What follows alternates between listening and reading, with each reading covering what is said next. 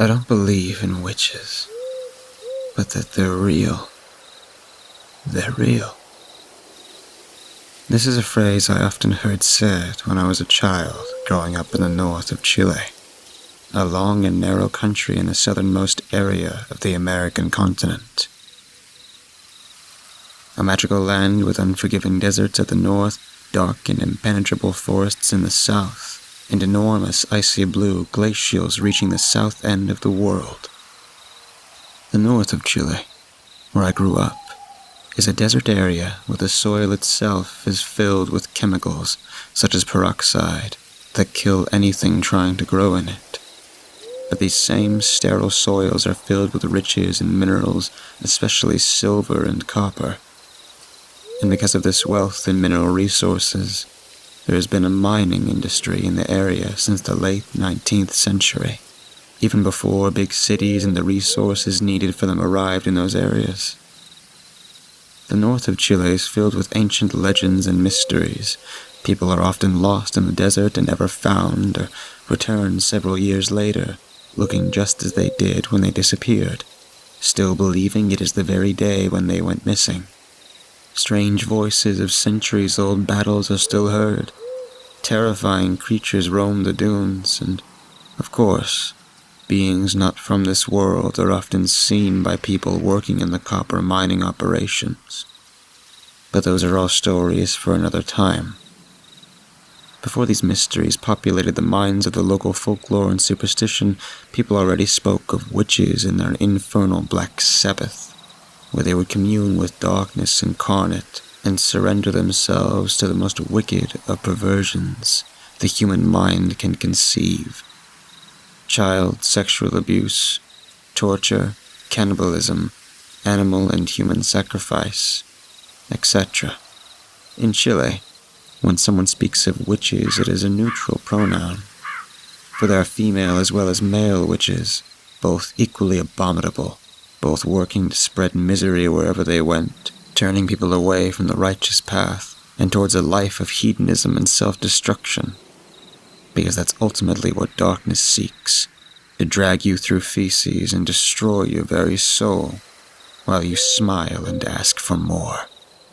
It is said witches fly towards their Black Sabbath on Friday nights, during the new moon when the skies are dark, only lit by the soft glow of the distant stars on a branch of the Milky Way we can see, which when seen on moonless desert nights, looks as if the night itself was a living being, exposing its backbone to us.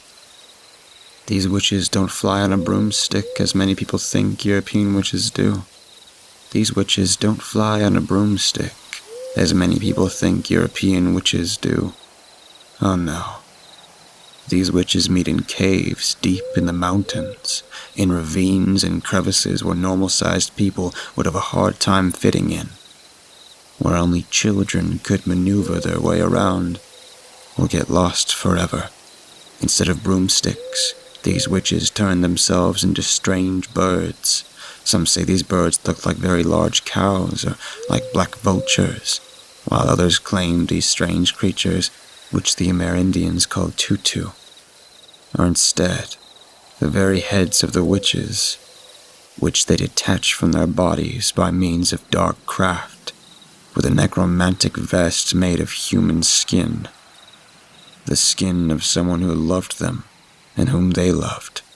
The grotesque transformation was invoked, ears turning into large black wings and their veins and viscera hanging as it would on a decapitated head, turn into birds' feet with sharp and strong talons, with which they can steal children whose parents were careless and look away if only for a moment. But not all babies that were stolen ended up eviscerated and devoured, with their skin becoming soft leather, or their fat being used for candles and Chthonic rituals. The very lucky ones got to live a life of constant hell, becoming an Mbunchi, a twisted and deformed creature of pain and sorrow, with their hands and legs broken and then mended in unnatural contortions, in a way the human body was never meant to move. These monstrosities would become guards at the entrance of the witches' cavern system. It is said that sometimes, on moonless nights, you can hear the witches cry out as they fly by, a horrible scream of agony and joy. And when you hear them, you must say this to them. Fly by, devil bird. You are already late. Jesus Christ came by earlier, and he has already won the race. I have personally never seen or heard of these devil birds, these witches. But my grandmother once told me the story of one of her family members, before she was born, who had a close encounter with these things, and the horror she endured haunted her for the rest of her life. This story is based on real events. My grandmother told me about her great-aunt, who once lived in the small town of Salamanca, a mining village of barely 12,000 people in present day, and perhaps only 1,000 people in the late 19th century when these events took place. Salamanca was in a semi-deserted area, with 2 rivers nearby that allowed some vegetation to grow. Back then, most people were poor and didn't have many options to make a living. If you were a woman, you found yourself a good husband who hopefully didn't beat you too harshly. And if you were a man, you found yourself a mining job, risking your life every day in dark tunnels, only to earn barely enough to feed your family, and often dying before your time, buried alive when one of those tunnels collapsed, or from lung cirrhosis after decades of breathing toxic substances. My grandmother's great-aunt was one of the lucky women who found herself a good husband, a hard-working man who didn't drink and didn't beat her, and only wanted to save enough from his work to one day own some land of his own, land he could leave to his children. He had been working since he was 12 years old. This was the way it was back then, when kids as young as age 10 were forced to earn a living and help around the house, as feeding hungry bellies was more important than earning an education that could help better their lives. In spite of all the challenges, they were happy. They had met when they were both teenagers, at church. Soon they were married and they moved together to Salamanca so he could find work as a miner. They had hopes for the future, and within a short time of moving to their new home, she became pregnant with their first child. Pregnancy, and especially the time after childbirth, are the most dangerous moments for a woman and child when dealing with darkness and its minions. Witches crave the tender, soft flesh of a newborn baby, and they enjoy driving a fragile woman to madness and despair. And my grandmother's great-aunt held on to her faith, traditions, and superstitions. Even though she heard the bone-chilling cries of those devil birds on moonless nights, far off in the distance and getting closer, she knew what to say. And she always held on to her baby, knowing if she would let go of him for an instant, the witches would have him for supper. Years went by of happy and simple life, a hard-working couple with faith for the future, living one day at a time. Their baby grew up soon. Too old to be carried away by the witches now. He was now 9 years old. Her womb desired to be a mother again, so they conceived another baby, this time a baby girl. And once again their house was filled with jingles and nursery songs. And once again they had to worry about devil birds, witches, and their sharp iron teeth, their blood-curdling screams, and not knowing if one day they'd close their eyes just for a second too long, and their baby would be gone forever. Their first son had grown up too fast. He was a smart boy who did well in school, with an inventive and curious mind, just like every other kid of his age. It wouldn't be too much longer till he would have to abandon school and find work at a farm or in the copper mines. He wished it could be different, but that's just how things were back then. My grandmother's great-aunt wished it would be different too. She wanted him to study and become a doctor, or perhaps a priest, someone who did good for the world. With his newborn little sister at home, the boy felt like a big man already, He had no more time for thinking about childish games, even though he missed a time of careless existence, and now he missed his mother's hugs and kisses. She was looking away from him, looking to her newborn baby. He felt it, and he knew he was no longer her little baby anymore. One morning, before her husband went up to go to work, she woke up to make breakfast for her family. She noticed the door on the back of their little adobe house was left open, and her heart sank to her stomach. Had someone come into their house? She went to check again on her little baby girl. She was safe and sound in her crib. Next, she went to check on her young boy, and his bed was empty. Had he run away, or was he taken? It was a moonless night. Just a few moments later, the boy came through the door. Before dawn, before his father would wake up, he had walked up to the river that crossed the valley of Salamanca, the only thing that allowed any vegetation to grow in this semi-desert area of the world. He had gone to swim in the pitch-black darkness and think about his future. She scolded her boy for being so careless and for leaving the door open like that, knowing fully well what superstitions say, and for going alone into the night, because even if witches thought him a bit stale for their taste, there were still plenty of bad people who wouldn't think twice of hurting a young kid wandering the streets at night. But she was happy he hadn't run away as she suspected. After being scolded, the boy replied, "Mom, I don't want to be a miner. I don't want to work on a farm. I want a better life." Saying these words in a calm and gentle voice, barely above a whisper. His mom understood how he felt. She hugged and tried to comfort him. "What would you like to do instead?" she asked him, knowing their options were extremely limited. I don't know. I want to study, perhaps travel and see the world. I want a chance for a better life. I'm sure I can think of something better than just staying here." For a moment they held each other in silence. "Whatever you choose, I'll support you," she said, trying to show empathy, and knowing fully well what his only real options were, hoping he'd come to his senses.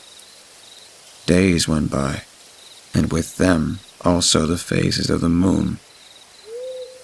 She didn't have to worry about the devil birds for a little while, but she felt in her heart that her boy would truly run away soon, before he was even 10 years old. She told her husband her concerns, and together they decided it was time for him to talk some sense into the boy. Show him the value of hard work, because sooner or later, at 10 or 16 years old, he'd have to learn it.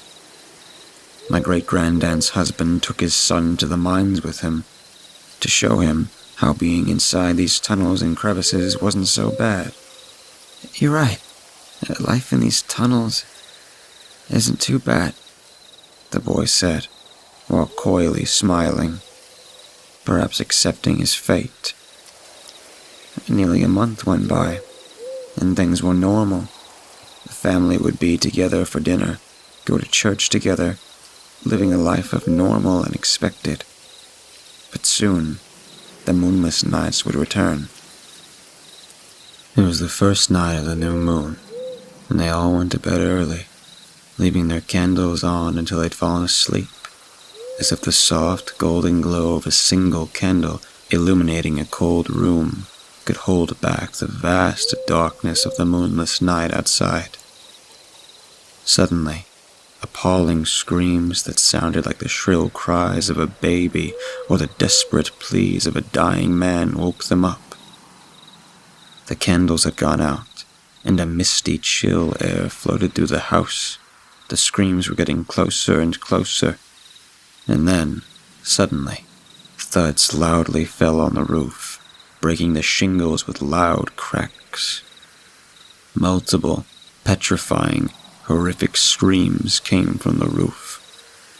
She got out of bed, waking up her husband, both trembling with fear. The cradle with her little baby girl was next to them. The little girl woke up as well, crying loudly as those things outside. She tried to light her candle, but it wouldn't light up. He tried as well, but it was as if that misty chill floating around them kept any fire, any light from igniting. Suddenly, the screams were coming from inside the house, shrill and stupefying sounds only comparable to a nightmare. She picked up her baby, and her husband went in front of her. Grabbing a hammer he kept nearby, naively thinking this could serve as a defense in case those things got too close.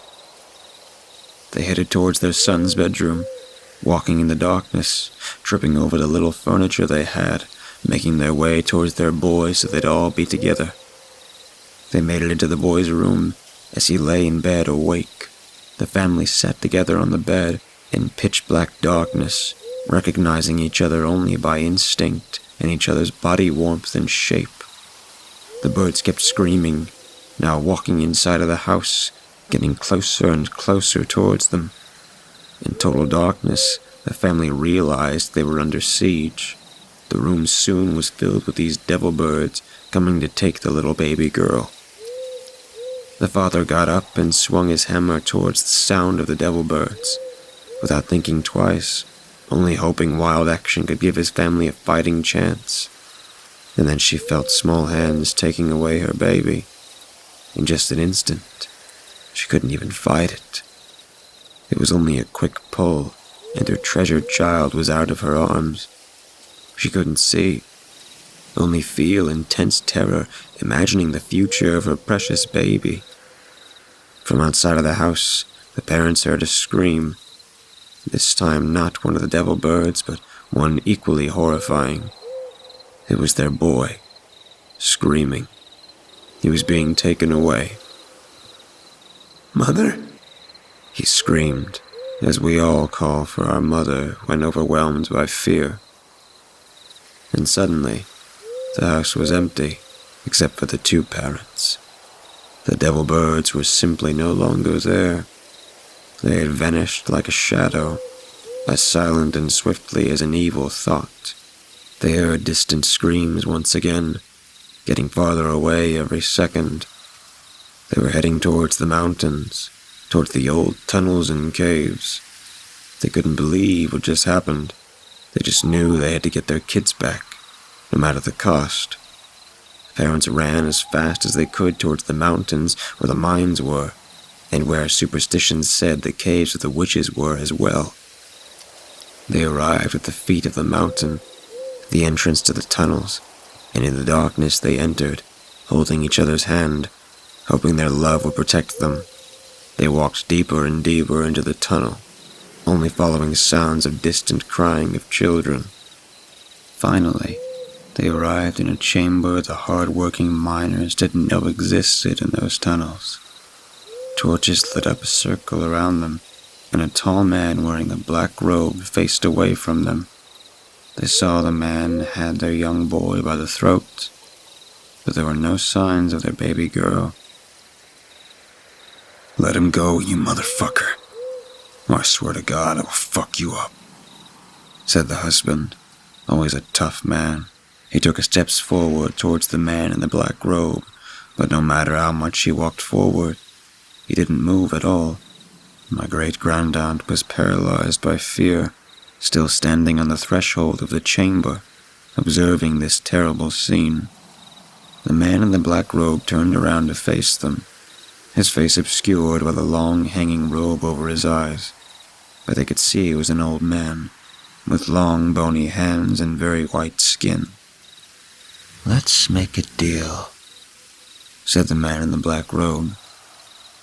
"I'll let your boy go, in exchange for you," he said. The tough man, hard-working father and husband didn't think twice. He nodded and got closer to the man in the black robe, this time actually being able to move closer. "I'm here. Let go of my son now," said the father. "Come closer," said the man in the black robe.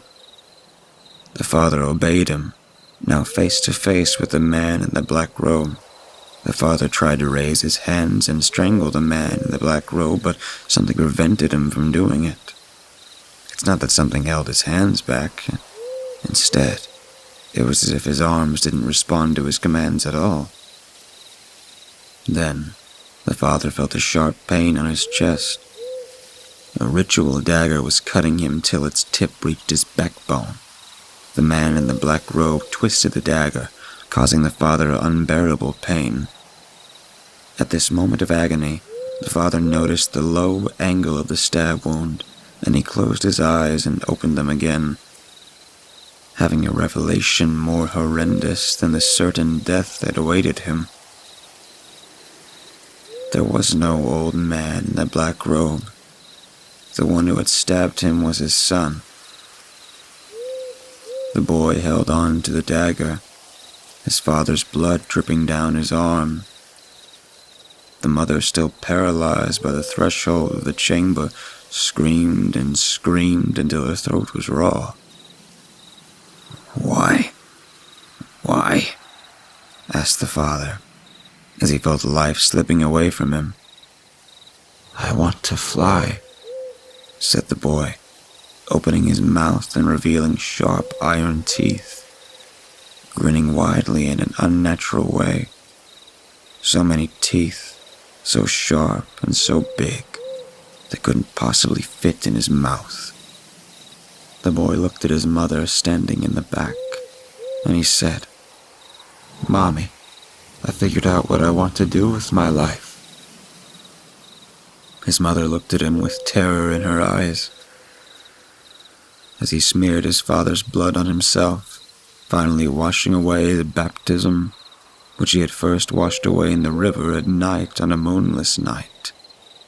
The boy began to vomit, not food, but his own insides, his guts coming out of his mouth, the flesh around his neck detaching as torn flesh, his ears growing and turning into large black wings, his head turning into a monstrous bird, and his body falling to the floor, vanishing before touching the ground. The mother turned around and ran into the night, crying and unable to contain her anguished screams. Her son was no longer her boy, and her little baby was ripped from her arms. She found her way out of the tunnel and ran back to town, screaming for help. The next day, the people in town went looking for the missing baby girl, but after days of searching, they never found her. But they did find the skinned corpse of my great-granddad's husband. Many people believed her story, that witches had taken her children and killed her husband, while others thought she was crazy, and she must have killed her husband and drowned her children. She never told him what she had really seen and what had truly become of her son. Eventually, she left the town and moved to the capital city of Santiago de Chile. After years of solitude, still being an attractive woman, she remade her life and found a measure of happiness with a new husband, a kind and wealthy widower with children from his previous marriage. But still, my grandmother told me that her great-aunt dreamt about what had happened often for the rest of her life. And on moonless nights, when those wicked witches and devil birds could be heard screaming in the distance, she heard them and could clearly hear a word in their screams. Perhaps she imagined it, but among the cacophony of screams, she could clearly hear one of the voices that shouted, "Mother."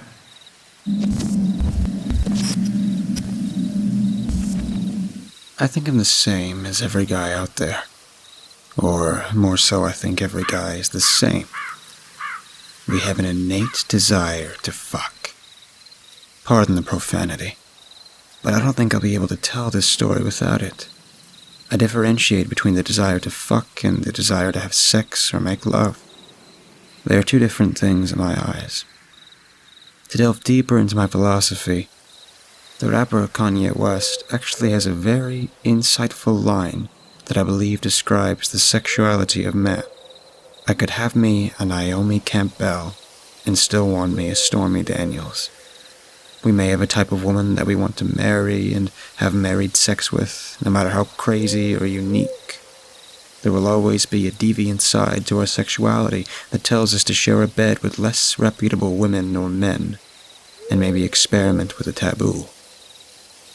Despite the controversy surrounding Kanye and Daniels, the sentiment remains the same. I'm just another victim of this lustful nature all men have. We're all plagued by this, and I think no matter how normal, mature, disciplined, or moral the man or woman is, everyone has a kink to fundamentally unique sexual desire that can range from just wanting to participate in BDSM, wanting to fuck multiple people, role-playing, all the way to immoral and unethical practices I won't get into. This leads me to one kink I want to talk about specifically. I believe it's been around since man began worshipping the sun, but it really became a part of pop culture in the 70s when occult, not to be confused with cults, although the two can mix, horror, thriller, sexploitation, and pornos entered the mainstream. If you don't know what I'm talking about, you should give it a search. Hell, you might end up liking it. Especially if Satan or Satanists and occultists having ritualistic, horrific, or raunchy sex with gorgeous men and women sounds like your thing. Just be prepared to see the occasional Euro bush. On the topic of occult sexploitation films, there is one film that isn't an occult film necessarily, but has some influence and undertones from that era. I think most, if not all of you reading this, have probably heard about it at some point. The film I'm talking about is the first VHS film. If you haven't seen it, basically the viewer is taken on a journey along with some shitheads who broke into a creepy house, and they watch a series of underground and rare VHS footage displaying very disturbing and surreal events. One of the stories is about a group of 3 college-age guys going clubbing and picking up chicks. The guys go to a club and invite a few chicks back home, one of which is a little strange, not only physically, but also seems to have trouble saying basic words. Long story short, she ends up killing the 2 Chad-type guys and kidnaps, or should I say, literally transforms into a demon humanoid figure and flies off with the skinny nerd archetype guy for, well, who knows what.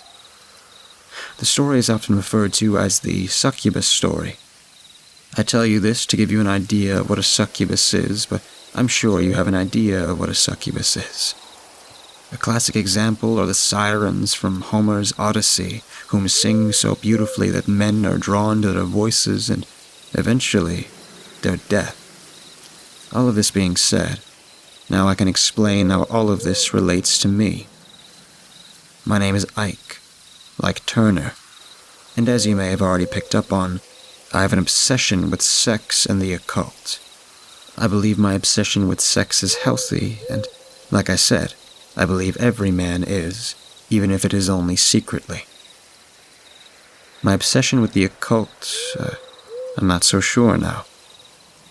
All of this is private information. I work and live in San Francisco and have decent social skills. Hard to believe, I know. I'm being blunt because I have to, so I'm not the type that is into weird shit due to a lack of getting actual ass. The truth is, I just have a hard time connecting emotionally. This has led me down a rabbit hole of demonic and occult porn and an obsession with fucking something unnatural. This leads me to believe I wanted to fuck a succubus.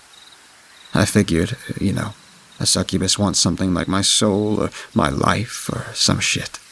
I don't even care. I just had this burning desire telling me I want to be used by some paranormal, gorgeous, and maybe not even entirely human-looking creature. This led to a lot of sex with sometimes attractive, sometimes not. Sometimes sane and sometimes not.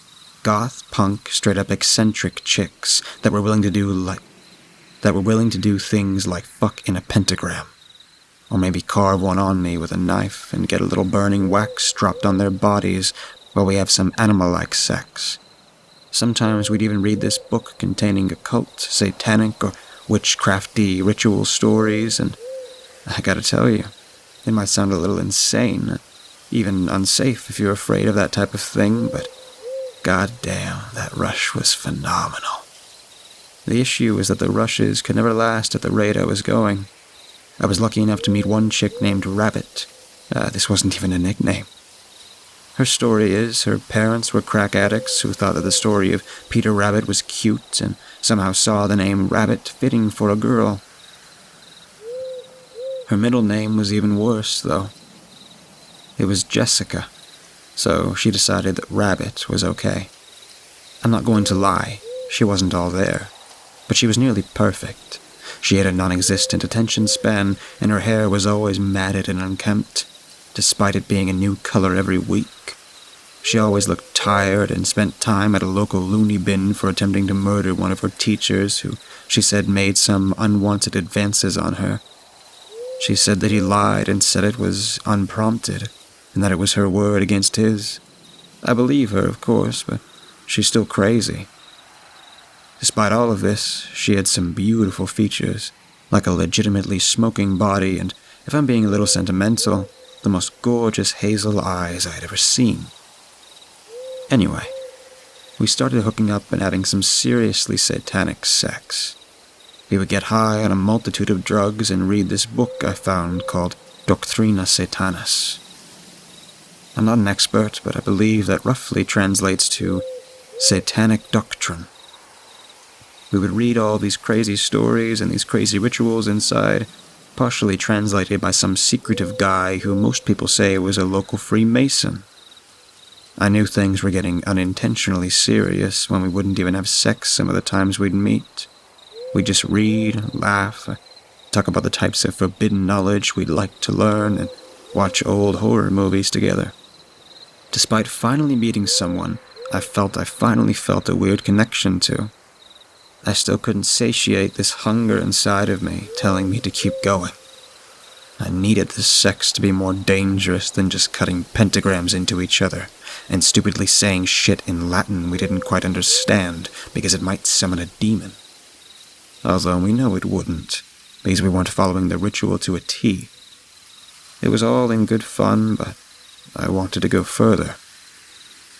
So I started reading some of the Doctrina Satanas on my own time in order to find something that might help me. For the first time in a long time, I felt focused. I would critically read and meticulously decipher the rituals and stories written in this book, with the hopes that I find something that piques my interest. About a week ago, I finally found something. If I'm being honest, I was subconsciously hoping I'd find a succubus the whole time. I've always had a fixation with the harlots from the 70s, occult pornos, and the succubus from VHS. I guess that's why, when I found a section named Metatrix Demonium, it felt like everything was coming together.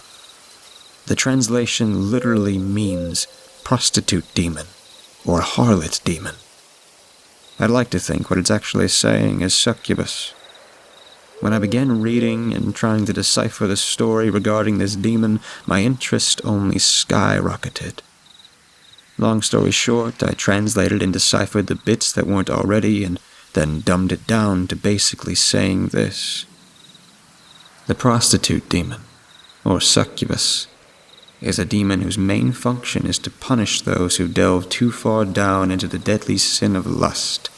The demon punishes men and women who participate in sinful and immoral sex practices by first seducing the individual.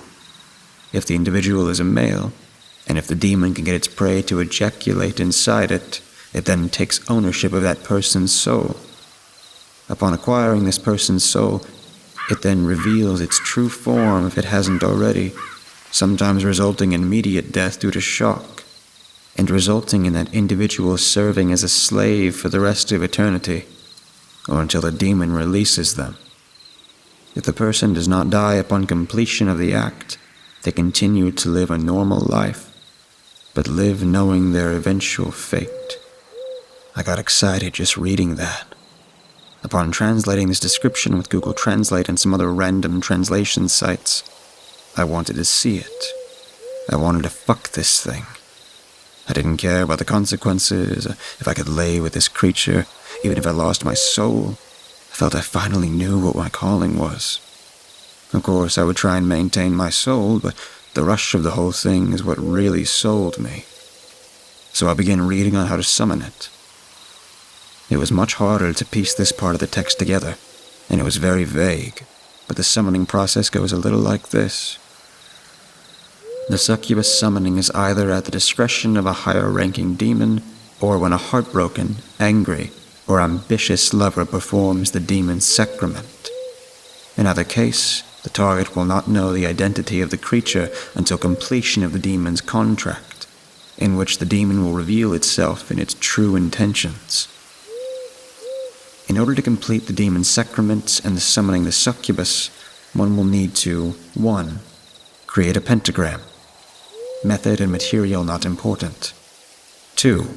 At each point of the pentagram, there should be a wax candle burning.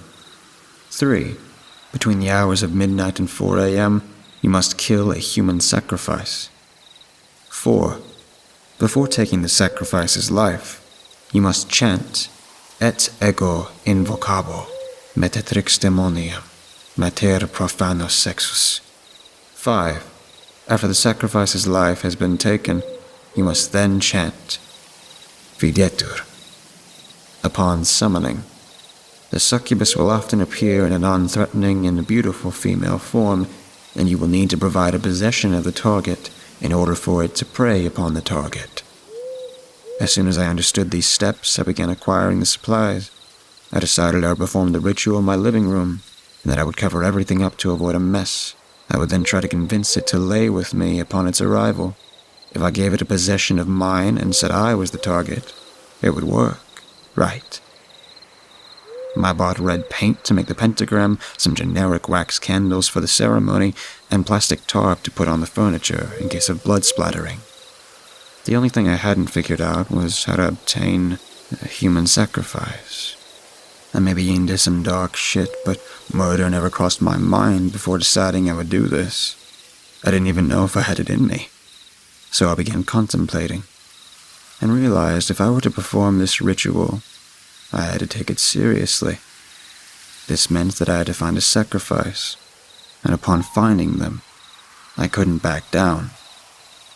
Occurring almost simultaneously with that thought, I received a text from Rabbit. It read, "You want to hang out?" I knew what I had to do. I realized she was probably the only victim suitable for this, and she is practically a nobody. She has no real friends and no family left. I replied to her, "I was just thinking about you. I'd love to get into something weird tonight. Come over and let me show you this new story I found." She replied hastily, "Wow, I didn't know you were capable of feeling something like love.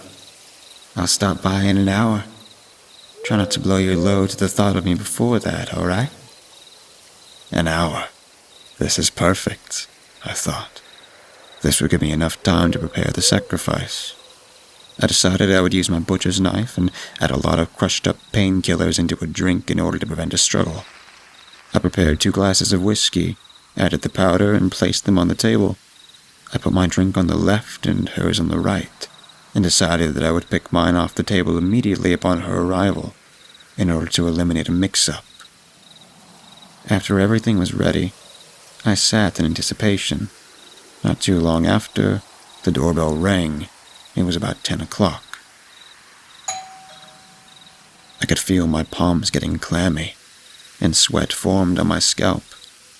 After assuring myself that this is what I wanted to do, I went to the door. I answered it, and there was Rabbit as expected, standing in her normal semi-slouched posture. Her hair seemed washed today, and it was dyed completely purple. Her eyes were brighter than usual, and she sported black lipstick to match her typical black makeup. She radiated a positive energy, despite the overwhelmingly goth-inspired outfit featured today. Upon seeing this unusually peppy Rabbit, I froze for a minute in admiration, admittedly, then forced my head back into the game.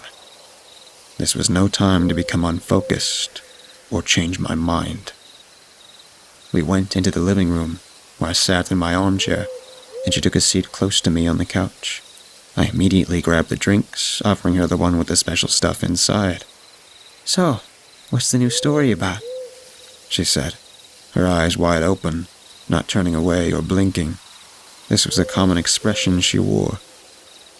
I believe it's about a succubus," I said bluntly. I took a sip of whiskey, so she did the same. She took only a small sip and made a disenchanted expression. The right corner of her mouth cracked a smile, though, signaling to me that everything was okay, and that she was interested in the story. This allowed me to relax a little bit, and so I was able to form an actual smile rather than a forced and rigid one. "I see. You want me to play one, right?" she said jokingly. Actually, I have something like that planned. Let me read you the story real quick." I read her the lore of the beast, I'm sure in a very animated and passionate way that happens involuntarily when I really like what I'm talking about. As I told her, her smile grew and grew, and her eyes grew brighter and brighter, almost giving off this aura of innocence I have never seen in her before. Once I finished, we sat still, staring at each other. I realized at this moment exactly just how wrong what I was doing really was. I realized I might even love this woman. "Don't drink that," I said firmly yet ashamed. She maintained eye contact. She even maintained her smile. Instead of heeding my words, she began drinking the glass anyway, all without blinking her eyes. Her pupils began expanding to the point that they filled the entirety of her irises, destroying that bright, innocent look I just had. When she put the drink down, I noticed not only that she was still smiling, but her grin seemed to be getting larger and larger, until her lips opened up, revealing teeth that began to change form. Her teeth were transforming into a monstrosity that resembled a great white. She began laughing, all without looking away from me, seemingly unfazed by the drug I had slipped into her drink, and with evil, entirely midnight black eyeballs. Her voice changed. It was deep and loud, and yet the feminine voice was still layered underneath. "What's wrong, Ike? Keep going. I want to hear the summoning ritual," she said in a mocking, highly amused tone. She continued to laugh at my expense, all the while I stared in bewilderment, unable to comprehend the horrendous transformation that just took place before my eyes. The pit in my stomach dropped, and I felt paralyzed, yet for some reason I felt relieved. "Well, this saves me the trouble of killing you," I forced out. Her laughter paused, but she maintained that smile. She decided to walk closer to me, and for the first time I noticed that her nails had grown to the length of what looked like 2 inches. "Are you the real rabbit, or?" I asked, puzzledly. "Yes. Some of the Dark Lords took notice of you a while back, so I was hired to fetch your soul." Her appearance remained unchanged, but her voice returned to normal. "Luckily for me, I haven't given you my soul yet, despite our history. So why reveal yourself now?" "I have no reason to hide now. You know why." She was right. She realized my infatuation with her, this monster, and knew that she would have my soul tonight regardless. Although now, being face to face with this danger, I began getting second thoughts. I decided to bluff. "You're right. I want to ask you a favor, though." "I suppose I'll listen." "I want to see your true form." She laughed and then turned her back to me. After a moment, wings started to rip out of her back and out the back of her shirt. Her skin was morphing into a blackish-gray color, and when she turned around, her eyes were yellow and reptilian. Her nose was now just 2 slits, and her fiendish smile was now even larger. Her height grew nearly 2 feet, making her possibly 7.5 feet tall. Despite all of these changes, her figure remained feminine and humanoid. At this moment, she walked towards me and embraced my face. She had a look of sweetness behind this evil caricature, and I thought there was something beautiful about this form she was in. She began to speak to me. "You know, one thing they never put in those books is the whole truth. It says we have to lay together in order for me to obtain your soul, as I can also just make you fall in love with me." I felt my heart drop. "You were harder than most, I'll admit. I knew that when I did some background on you. I knew that this was the way to go, though, rather than let you put your weak human hands on me again." At that moment, a tail I hadn't seen before instantaneously shot forward and into my stomach. I looked down, confirming that it pierced my body, then at her. She looked despicable and ecstatic with what she had just done. "I'm going to take your soul, but don't worry, you'll see me again soon." As she said that, her tail ripped back out of my stomach, holding what looked like a faintly glowing aura. I never thought this soul would have a physical form. She then suddenly vanished into thin air, and like that, she was gone. That leads to now. I'm writing this as I bleed out. Luckily, the puncture was through my abdomen, where you can typically live the longest after an injury. However, I'm not going to lie to you. Getting your soul sucked out isn't what you think. I feel like all of my vitality and youth have been stripped from me, and any ambition and all will to live have literally and metaphorically been ripped out of me. I write to tell you all this. Don't get involved with a succubus.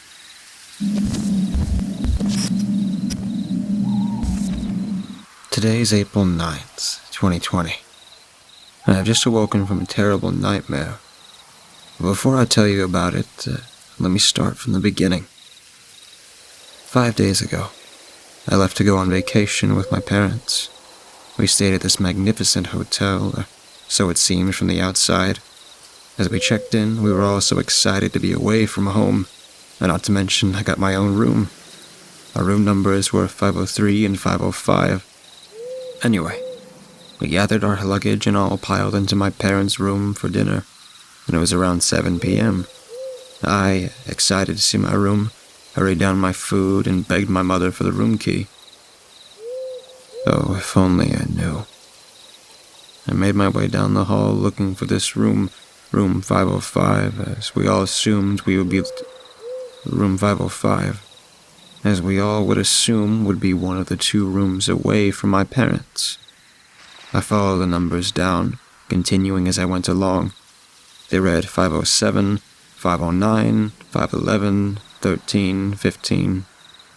Then came this precarious-looking room. On the wall it read room 505, but on the door the numbers were upside down and the 0 was missing. I figured this was some elaborate prank and reached in my pocket for my key card. As I went to slide my key card, the light above me flickered, and for a second I could have sworn that the number had flashed 666. I just thought it was my eyes playing tricks on me, but why would it have been those numbers? Those evil numbers. Well, I never did believe in a lot of the superstitious things that normal people did. Being a teenager at the age of 17, I questioned religion, so I continued on. This room 505, it looked just as my parents' room did. This gross, grunged orange wallpaper with little shapes of things you'd seen on walls of castles. The bed linens were this dark brown cloth with white pinstripes. The curtains were almost the color of vomit, with 2 different colors running down them. Let's just say this out-of-place room wasn't very delighting to the eye. What did I care, though? I'm a teenager. All I thought about was throwing off my pants and watching television. So I got unpacked and did just that. After an hour or two of watching crime scene investigator shows on TV, I became unknowingly parched.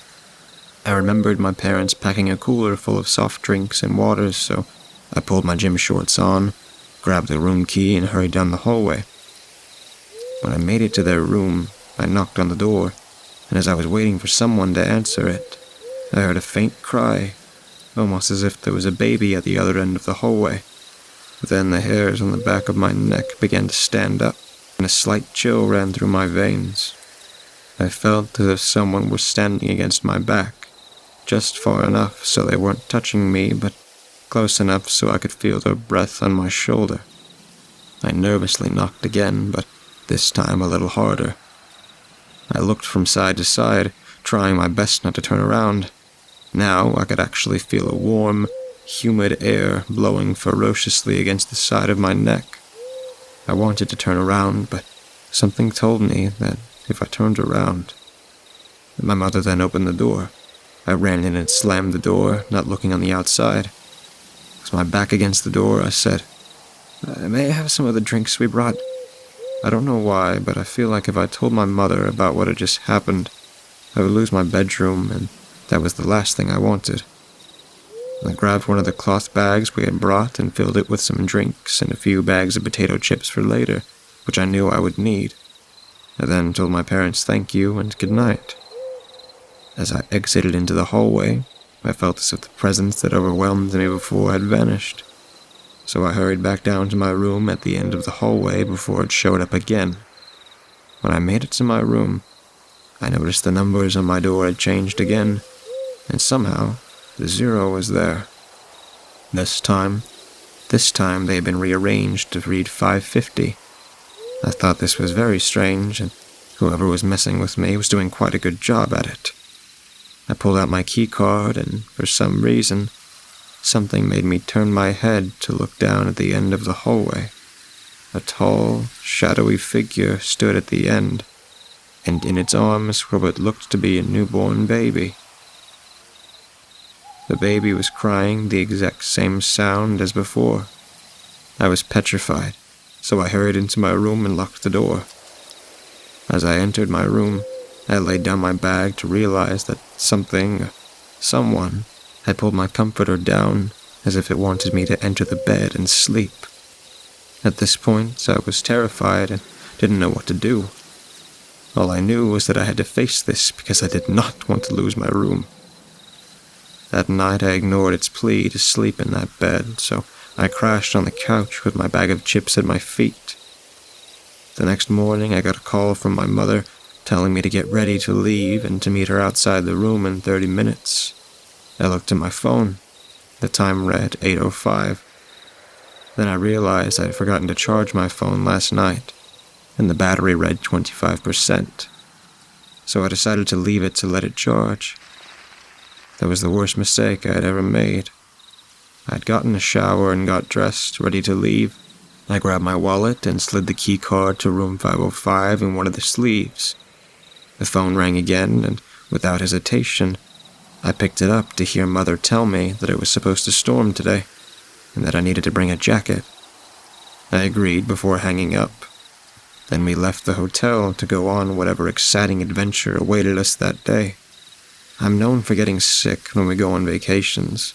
My mother blames it on the air pressure. Dad blames it on not wearing enough clothes. No matter what causes it, I always end up with some sort of sickness before the end of the trip. When we arrived at the hotel, I'm coughing and sniffling. My mother tells me to take some medicine and try to get some rest after dinner. But being a teenager, I do the exact opposite. After dinner, I head back to my room, anticipating something strange to happen like last night. Nothing. The door to my room still read, room 550, and it had looked as if the cleaning staff had come in and made my bed and cleaned up all the crumbs around the couch from last night.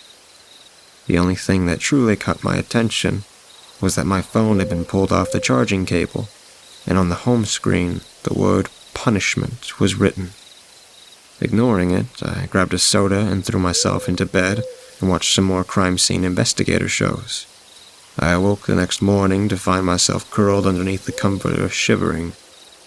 My body felt as if I had been thrown into the depths of hell, then coughed back up to this putrid bed. My body is coated with a layer of sweat, and yet I feel cold. I never really understood why fevers make you cold when your body is of a higher degree. I guess it's like a glass window in the middle of winter. All the condensation built up from being warm on the inside, but cold on the outside. But at this point, all I could think about was this undying thirst and just how fucking cold I was. I could feel my bones rattling from the inside out. I needed to get up to get something to drink, or at least call my mother to tell her my situation, but I felt as if I couldn't move. So I decided to rest. Now, here I am, lying in this goddamn bed.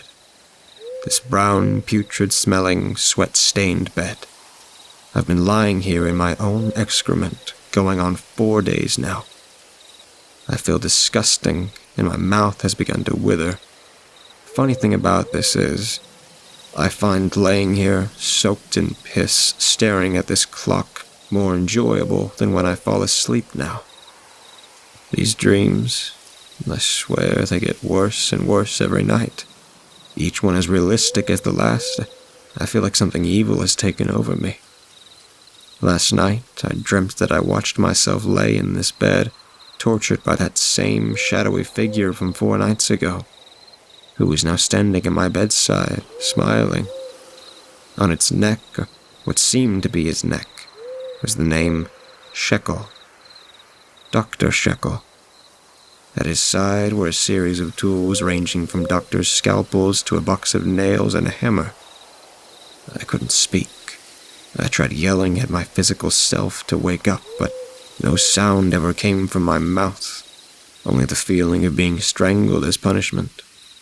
I felt as if he was punishing me for something, but what had I done? He used the hammer to drive a nail into each of my 28 finger segments. The whole time my physical being stared into the eyes of my celestial being with this dead, distraught look. After he finished with the nails, he began to carve the word punishment in every inch of my body with the scalpel, with very deep, emphasized incisions. I continued to tell myself that this was all just a dream, but what had I done to deserve such a fate? Now I lay here, anticipating the worst. What more can it throw at me now? How much more suffering can Dr. Shekel inflict? I've just awoken to what I believe is the most satisfying night I've had in a long time. I didn't dream. I've awoken to what seemed to be a slight bit of strength, at least enough to lift my hands. I reached over to the side table where the telephone rested and began to dial my parents' room. Room 503.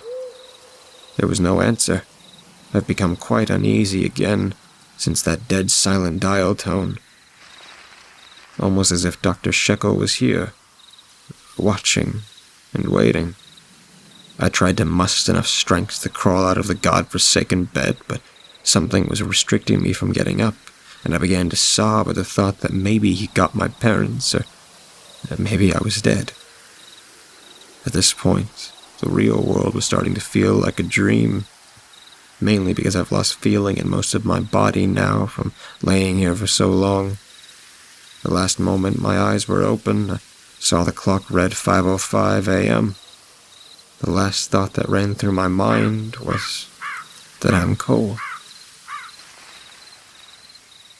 You cannot move. You cannot breathe. You are stricken here forever. Those words kept repeating in my head as my eyelids closed.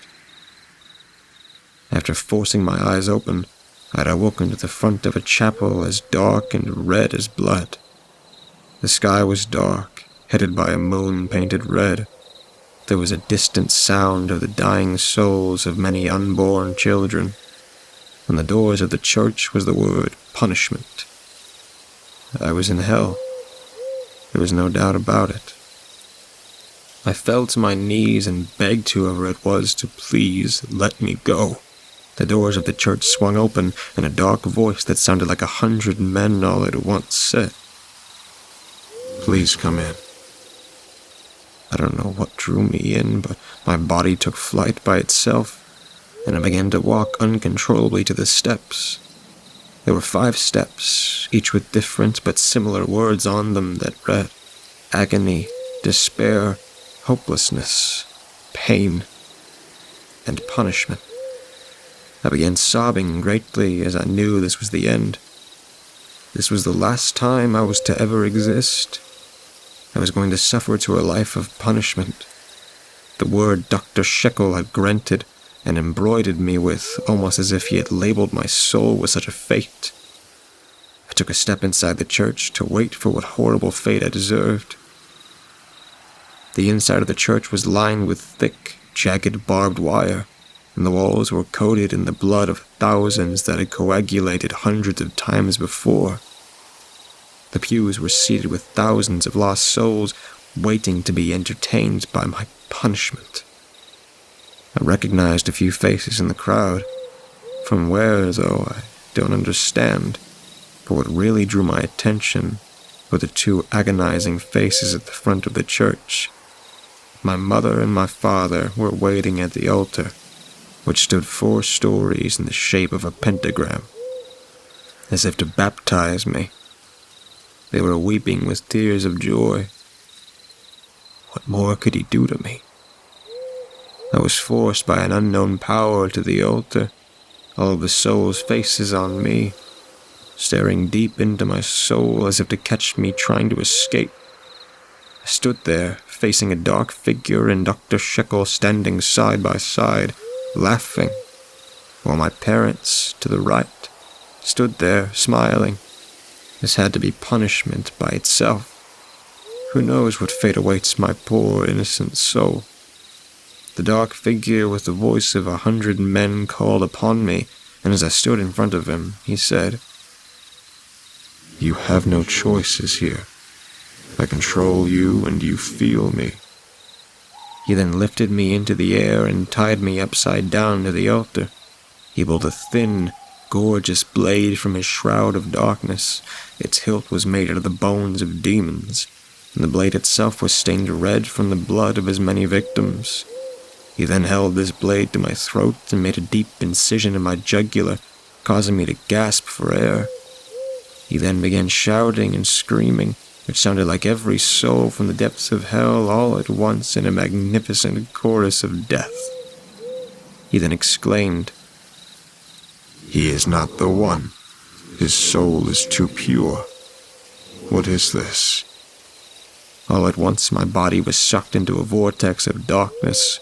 In what felt like 3 days, I was stuck in this tormenting nothingness and bitter silence. I felt tired, cold, and uneasy, as if waiting for some relief.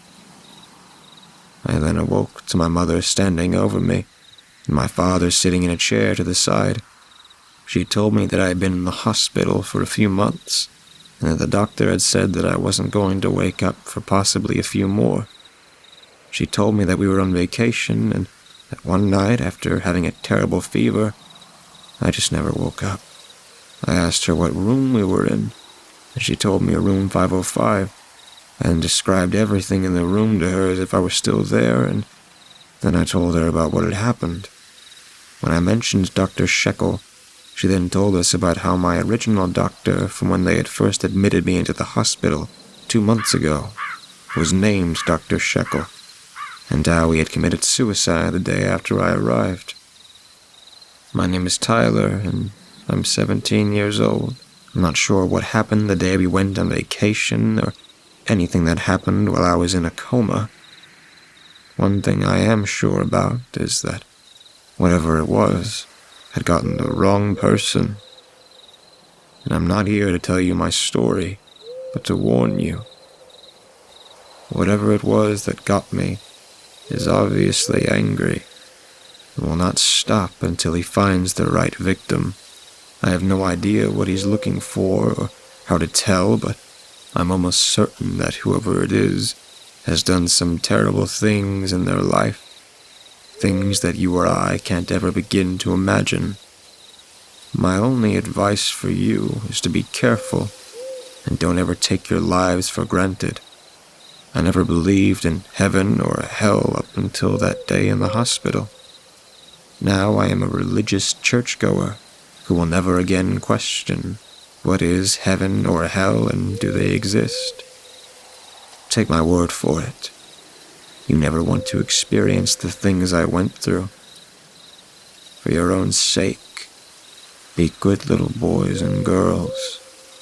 And remember, Dr. Shekel is always watching.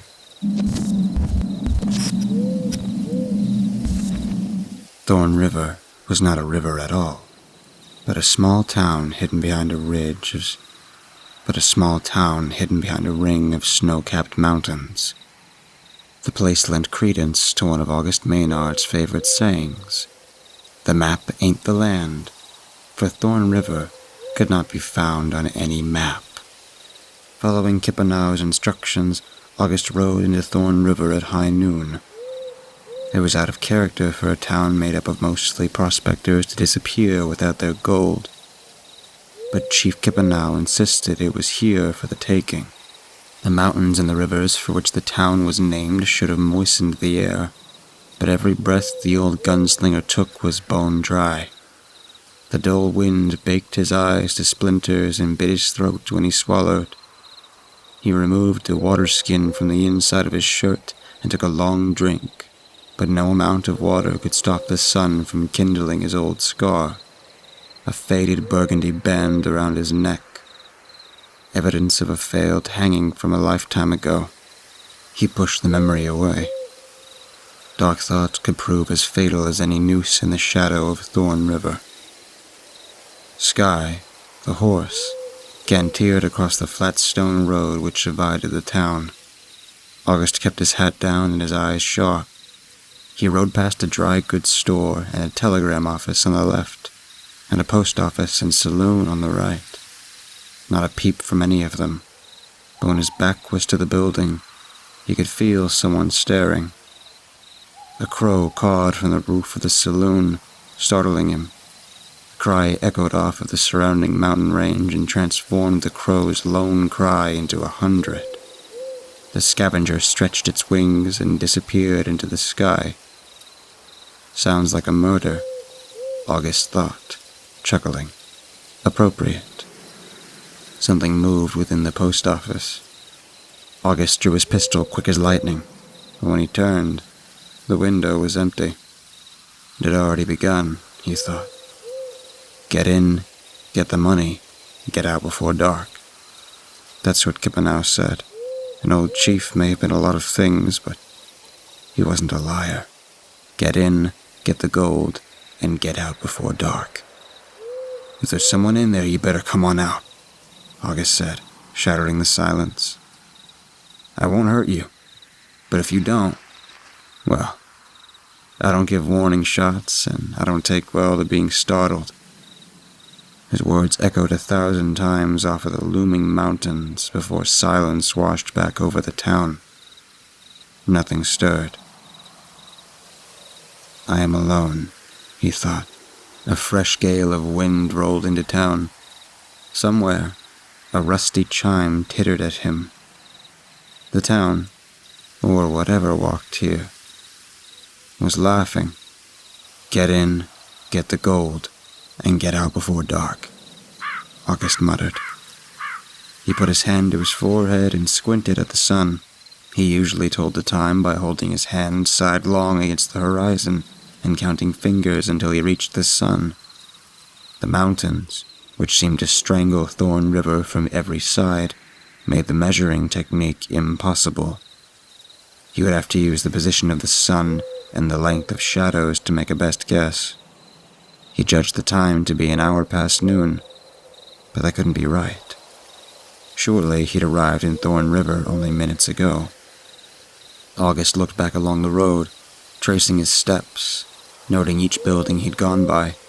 He couldn't help but notice the way the black, empty windows seemed to be watching him, or the howling wind, and how strange it was for mountain air to be so hot and dry.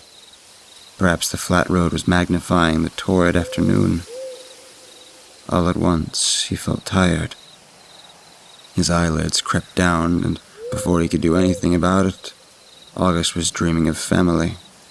His wife, his twin daughters, their old home, his bedroom. Dice and cards and the roulette wheel crept into his mind, and why shouldn't they? They consumed his waking thoughts. It was unfair to expect them to stay out of his dreams. August's eyes snapped open. His pulse rocketed. How long had he been sitting here? He gave the horse a light tap with his spurs, and she stepped forward. She had been close to sleep as well. Close nothing, he thought. You were out cold. In the bowels of Thorn River, something giggled. The town was slowing him up, making him retrace his steps, making him waste his time, making him move, he shouted at himself, and the harsh echo banged in his ears again and again like rolling thunder. It was maddening. Sky whinnied, frightened. All right, steady, girl, steady. Keep going.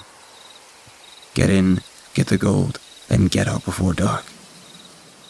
According to Kipanaw, Thorn River had 4 streets. The longest, the main road he was on now, and 3 smaller roads which crossed through it.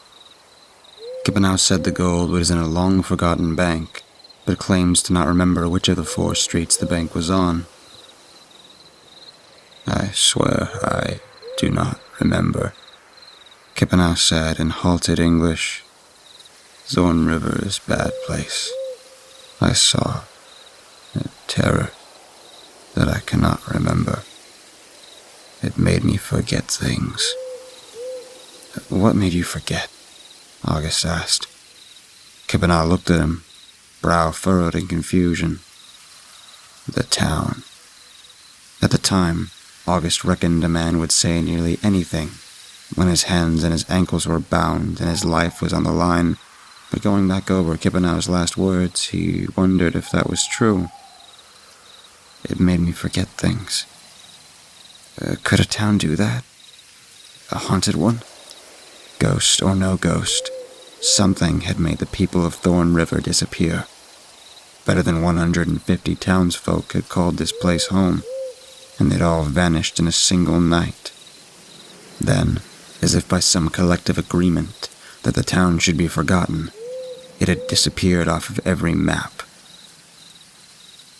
Some folks said a wolf pack was responsible for the mass exodus. This version of the story claimed that a pack of wolves stole up while Thorn River slept, and then dragged the townsfolk, one by one, into the surrounding spruce forest. Some folks believed that Wendigo had taken them, that some minister or priest had on purpose or accidentally summoned the old Injun monster, and had pulled the whole town into the land of nightmares while they slept. Some folks said the devil himself came from the mountains and drew Thorn River into hell. Get in, get the gold, and get out before dark. August found the bank on the 3rd Street. You wait here, girl, he told Sky, tying her to a post so she wouldn't wander off. Sky neighed in the affirmative. After a deep breath, August ascended the wooden steps to the front entrance of Thorn River Savings and Loans. The old wood porch creaked and whined under his boots. There was a sign hanging from a nail on the front door. August had taught himself to read as a boy, and though the words came, they did not come quickly or easily. Closed. Hours 8 a.m. to 5 p.m., Monday to Friday. Be out before dark. Just a coincidence, he said, knowing it was not. He gripped the brass doorknob.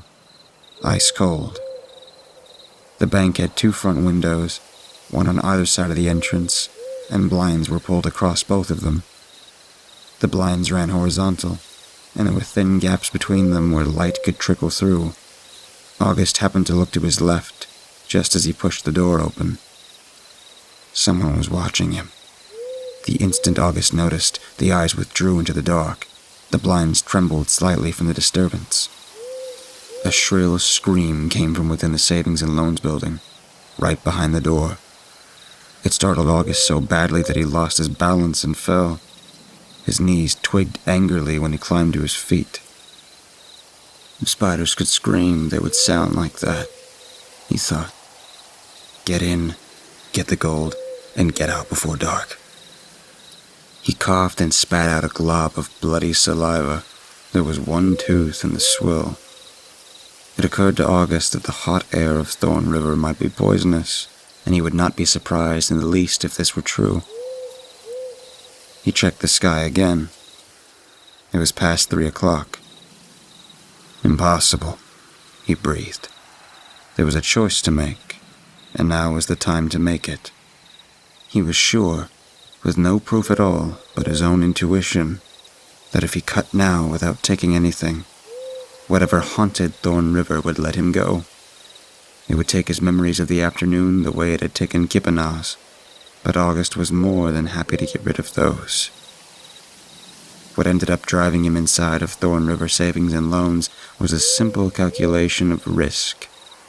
If he did not steal the money, the loan sharks would cut off his fingers and would keep taking off parts of him until he paid the money back or died. There was also the possibility that the spirit of Thorn River was just his imagination. He was never one for getting carried away, but Kippenaz had spooked him. Yes, sir, the old Injun had scared him good and proper. That was all. August put his hand on the doorknob, turned it, and noticed the sign hanging there had changed. Come on in. He opened the door, and when he saw what was inside, he nearly wept. Towers of golden dollars stretched from floor to ceiling. The place was so crowded with gold that there was hardly enough room to walk. He stuffed an armful into the burlap sack he'd brought with him, setting off dozens of glittering avalanches. He stuffed the bag, dragged it outside, tied it to Sky's saddle, then grabbed the rest of his bag and went back in for more gold. August half expected the pile of coins to have vanished, and for a green-eyed demon to be waiting in its place. But the gold was just as he'd left it. He'd hopped over the teller's counter at the back of the room, after spotting papers for common shares and divided slips. Shares for the Clear River Company, Rob Daniel, King George Flower, and a dozen others. August didn't recognize most of the company names, but he knew that he could get more than $50 for each share of Rob Daniel, and there were at least 15 of those.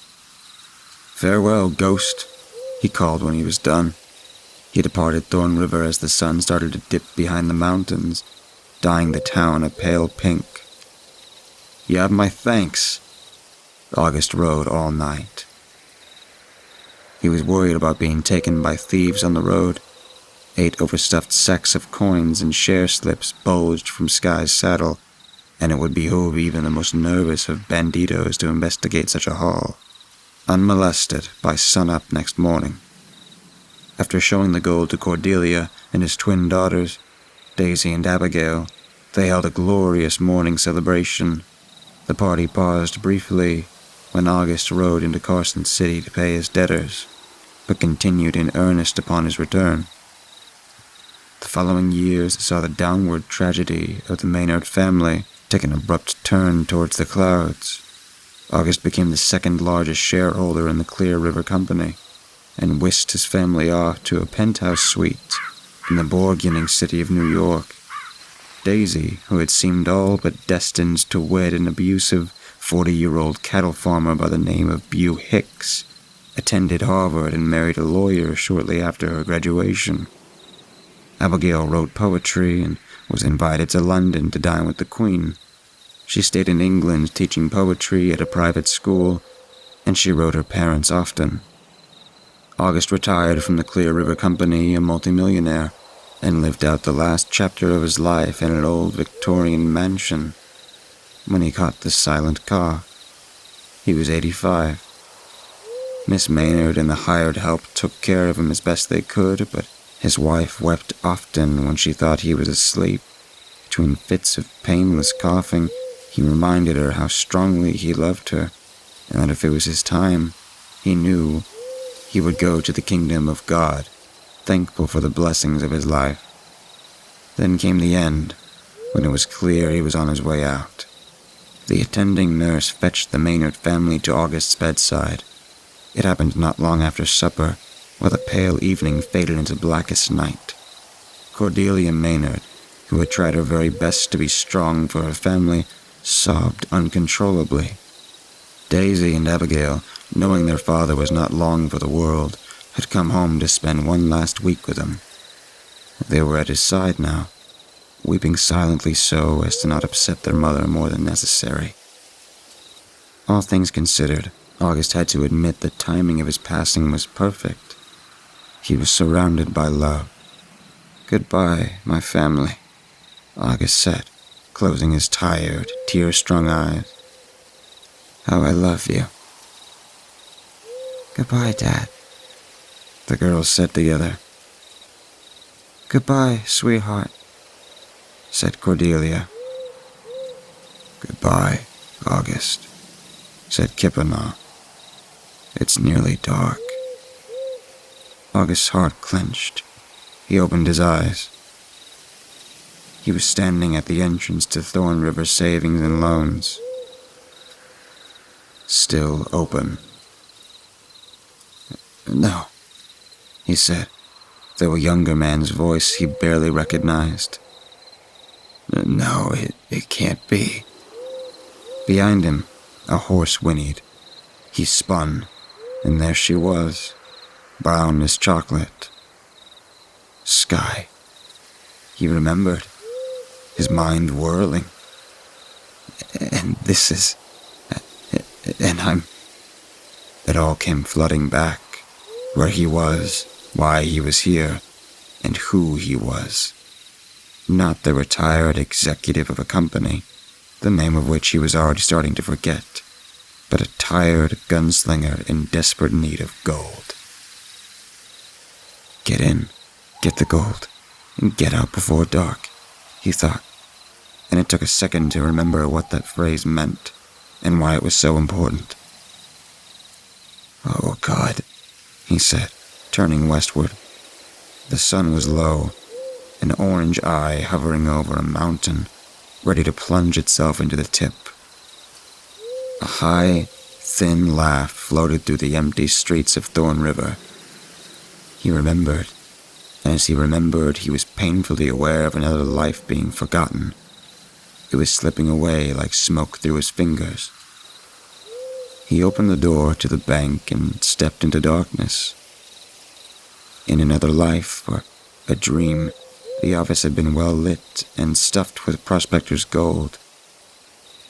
August was standing in the same room as the one half remembered, but there was hardly any light here, and not one coin. The windows along the side had been haphazardly boarded, leaving the office in almost total darkness. The only light came from thin lines of the afternoon squeezing between blinds. It was bone-chillingly cold inside, and August's breath fanned out in quick tufts of vapor.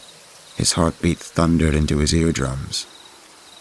As he stepped into the middle of the office, the front door slammed behind him hard enough to rattle the frame. August spun to his heels, drawing his revolver, but the door was gone.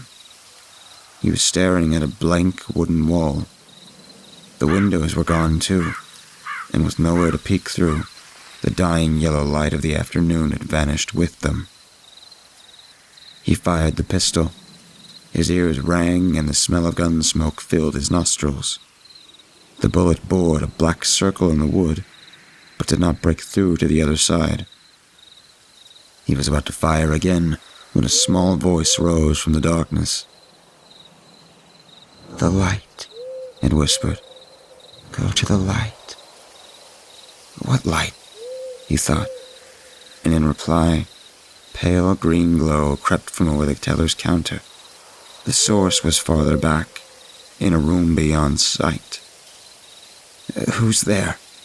August called, his smoking gun wavering. "Show yourself."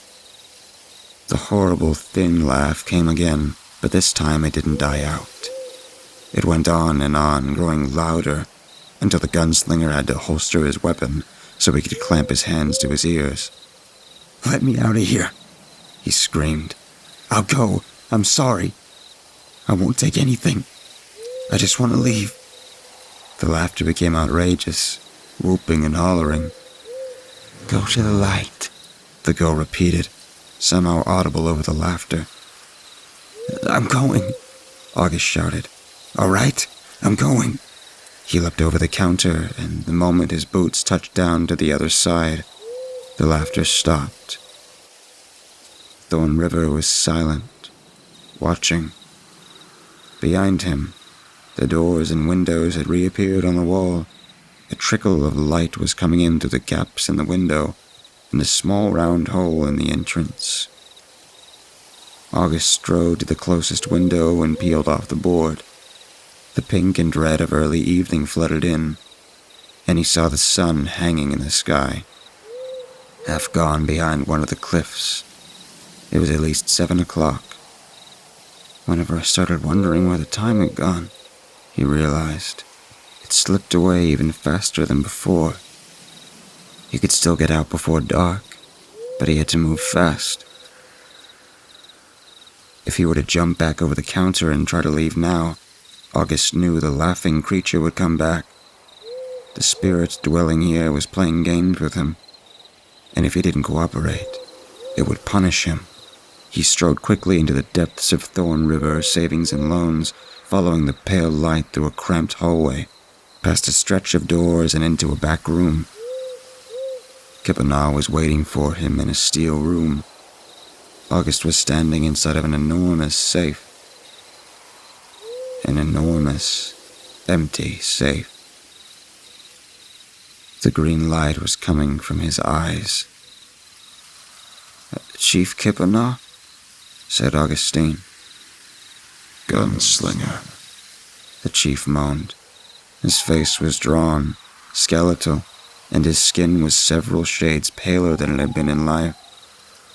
The chief tilted his head sideways, revealing a dark hole above his ear where the bullet had entered. "Is that what this is about?" August asked. "You knew I was coming here, so you came to haunt me?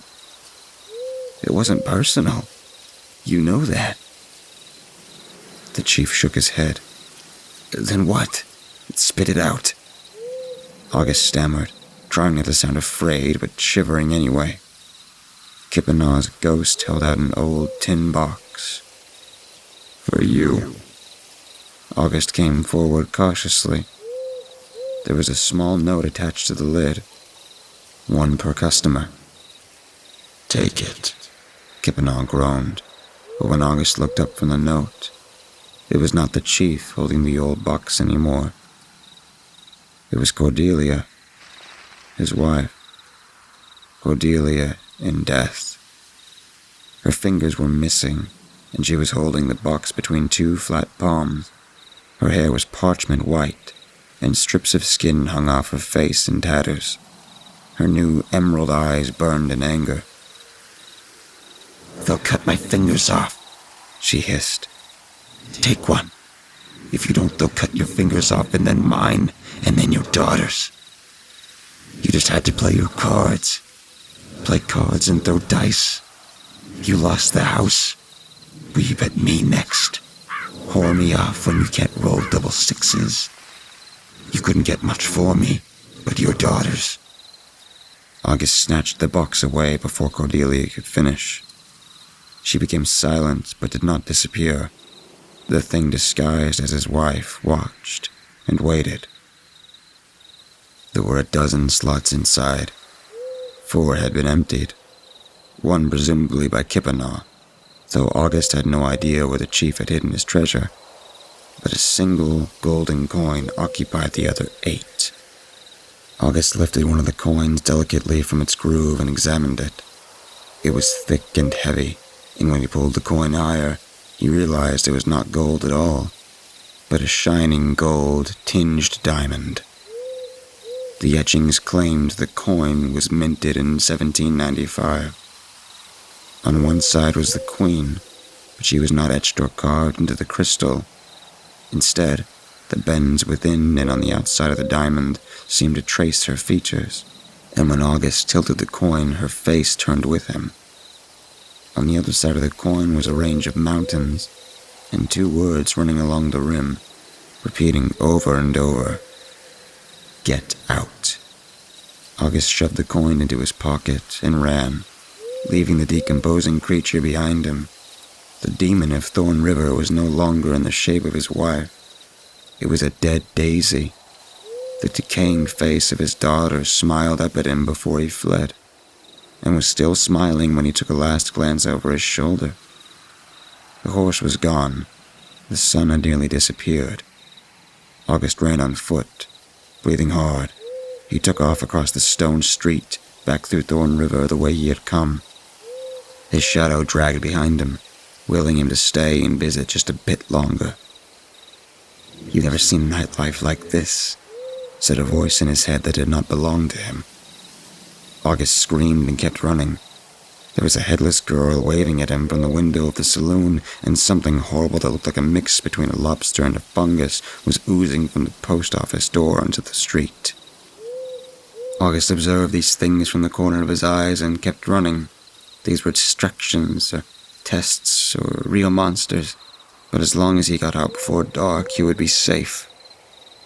"Out before dark," he chanted. The lobster thing screeched behind him, but he ignored it. "Out before dark."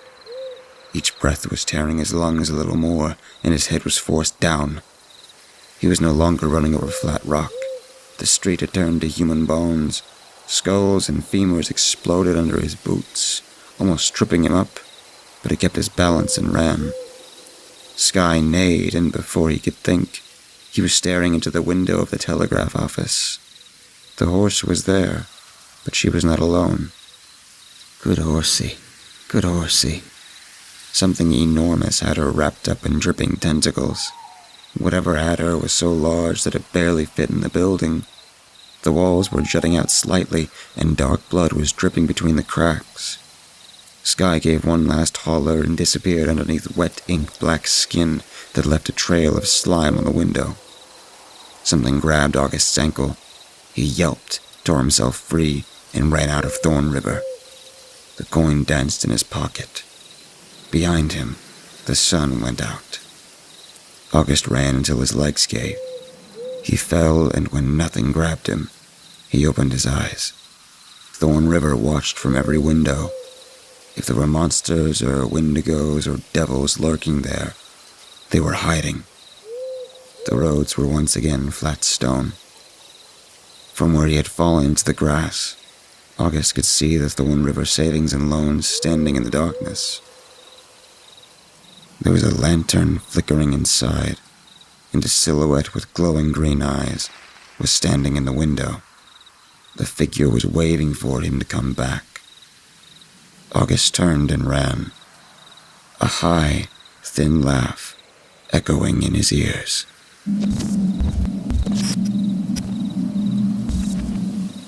"Just the cutest," my grandmother exclaimed in a bubbly tone as she booped the baby's nose. My aunt had just given birth, a baby boy.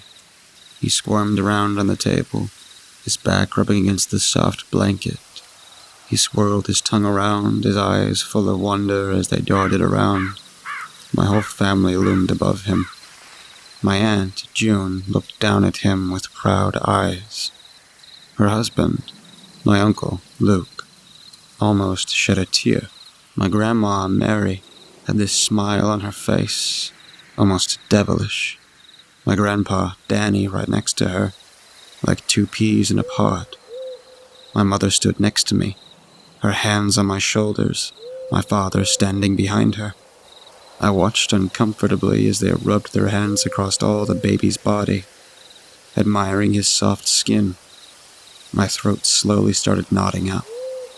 I jumped in my seat, my eyes twitching as my grandma raised up a shining blade and swung it down into the child's face. My neck cranked at the feeling of blood splashing against my cheek. The knife went completely through its head. The tip of the blade pressed into the wooden table. My grandma pulled the knife out, blood dripping off. I looked around at everyone. They were drooling over its corpse. My grandma slowly slid her tongue against the blade, licking off a sliver of blood. She pulled her tongue back into her mouth, her eyes rolling into the back of her head. Sweet youth, she moaned, a grin on her face. Dig in, my aunt chirped. My family knocked into my shoulders, rushing towards the body. They raised their knives and began slicing off limbs. Blood squirted across the table as they dismembered arms, flesh and muscle stretching as it severed.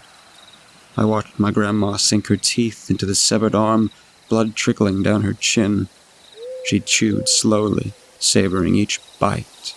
Her hair slowly began changing, the gray strands almost instantly changing to a grayish brown. Her wrinkly skin grew tighter and smoother. She looked like she had gone from 75 to 55. My grandpa tore a leg off, blood pouring down the table. He sunk his teeth into it like corn, pulling on strands of skin. And just like Grandma, his frizzy gray hair began to transform colors, reverting to grayish blonde, bald spots filled in with clumps of hair. His skin smoothed out. My mother and father didn't need very much, so they picked lightly. My mother reached over with a fork and picked one of the eyeballs, tugging it off of meaty strings. She observed the small, shiny eyeball and then plopped it in her mouth like a piece of gum. My father took the other eyeball, blood squirting out of the empty socket and dripping down the side of its face. My uncle reached over with his knife and opened the baby's mouth and yanked its tongue out of its mouth. I began slicing it off with the knife. Blood filled its mouth and squirted down its neck as my uncle chewed on the tongue like fat from steak. They continued to pick it apart, taking any limb or organ that fulfilled their insatiable desire. They began to slice it open after taking most of the outside.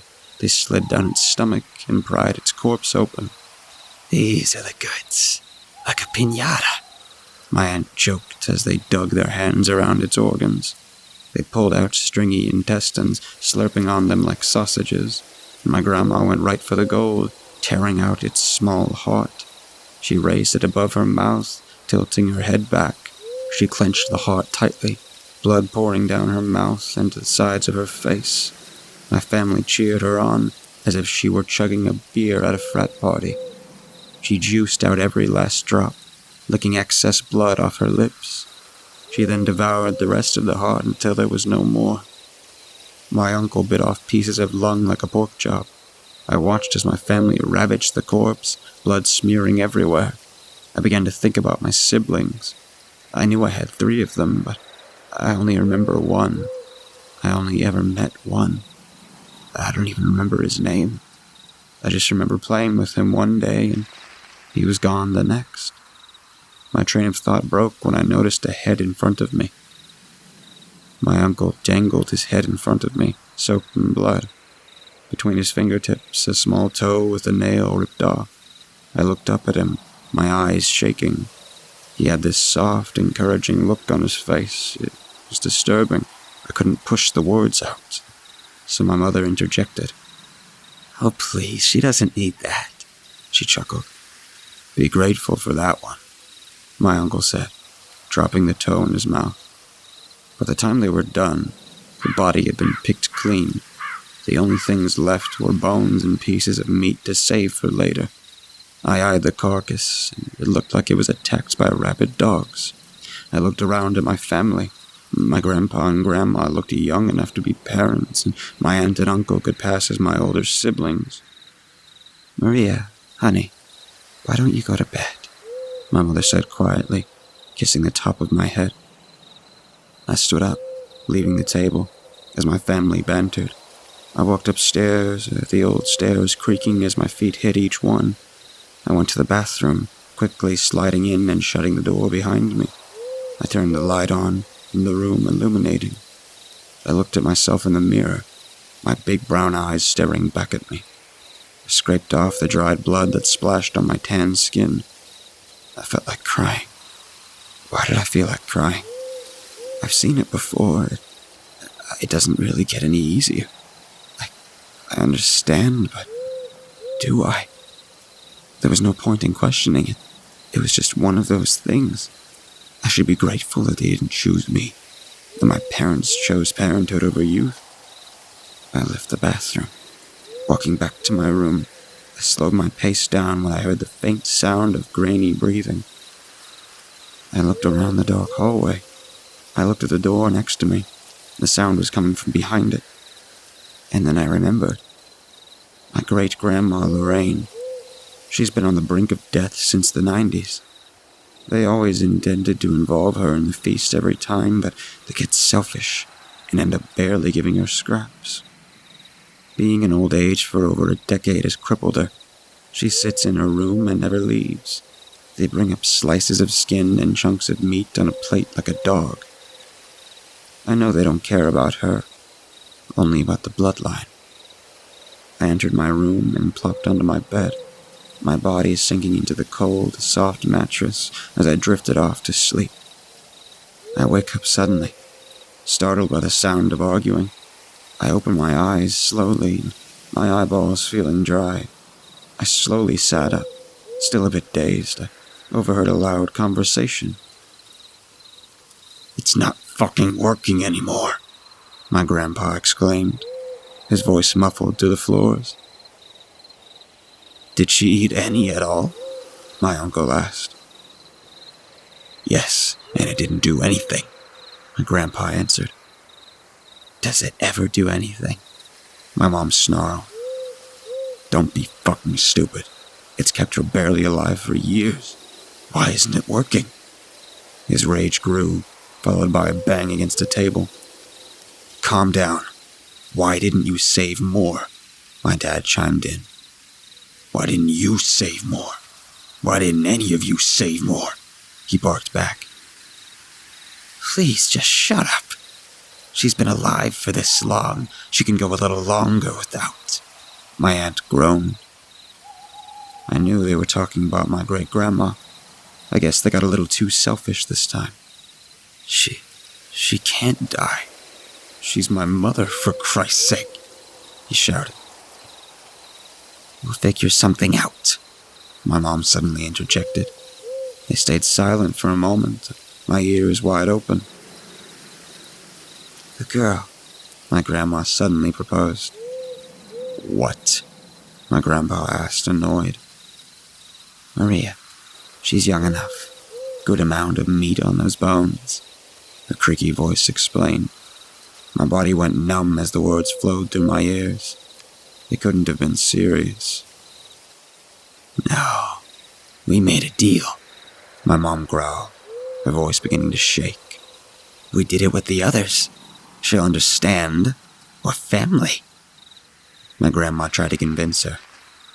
"Fuck that. She's family. My daughter, you fucking hag. Don't ever try that again," my mom attacked. I flinched at the sound of a smack that rang through the floorboards. "We brought you into this family. You are where you are today because of us," my grandma hissed. There was silence for a moment. "We did it with the others previously. This is just how it has to be," my uncle reassured her. "I'm not doing this. Touch her and I'll fucking eat you instead," my mom declared, the sound of pounding footsteps following. "We'll get her in a few hours. It'll have to be a bit of a surprise. She won't cooperate," my grandma planned. My heart dropped into my stomach. I needed to make a move, now. I threw my blanket off of myself and hopped out of bed. I stepped onto the floor, squinting my eyes after realizing I might have stomped too hard, praying it wasn't loud. No other noises followed, so I started throwing around ideas in my head. I tried to map out the layout of my house in my head, the 6 family members looking for me. My brain scrambled when I heard the sounds of multiple footsteps. I quietly opened my door, sliding out of my room quickly. I observed the long hallway, and no one was in sight. My house is pretty much a mansion, the courtesy of my great-grandmother's fortune. I slowly walked down the hall, my socks sinking into the old carpet. I heard muffled whispers beneath the floor. My best bet would be to sneak down the stairs and bolt out the front door. I crept closer to the staircase, trying not to alert anybody of my presence. Suddenly, my aunt turned the corner as she reached the top step. I froze in place, my heart racing. She turned to look at me, silent for a moment.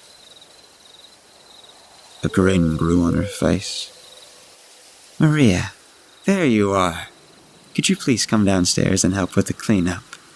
Your poor Aunt June's back is taking a toll." She let out a try-hard giggle. I thought for a moment, trying to plan my next move. Then I realized, they don't know that I know. I straightened my posture, closing my widened eyes, but my guard was still up. "Sure. Could I go to the bathroom quickly?" I asked. "Yeah. Actually, could I come in with you quickly? Gotta grab some ibuprofen." She smiled, tilting her head to the side. "Bitch." I nodded and walked over to the bathroom. She wouldn't walk next to me, only ominously behind me. I looked out of the corners of my eyes as I entered the bathroom. "I'll grab it quickly and be out of your hair." She approached the medicine cabinet. Stupidly, I let my eyes off of her when I looked down at the toilet, noticing the creaking pipes. All of a sudden, I felt hands push me over with full force. I yelped as I slipped on the tile floor, trying to grab the toilet to regain balance. My hands slipped as well, and my forehead crashed into the side of the bathtub. The impact rippled through my head. Blood began to trickle down my face. I slowly opened my shaking eyes, my vision blurry. "Just make this easy," she groaned as I felt her kneel behind me. She balled a clump of hair in her fist and pulled my head back. I looked up, blood sliding past my eye. "Just a sliver, and some more." Her mouth stretched into a sinister smile as I saw a knife go towards my arm. Still dizzy from the hit, I used all my strength I had and swung my elbow, knocking into her nose. She fell off of me, on her knees, leaning over the tub next to me. I stood up, almost falling backwards. I blinked tightly a few times, trying to clear my vision. I looked down, and she was covering her nose with her two hands, the knife on the floor next to her. It was too risky. She released her hands, placing them on the lining of the tub to help her get up. Before she could lift herself up, I raised my leg and dropped my foot on top of her head. Her head crashed down, her mouth ricocheting against the lining. A knocked-out tooth sliding into the tub. I quickly whipped around and dashed out of the room. I ran for my life down the hallway, finding any room to run into. "You little cunt! Danny!" Her cries echoed out from the bathroom. I continued to run, my feet stomping, then halted harshly, almost leaving tire marks, when I hit a dead end, the only door left on this side of the floor. I looked behind me, waiting for a furious aunt to come for blood. I heard quick footsteps run up the stairs. "Oh my God, what happened?" my uncle asked. I turned back around and barged into the room. I shut it behind me quietly, trying not to give away my location. I looked around the room and it was pitch black. I dragged my hands across the walls to feel for the light switch, and when I flipped the switch under my fingers, I flipped out. The room illuminated. I was in one of the dozens of living rooms. Couches you weren't allowed to sit on, tables you'd get crucified for if you set a drink down on them. The room painted a light maroon, the fancy sofas a bright pink. I looked around for any windows to escape, but they were all too small to escape through. I quickly noticed the two medieval armor statues that stood like guards together at the back of the room. I walked towards them, feeling like they were going to get possessed and leap at me like in Scooby-Doo. The light reflected off of their shining silver armor, their hands clasped together, holding long swords like canes. I kneeled down, dragging my finger down the side of the blade. I raised my finger up, noticing blood coming from a paper-cut-sized incision. They're real. I noticed the blood from my head dripping off my chin. I wiped the stream of blood that ran down my face, smearing it on the back of my hand. I stood up and looked behind me at the door. I haven't heard a sound since I escaped my aunt. I looked back at the statue. Suddenly, a light bulb lit up above my head. I grabbed the statue's fingers. They were easily adjustable. I pulled them back one by one until I stepped aside as the sword dropped to the floor. I grabbed the handle with 2 hands and tried to lift it. Jesus Christ, I groaned as the sword had an unexpected weight. I felt my face turn red as I tried to lift it above my head, but my arms gave out and I had to drop it to the floor. I panted as I tried to catch my breath. I could lift it at least up to my stomach. I realized how loud the sword was when I heard footsteps quickly approaching the room. My eyes widened as I began dragging the sword over to the door. I quickly ran over and turned off the lights, planting myself in front of the door, lifting up the sword and holding it like a spear. I aimed the tip towards the entryway, waiting for someone to walk. The footsteps grew closer, the pounding shaking the floor. I tightened my grip, my arms shaking, my gaze locked. The footsteps reached the doorknob slowly turning.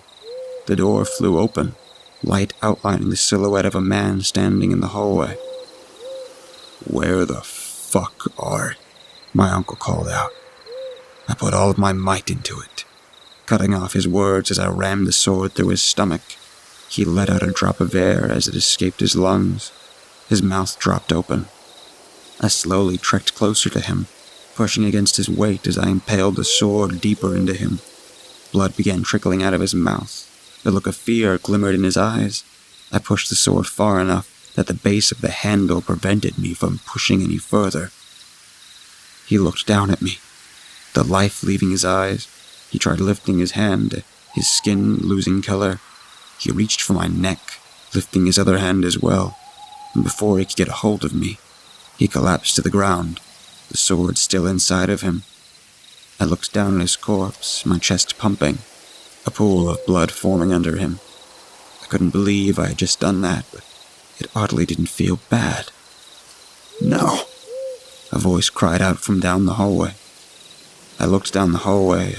My aunt stood, a knife in her hand. Her light brown hair was frizzy, looking like a bird's nest. I could see a broken heart in her eyes as she watched me standing over her husband's body. The heartbreak quickly transitions to rage. Her jaw was shaking with anger, her mouth covered in dried blood. She slowly raised up the knife, looking bloodthirsty.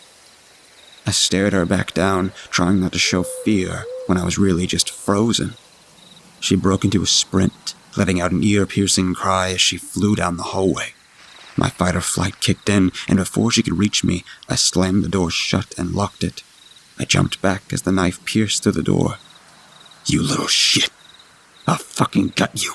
she screamed from behind the door, retracting the knife and stabbing it back through. I looked around for something to defend myself. I didn't have enough time or strength to grab the other sword. My time was cut off when she began kicking the door. I slowly stepped back, eyes still on the door, trying to back up as far as possible. I could tell adrenaline was running through her veins when the door gave in after 3 kicks. The door swung open, the knob crashing into the wall. She stood in the doorway, her upper body moving up and down. She was breathing like a beast. I walked around the sofas, standing behind the small glass coffee table. She began walking after me quickly. I sidestepped quickly, trying to run her in a circle around the sofas. With no defense, she caught up to me quickly, grabbing my hair before I could turn around and making a run for it. I screamed as she threw me backwards, dropping me onto the glass. The thin glass instantly shattered behind me, my back pressed against hundreds of shards. Before I could try and get myself up, she pounced on top of me like an animal. Our gazes crossed, her eyes lit with fire. "I'll savor this one," she hissed through her teeth, raising the knife up high. Her knees pressed into my stomach. I struggled to reach for a piece of glass. I stretched my arm out, but couldn't get a grip on a big piece. She swung down, my impulse reaction being to raise my hand up. I blocked the knife with my hand, the blade going through my palm. The blade pierced entirely through, the handle pressing against the wound. Not able to squeeze out a scream, the shock numbing the pain. I watched as blood trickled into my face. I quickly snatched a big chunk of glass and jabbed it into the side of her neck. The look of anger on her face dropped as blood squirted into my hand. Using all of my strength, I gripped the shard tightly and dragged it across her neck, blood pouring out as I left a rigid gash that ran across the entire front of her neck. When I reached the other side of her neck, I ripped the shard out, leaving a wound deep enough to hit her windpipe. A long cut imprinted from the glass pressed against my hand. She fell over, gargling blood in her mouth, slowly stood up, tripping on shards of glass. I looked down at her body, the youth slowly leaving her. Strands of gray hair grew back, small wrinkles forming on her skin. The pain finally hit me as I looked at my hand, the knife still stabbed through. I took a deep breath and held it as I tightly gripped the handle. I slowly pulled the knife out, the sound of metal grinding against flesh and bone. "Fuck!" I shrieked in pain as I took the knife out, tears streaming down my cheeks as I lifted up my shaking hands, blood streaming down my arms as I observed the massive hole the knife left. I had no time to cry as I heard footsteps running upstairs.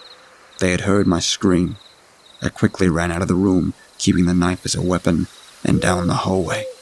I needed to get out of the house. Before I could turn the corner, someone quickly grabbed my hand and snatched me inside of a dark closet. I squirmed around, punching and kicking everywhere, swinging the knife around. "Who is this? I'll fucking kill you!" I threatened as I twisted and turned. Suddenly, hands grabbed my shoulders, trying to get me to stop wriggling. "Shh, it's me," my mother whispered reassuringly. I stopped moving at the reassuring sound of her voice. "Oh, thank God. Everyone's going fucking insane. I've literally killed Uncle Danny and Aunt June. Oh my God, I killed them." I panicked, the situation truly setting in. "It's okay. You did what you had to do." Another voice reassured me. I realized my father was in here as well. "What are you guys doing in here?" I asked quietly. "I'm assuming you know the plan. I stormed away up here. Your father and I talked in here for privacy. When we heard the fighting, we stayed out of fear," she explained. "What do we do?" I begged for a plan. I don't know. There's no way to make it downstairs," she added on. "I just want to get out of here," I quietly sobbed. My father stayed silent for a moment. Sounded like he was choked up. "I'm sorry. I love you. But it's for the family," he suddenly declared. "What?" I questioned confusedly. "Don't do this," my mother pleaded breathlessly. What's going on?" I began to panic. "She's in here," my father called out. My whole body sank. I felt like I was spiraling in a dream. He threw the door open and shoved me out in the hallway, dropping the knife inside of the closet. I stumbled around, falling against the wall. The sound of running came from downstairs, sounding like bulls. I regained balance and began running back to the room where my aunt and uncle laid to rest. "Stop!" my father called out to me. I stopped dead in my tracks, my entire body shaking. I slowly turned around, my cheeks soaked with tears. My father stood at the other end of the hallway, a rifle in hand, aimed at me. I froze like a deer in headlights. He kept his aim steady, his eye looking to aim. "Please, don't do this," I begged through my tears. As he was about to pull the trigger, my mother came out from the closet and lunged at him. She leaped out of the closet, slicing his waist with a knife. I jumped where I stood as the bullet just missed me, hitting the door frame behind me. He turned to my mother. A look of fury painted his face. "You stupid whore," he roared, hitting her with the stock of the rifle. She cried as she fell to the ground, blood dripping onto the carpet. He swung it up, hitting his chin and knocking her on her back. He stood over her, holding the rifle with two hands, and began bashing it into his face. No, stop," I cried out. barely able to get the words out. I watched with empty lungs as he repeatedly bashed her face in. Her nose snapped to the side, eventually caving into her face. Blood splattered across the floor, her eyeball beginning to pop out. The sight was nauseating, but I had no time to mourn. I tried running down the hall and past him, but he put a hold on bashing her face in and swung the rifle into the back of my head as I flew past him. I groaned as I tumbled to the ground, my face burning as my skin rubbed against the carpet. I felt his pounding footsteps coming towards me. I took a chance at making a hit and kicked my foot back. My timing was perfect, and my foot rammed into his ankle. "Fuck!" he groaned in frustration, and before he could stand up, I grabbed the gun from his hands and knocked him on the top of the head with it. He fell to his knees, his hands planted on the ground, blood trickling through his dark hair. I stood in front of him, the rifle in my hands. I lifted his chin up with the barrel of the rifle, looking at him in the eye. The fire in his eyes had been blown out. He looked scared now. I crammed the barrel into his mouth. He gurgled as the cold metal filled his mouth. I tilted the gun down, aiming the barrel up. He looked up at me with pleading eyes, but I barely gave it any thought as I pulled the trigger. The bullet burst through the top of his head. Blood and brain matter flew through the air. I flinched as blood and chunks hit my face. I retracted the gun, and he fell over, the hole in his head pouring blood onto the carpet. "What have you done?" a voice cried out from the end of the hallway. I looked up. My grandpa stood at the end of the hallway, his hand gripped tightly on a hay hook, presumably from our barn. He looked around, observing my body count, a look of horror on his face. He came storming down the hall, quickly stopping in his tracks when I raised up the rifle. I aimed him down, keeping him where he stood. I pulled the trigger, but the gun only clicked. I looked down at the gun in confusion and pulled the trigger again. It clicked. It was out of bullets. I looked up at him. He laughed at me. He began walking towards me again. I dropped the gun, looking around me with the mere seconds I had to find something else to defend myself. The knife was nowhere to be found. I thought my mother may have fallen on top of it, but I didn't have time to move her body. I swiftly ran into the closet, grabbing anything I could find in the darkness. My hand grazed across a wooden baseball bat. I snatched it quickly, until the jarring sensation of a blade dug into my shoulder. He had swung the hook into my skin, leaving me screaming in agony as he pressed his foot against my back. Pulling the hook in deeper, he yanked it back, knocking a windless scream out of me and dragging me back into the hallway. I tried to keep my grip on the baseball bat, but it slipped out and plopped right outside the door frame. I wriggled as he dragged me out, the hook feeling like it was about to tear right through my skin. He dropped me, blood soaking through my shirt. He vigorously ripped the hook out from my skin, earning another agonizing scream from me. I placed my hand over the oozing wound, squinting my tear-filled eyes. He raised his arm up, ready to gouge my eyes out. I swiftly rolled over, just missing his attack. The hook pierced through the carpet and into the wooden floor. He groaned as he struggled with pulling it out, as it got caught on strings from the torn carpet. I stood up wobbly, growing dizzy from the blood loss. I stumbled over to the closet and grabbed the baseball bat. I lifted it up, swirled it in the air, and aimed it down, building up a good enough swing. Before he could get the hook out, he looked up at me. I swung the bat up, slamming it into his chin. He stood up, his legs moving like jelly, his back slammed against the wall. I had caved his jaw in. Teeth fell out, along with a waterfall of blood. The crunchy sound of broken bones as he tried to open his mouth. The youth was slowly leaving him. Wrinkles grew quickly, strands of hair growing from blonde to gray, patches of hair retracting into his scalp and forming bald spots. He looked like a grandpa again. I lowered the blood-soaked bat again and hit him with another uppercut, his head splitting off his body. jumping up with his spine attached to it like a toy. His head slid back down into his neck, and he stumbled around, blood circling down his entire neck.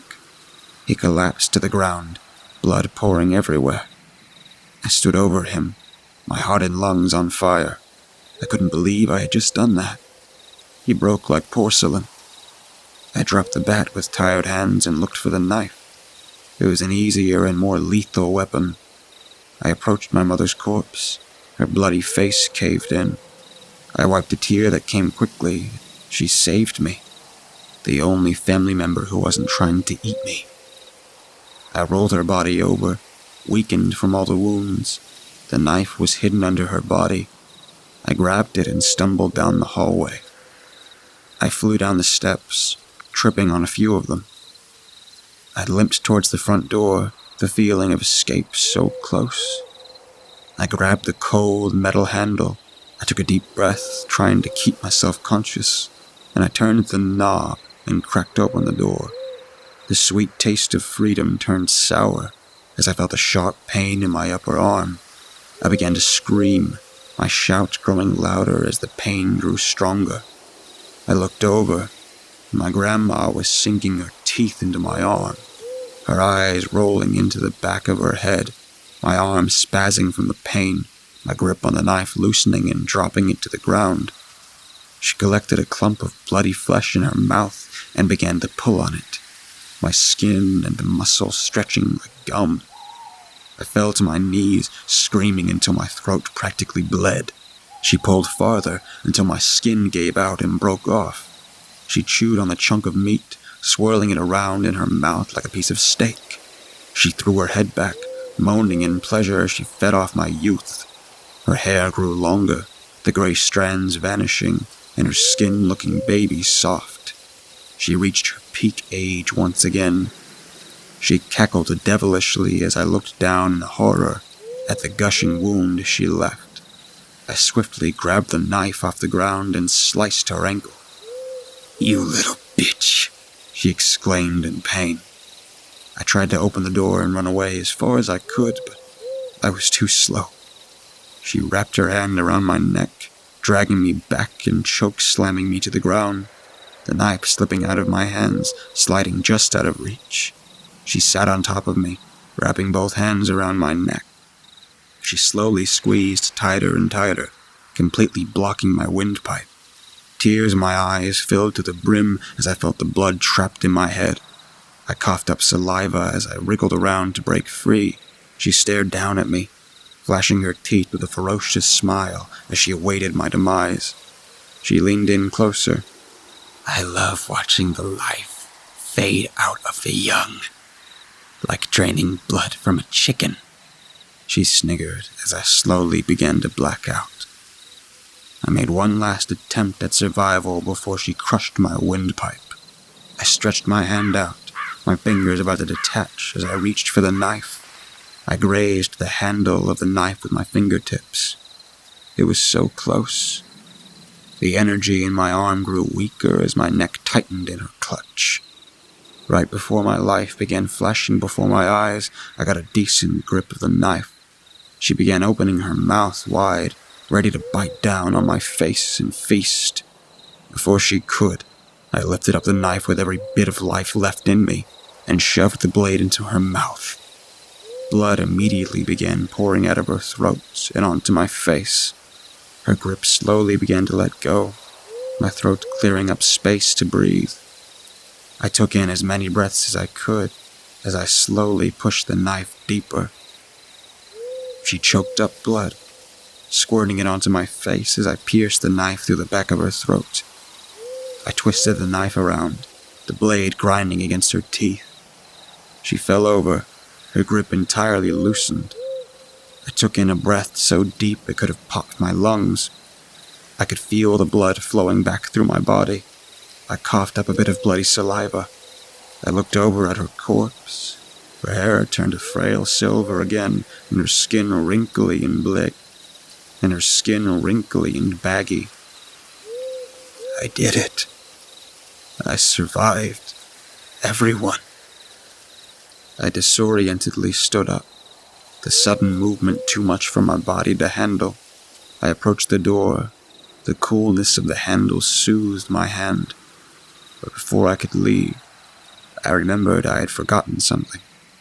I leaned down and pulled a knife out from my grandmother's throat, blood spurting out from her throat and across the tan wooden floor. I limped upstairs, walked down the hall. I looked at the bodies as I passed them. When I reached the room, I could hear my great-grandmother's dying breaths. I slowly opened the door, the light from the hall peering into the dark room. My great-grandma sat in a wheelchair, one they never cared to let her move around in. I approached her with a stare. You would have thought she was dead if her lungs weren't pumping. She didn't look at me. I didn't think she even knew I was there.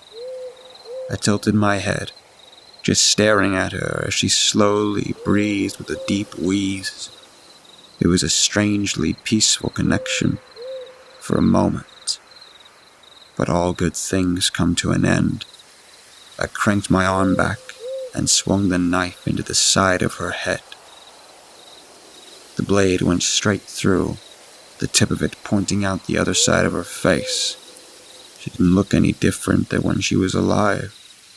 Blood trickled down the side of her face as she slumped over in her chair. I stayed silent, watching her corpse lie. I stood and thought to myself for a moment. Fuck this family.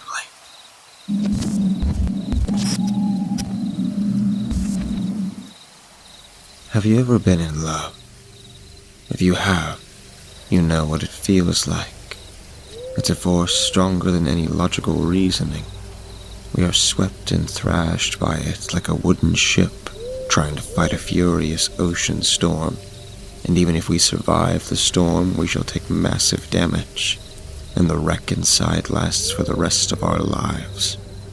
But if you are lucky, if you are truly blessed, you meet the one who is willing to love you in all your wretchedness. They refuse to jump ship, even when they see you for the revolting creature you truly are. Forgive my sentimentality. I'm a romantic man. I grew up in Chile, a small country at the very south of the world, thin and narrow, with the driest desert in the world, and to its north and glacials so pure and white in the south that they seem to glow a bluish hue. The culture there is a mix of European traditions as well as Andean Amerindian superstitions. So when something truly magical happens, it feels like something ordinary. Isn't that how most of us treat love? We treat something magical as if it were mundane. Many mysterious things have happened to my family and to myself, and this one happened in the early 20th century. To one of my great-granduncles, who was a sailor near the small town of Constitucion, 6 hours south of the capital city, Santiago de Chile. My uncle loved the sea.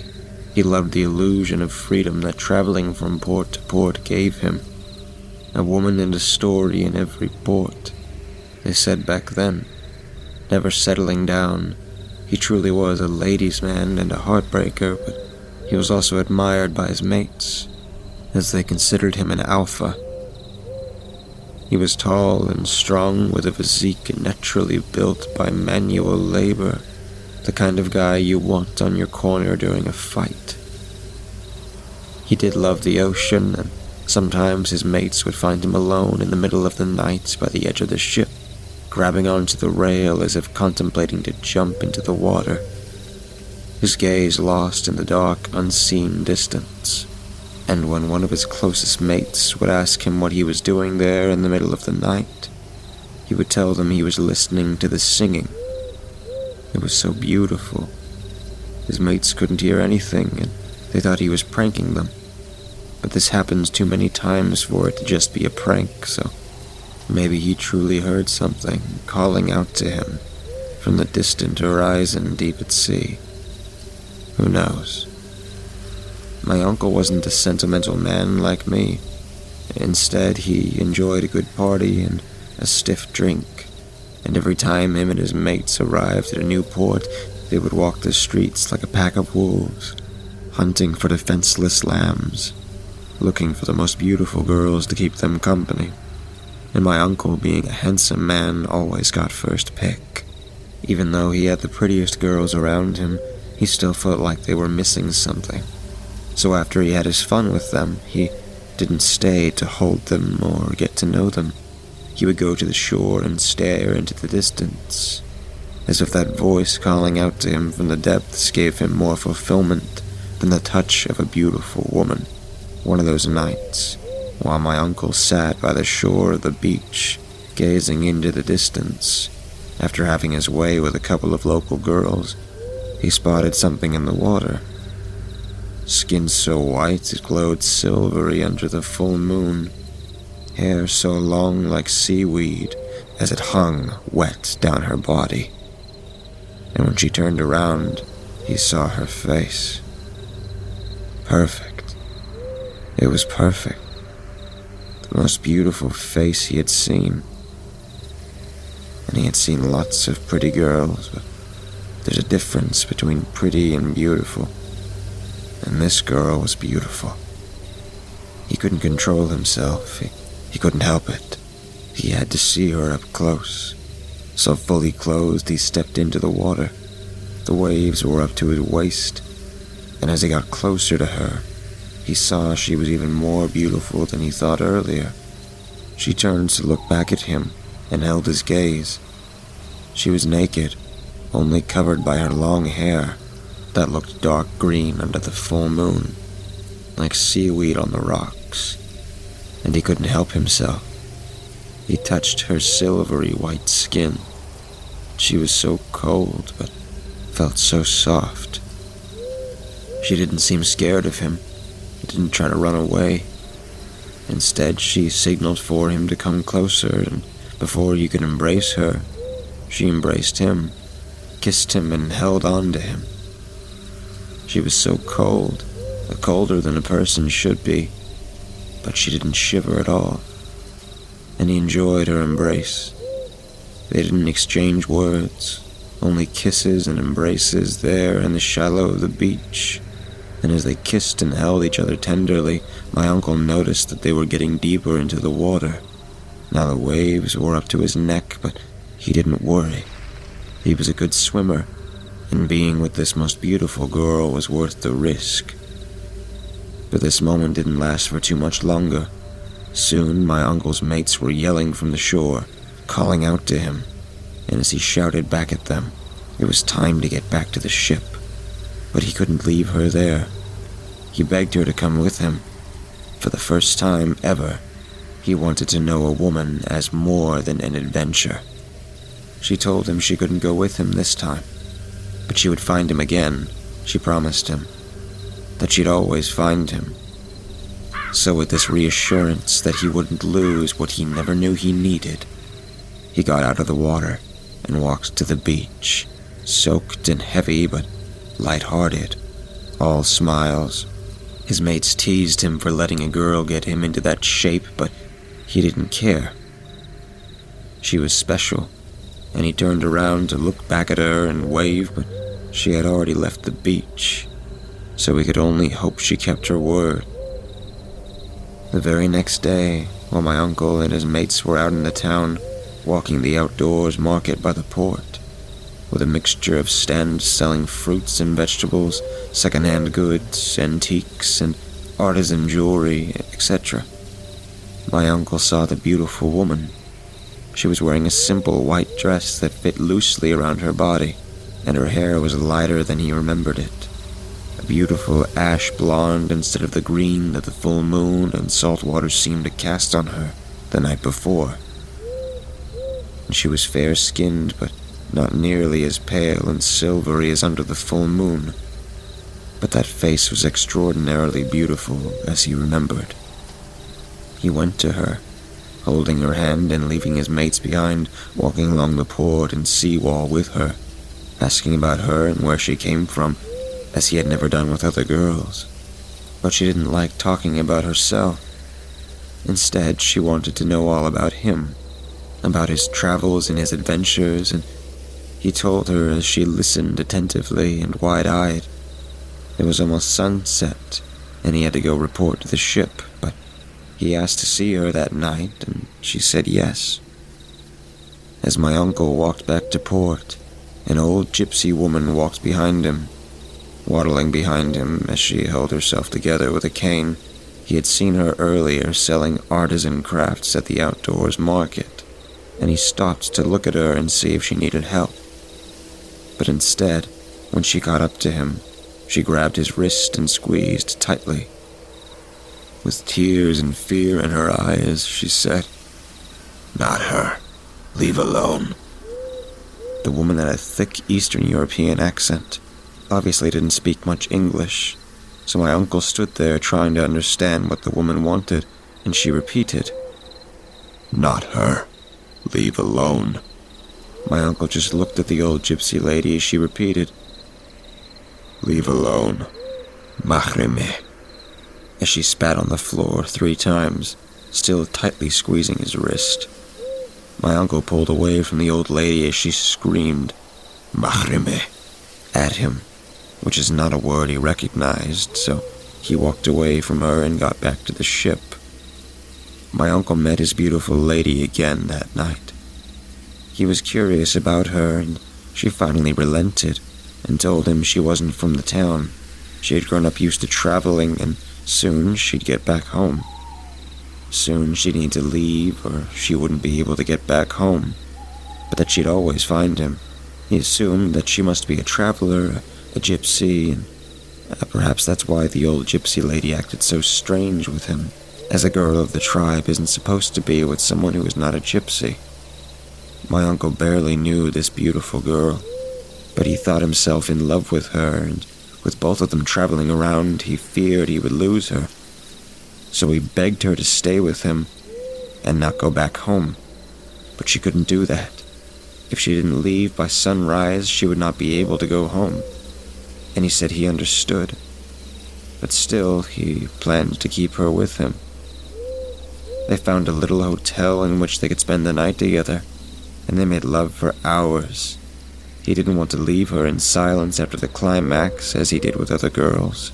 He wanted to hold on to her. He wanted her to be his wife. So after hours of lovemaking, he cuddled her, caressed her soft, fair skin, and stroking her beautiful blonde hair. He wrapped his arms around her all night. By morning, the beautiful girl had woken up before sunrise.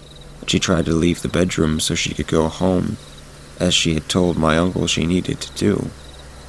But he held on to her, overpowering her with his strong body, and although she struggled against him and asked him to release her, he didn't let go. Instead, he kissed her and held her firmly, but gently, as if holding something extremely delicate. And for a moment, he thought she could break in his arms as she struggled to break free from his embrace. But by sunrise, she surrendered. She cried so gently, and he thought she was even more beautiful when she was sad. She told him she had nowhere to go now, nowhere to call home. So my uncle told her she had him, and wanted her as his bride. He wanted to settle down with her, and he was in love with her. He promised her she had his heart.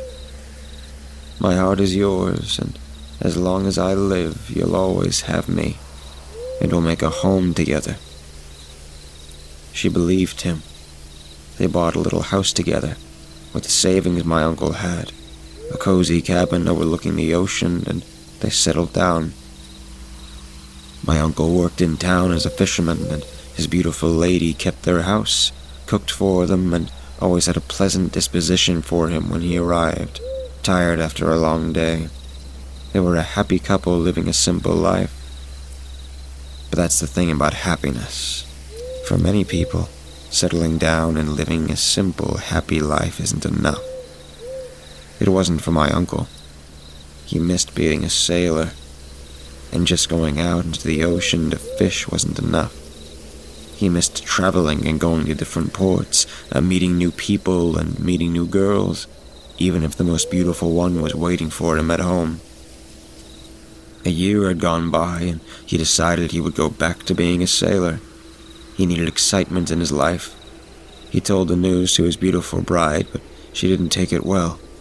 He wanted to leave her already to go on adventures, while she had left everything behind to stay with him. He didn't understand what the big deal was.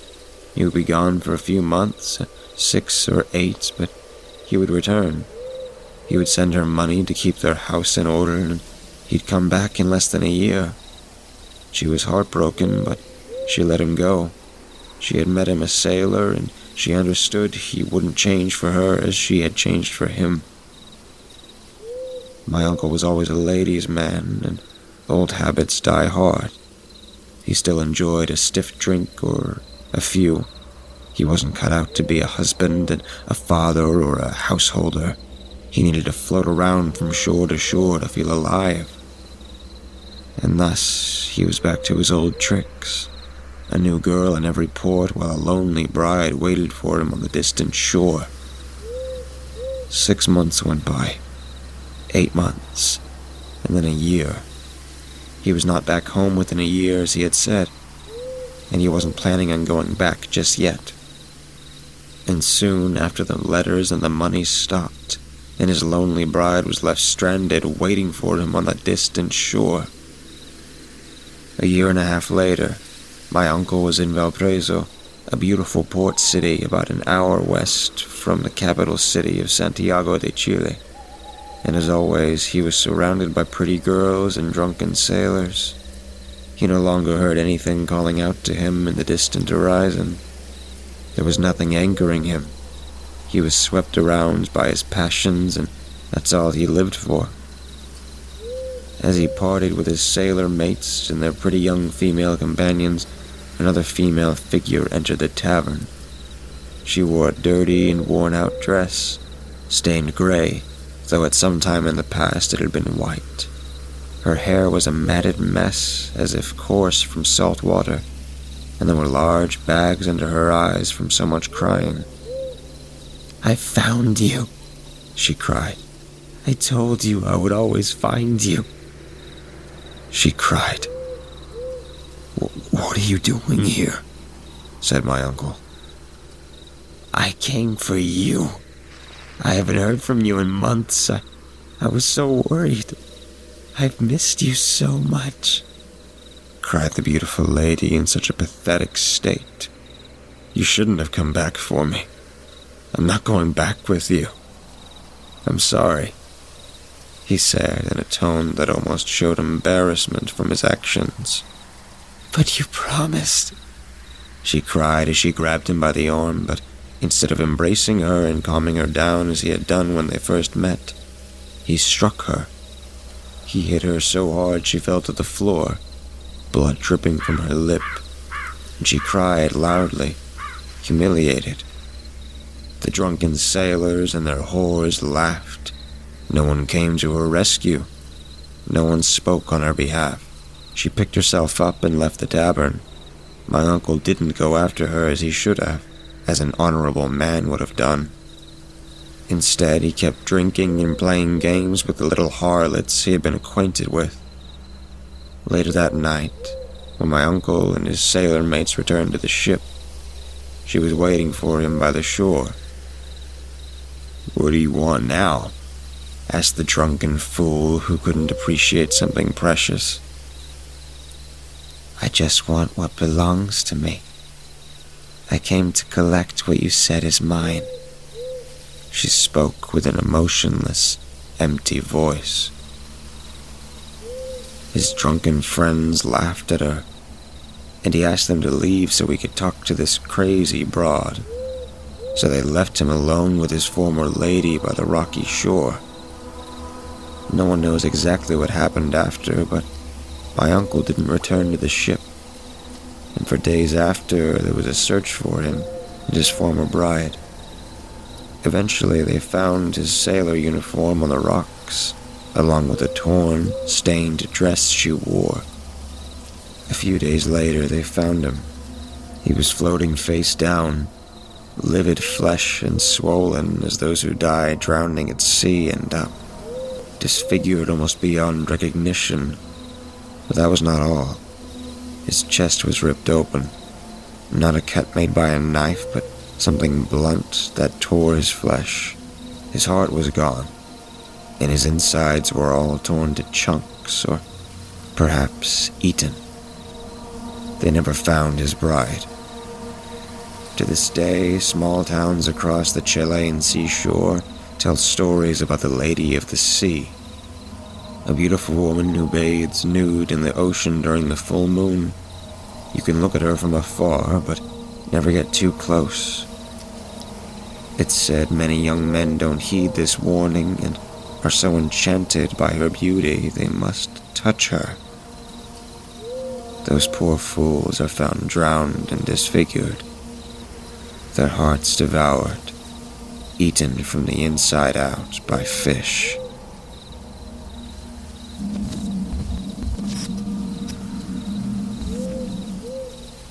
It's easy to let yourself believe that there's no such thing as a community anymore. With everyone tied to their online identities and social circles, neighbors often remain strangers, only coming together by chance or tragedy. I sure as hell didn't plan on getting to know my neighbors when my family moved into our house. They didn't seem unfriendly, but I just didn't see the point in getting to know them. My wife and I had our own friends already, and our boys would rather play video games inside than get to know the other kids of the neighborhood. As I said before, sometimes people are brought together. For us, it was tragedy. It happens before I got home from work. The crowd had dispersed and the ambulance was gone, but the drying blood still stained the sidewalk. I heard the story from my wife. A boy from across the street was walking home from school when a car swerved and ran him down. The boy's mother, who was sitting on the porch, watched it happen. Her screams brought everyone else out of their homes, and they called 911 while she cradled her son's broken body in her arms. The driver, an old man, had died of a heart attack while behind the wheel. An accident. The worst luck in the world. The kind of tragedy that fills you with an anger you can't blame on anyone. We all reached out to the mother, Miss Ramirez, in the wake of her son's untimely death, and to each other for support. We learned all of our neighbors' names in those weeks, started actually talking to one another, and suddenly this cold street became a real neighborhood for all of us. My family wasn't the first to leave flowers on the spot where the boy died, but we contributed. One of my brothers knew that Miss Ramirez was religious, so he used his allowance to buy a rosary, which he tied to the fence. No one was shy about showing their support during that first week, not until someone added an effigy to the memorial one Sunday morning. When it first appeared, it looked like a cross, 2 white wooden boards that were nailed together and bound the fence. I didn't bother to ask anyone about it, assuming that someone had seen my son's contribution and decided to add to it. The following morning, someone had nailed a 3rd piece of wood to the top, giving it a stick figure-like appearance. I asked my wife if she knew who'd put it up, and she told me she had no idea. The 3rd morning, the circle had a smiley face crudely drawn onto the surface, almost like a mockery of the boy's death. That started a conversation among the adults, who agreed that a child must have been behind it. We all asked our kids, but no one admitted to doing it. At this point, none of us were upset or irrationally mad, but it was unsettling to see the works of someone who seemed uniquely interested in reminding us that someone had died on our street. The final addition to the effigy was made on the 4th morning, as someone had dressed the stick figure in a white t-shirt. It looked almost like a scarecrow at this point, or maybe a ghost. When I got home from work that day, my wife told me that the boy's father, Louis, had stopped by. He'd spoken with members of every family in the whole neighborhood, asking them to stop with the effigy if they were responsible. Apparently, It was upsetting Miss Ramirez. That evening, I watched from the living room window as Louis took it down and rested it against the fence. The following morning, it was back up, secured to the fence with more rope than before. According to what my wife heard, Louis had cut it down and thrown it in the trash. The next morning, the effigy was back. As I finished mowing my lawn, Louis stopped by. "Who the hell's doing this?" he asked me. When I told him I didn't know, he pointed at the effigy. "I threw that thing away, and someone pulled it out of my trash. Do I have to burn the damn thing?" I glanced over at it from across the street, trying not to stare too long into its large black eyes. "Whoever's doing this either doesn't know that it's upsetting you, or they're trying to upset you for some reason. Either way, they need to understand how you feel. If I were you, I'd take it back down and keep an eye out for who puts it back up." Louis frowned. "You mean stock the thing out? Like watch over the area overnight?" Yeah, I know it sounds strange, but I'll do it." With that, he crossed the street and used a pocket knife to cut away at the effigy's bindings. I didn't judge him, as I'm sure I would have done the same thing had my son died on that sidewalk. I saw the smoke rising from his backyard later that afternoon. The effigy had been destroyed. The following morning, a week after the effigy first appeared, it was still gone. I went outside to grab the newspaper and saw that Louis was sitting on his porch, pocket knife in hand, staring at the memorial. We shared a glance and a nod, and I went back inside. It happened that evening. Shortly after dark, while she was walking home, a woman who lived a few doors down from us was hit by a drunk driver. I ran outside when I heard the noise. It was Miss Allen. She was pinned against a telephone pole by the driver's van. At first glance, it looked like she was standing up, but her feet were a few inches off the ground. The driver was still unconscious when I approached them. I pulled him out of the car and kept him there while my wife called for an ambulance. He tried to get me to let him go, but I wouldn't let him leave.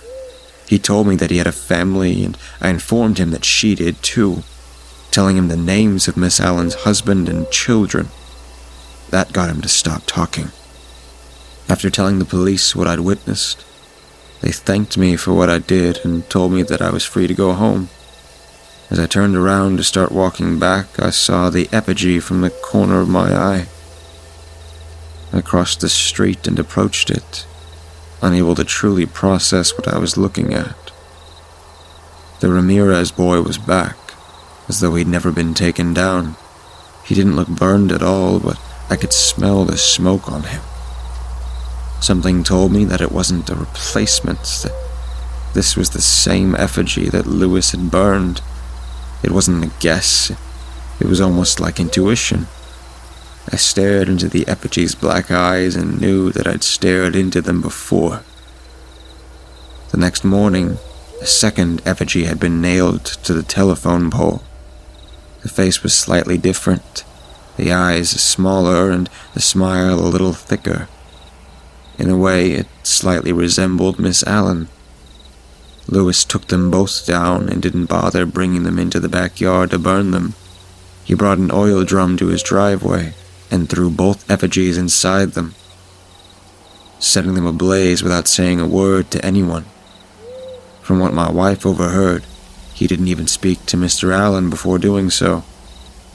The third death happened overnight, and no one noticed until the following morning. Near the end of the street, Mr. Harper was found just outside his house, nearly flattened on the sidewalk as though something had run him over. There were no tire tracks, but it looked like another vehicular accident. Nearby, a third effigy was already tied to the fence. Louis came back, asking me what he should do next. I didn't have an answer for him. I wasn't exactly religious before this, but the deaths were making it easy to believe the impossible. At this point, it was clear that either our neighborhood had the worst luck of all time, or Some force beyond a misguided or cruel person was responsible for the deaths. The connection to the effigies was clear, but I didn't know what it meant. Was it an apology? A signature? A knowing nod? I didn't know the answers, but I did know that I couldn't bear to look at the effigies anymore. If they were put up a year ago, I wouldn't know what they were for. Now I know all of the faces they resemble from memory, and all the names that go along with them. The fourth effigy came before the body did. A blank white cross was tied to the fence outside Lewis's house. I called him and told him about it, and I watched from my living room window as he made his way to the cross. He touched the cross and suddenly collapsed. By the time I ran to him, his body had been crushed by some invisible weight. It didn't even look like he'd been run over, more like something heavy had pulled him down and tried to flatten him against the ground. He died quickly, but not painlessly. I looked up, and a smiley face had appeared atop the cross. The effigies, I realized, weren't meant as memorials. They were warnings. By who? I had no idea. Since then, 3 more effigies have appeared, and 3 more neighbors had died. The city plans to put speed bumps on the streets, but that's not going to stop it. This morning, I woke to find a white cross left on the fence in front of my house.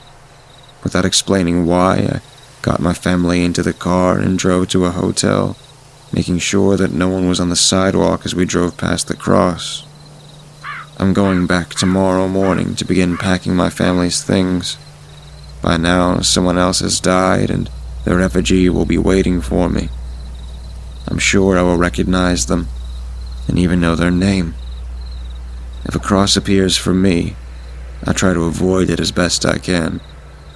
If I fail to do so, or if an effigy appears in your neighborhood, then consider this as a much kinder warning than those I've been getting. And with that, I'll give you a piece of advice.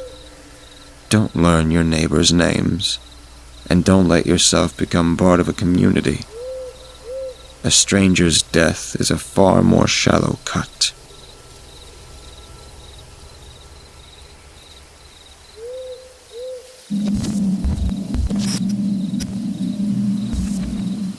The dim lights at the restaurant really set the mood. Romantic, tranquil, and serene. I stared into Greg's amazing blue eyes. They were electric and lively. He had a big, goofy smile as he stared back at me while taking a sip of his wine. I poked around my plate, not wanting to eat too fast or take too big a bite and pointlessly embarrass myself. It was our 3rd date, and every time I saw him, I felt my troubles go away, like I could lose myself in that moment. I wasn't ready to declare him as the one, but I had strong feelings for Greg. I sipped the final bit of wine left in my glass, hoping that Greg felt the same way about me. "Would you like another glass of wine?" Greg asked. I nodded, and Greg flagged down one of the waitstaff who approached with a bottle of wine. This man, unlike the rest of the waitstaff, appeared a bit unkempt. His uniform was ill-fitting, like it was too baggy for his skinny frame. The man had days' worth of stubble and black circles under his eyes. I knew I will sound a bit pretentious, but at a restaurant that upscale, you expect people who are clean-shaven and professional-looking. This man appeared as if he had rolled out of bed and slapped on his crumpled uniform before rushing to work. The man picked up my glass and began to pour, but as he did, I couldn't help but notice that he trained his uncomfortable gaze upon me. To be blunt, I was wearing a rather revealing dress. I wanted to look good for Greg, but it seemed this creep was now oogling me. I averted my eyes, trying not to meet the man's gaze. I was on a date. How could he leer at me like that? I could feel him staring at me, though, as the wine poured. I looked over at Greg, whose eyes looked at me. Then he was looking at the man with a hint of anger. You mind not staring at my girlfriend so much? Greg asked in a firm tone. Despite the weird man standing beside me, I felt my heart thump as he mentioned the word girlfriend. It was quite bold of him to assume that, but it made me happy. The man finished pouring and placed the wine glass back on the table. He gave me a weird half smile, not even responding to Greg in the slightest, and then walked off. What a creep, I whispered to Greg. Yeah, really. I'm going to talk to a manager about that. That guy was incredibly rude. Let me use the bathroom first, and then I'll track down someone to talk to. Greg got out of his seat, and I watched him as he headed towards the bathroom. I grabbed a glass of wine from the table. It was extremely cold, like the wine was chilled. But it wasn't just the wine. The glass itself was nearly freezing cold. I wondered to myself how the glass could possibly get that cold, but pushing it aside and slugging down 2 big gulps of wine. Time went by. First 5 minutes, then 10, then 15. I pulled out my phone and saw a text from Rebecca. Hey, how's it going with that Greg guy? You need me to call and bail you out?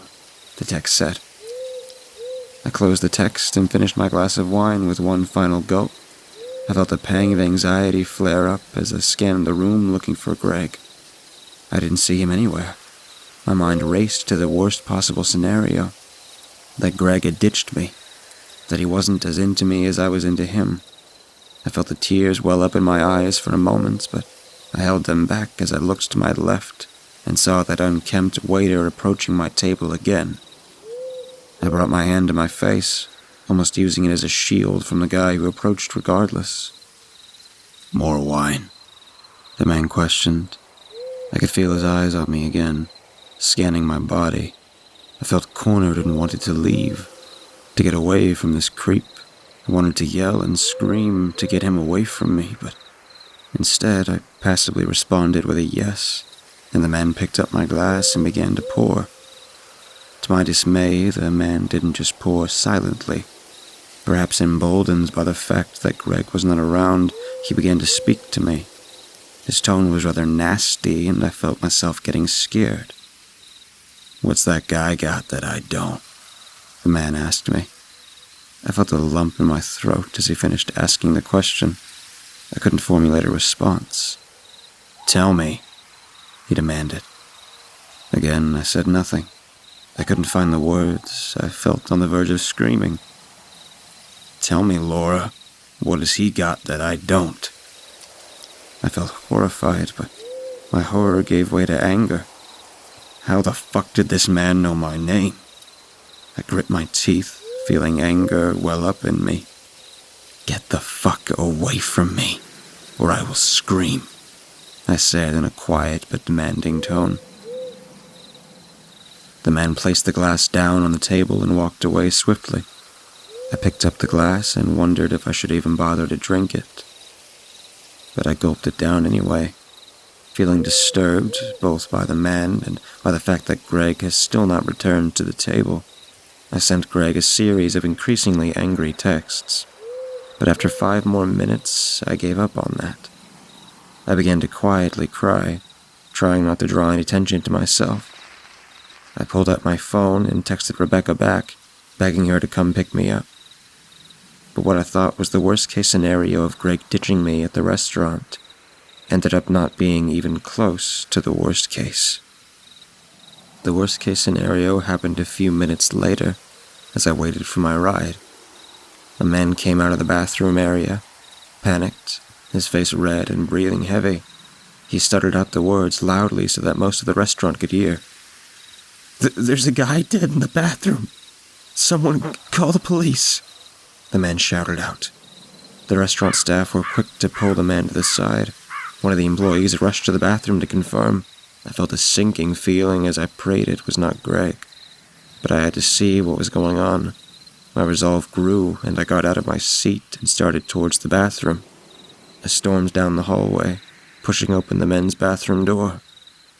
Hey, lady, you can't come in here, an employee shouted at me, but I ignored him. There it was, the real worst-case scenario. Greg laying on the floor, his skin an icy blue, his eyes frosted over, lifeless and frozen. His left arm was tossed across the room. His 2 legs lay severed beside him, both practically shattered. There was a notable lack of blood in the room. Greg was frozen so badly that even his blood had turned solid. I ran from the bathroom, screaming and crying hysterically. Rebecca soon showed up and at first was angry. She leapt from the car, yelling, "I knew that guy was an asshole. What a total fucking douche. Don't worry, Laura, we're going to..." She stopped when she saw the tears rolling down my face. Or maybe it was the way my face was contorted into a mix of fear and anguish. She gave me a hug and asked me what happened, and I did my best to fill her in between heavy sobs and tears, and soon the police had arrived. They questioned everyone at the restaurant and would not let anybody leave until they gave the okay.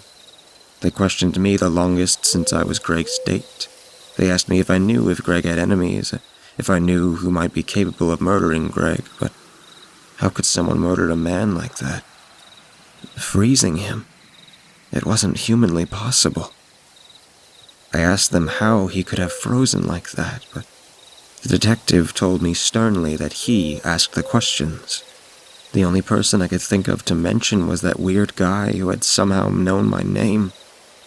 That strange guy seemed angry that I was with Greg. When I mentioned he was part of the waitstaff, the detective pointed in the direction of the staff, who had all congregated in the parking lot.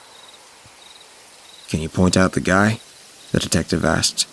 I scanned the face of all the waitstaff, but I couldn't find the guy. I did it again and again, but I didn't see him anywhere. "I don't see him. Could he have slipped out?" I asked. The detective told me to stay there, and went and got a man from the restaurant staff group. The man was evidently the owner of the restaurant, and he came over to me.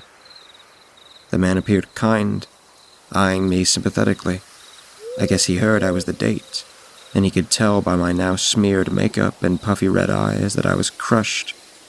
"This woman mentioned one of your staff made some comments that could potentially make him a suspect. Are all of your staff accounted for over there?" the detective asked. "Yes, I checked twice. Everyone on schedule for the shift is accounted for. No one has left." The detective then told the man that he would need all the surveillance tapes that the restaurant had. The detective gave me his card and told me that I could go home, but if I thought of anything I should give him a call. I went home and slowly tried to recover from the incident, but it was not at all easy. I would wake in the middle of the night, screaming, imagining the cold, lifeless body of Greg again. I started going to therapy where I was diagnosed with PTSD and given anti-anxiety medication, as well as some pills to help me sleep at night. It took about 3 months before I felt better, but the person who murdered Greg had still not been caught. I spent most of my time staying at home now in my room. I lived with Rebecca, and she had been extremely supportive, but she started pushing me to go out and socialize more, to really live again. It was hard, but I finally agreed to go out to a bar with her and a couple of other girls one night. The bar was a bit more relaxed, not as rowdy as some other bars. We got ourselves a table and ordered a few drinks. It wasn't long before the girls started scanning the room for interesting-looking guys, and the guys were doing the same. A few started approaching us, singling us out and trying to start conversations, offering to buy drinks. One by one, the girls began to disappear from the table, until I was left sitting with Rebecca. "Lighten up, Laura. I know things have not been easy for you, but there's a whole world out there. You can't hide forever. You need to try and enjoy life," and Rebecca's little inspirational speech faded into noise as I looked across the room. I felt my blood go cold as I saw the man. That same creepy man from the restaurant a few months ago. He was trying to be inconspicuous, hanging back against the wall with a beer in his hand. I could see the dark circles under his eyes as he looked at me. He gave me a sly little smile and sipped his beer. I grabbed Rebecca's arm and pulled her hard, interrupting whatever she was saying. "Hey, wait, what are you doing?" Rebecca said. We need to leave, I shouted at her, and pulled her outside as fast as I could. I got in the car and furiously began digging through my purse, looking for the detective's card. Once I found it, I called and the phone rang, and then rang again as I cursed. The phone went to voicemail and I frantically left a message saying that the guy was at this bar and he was looking at me before hanging up. I realized afterwards that I never even said who I was. I had a feeling the detective would have no idea what I was talking about, but the detective called back no later than 15 minutes, and I quickly explained what was going on, a little less frantically than before. Rebecca drove me home after that, unsure of what to do to help me with the situation. I retreated to my room, crying. I felt an intense pressure pushing down on me, like I was suffocating. I fell to the floor, panicked, barely able to breathe, feeling like I was going to die. It was the first time I ever had a panic attack. I was back to being a near-total wreck. The detective called me the next morning and gave me the bad news that the guy had slipped out before they arrived, but that they had gotten more footage of him that might help them identify who he was. The detective said it was obvious from the surveillance footage that the man had followed me into the bar, though they didn't see him get out of any car. He also assigned a policeman to sit outside my house 24/7. He also advised I carry pepper spray wherever I go and remain vigilant, with his last piece of advice being again to call him if I saw anything. It was clear now that I had a stalker, and I was horrified.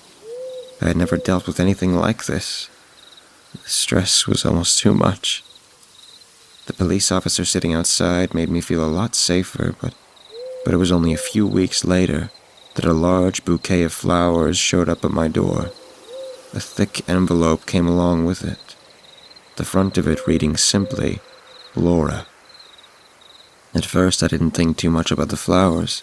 It was close to my birthday, so I thought one of my friends may have sent them as a gift. But as I tore open the envelope, I saw a folded up note. As I opened it, a strange feeling came over me, like a cold wave of anxiety. I looked down at the note. I saw an extremely shaky handwriting that filled me with dread. Laura, you melt my icy heart. I've been watching you for some time, safeguarding you from these vile men you used to have relations with. Every time I see you, I'm struck by your immense beauty. If only you could accept me, Laura. I'm the one for you, and I hope you will soon realize that. I look forward to the moment you fall into my arms and we can be happy together. I've included some photos, a symbol of my devotion to you. My hands started to shake. I wanted to tear the note to pieces and never look at it again, but my rational side told me I needed to give it to the police.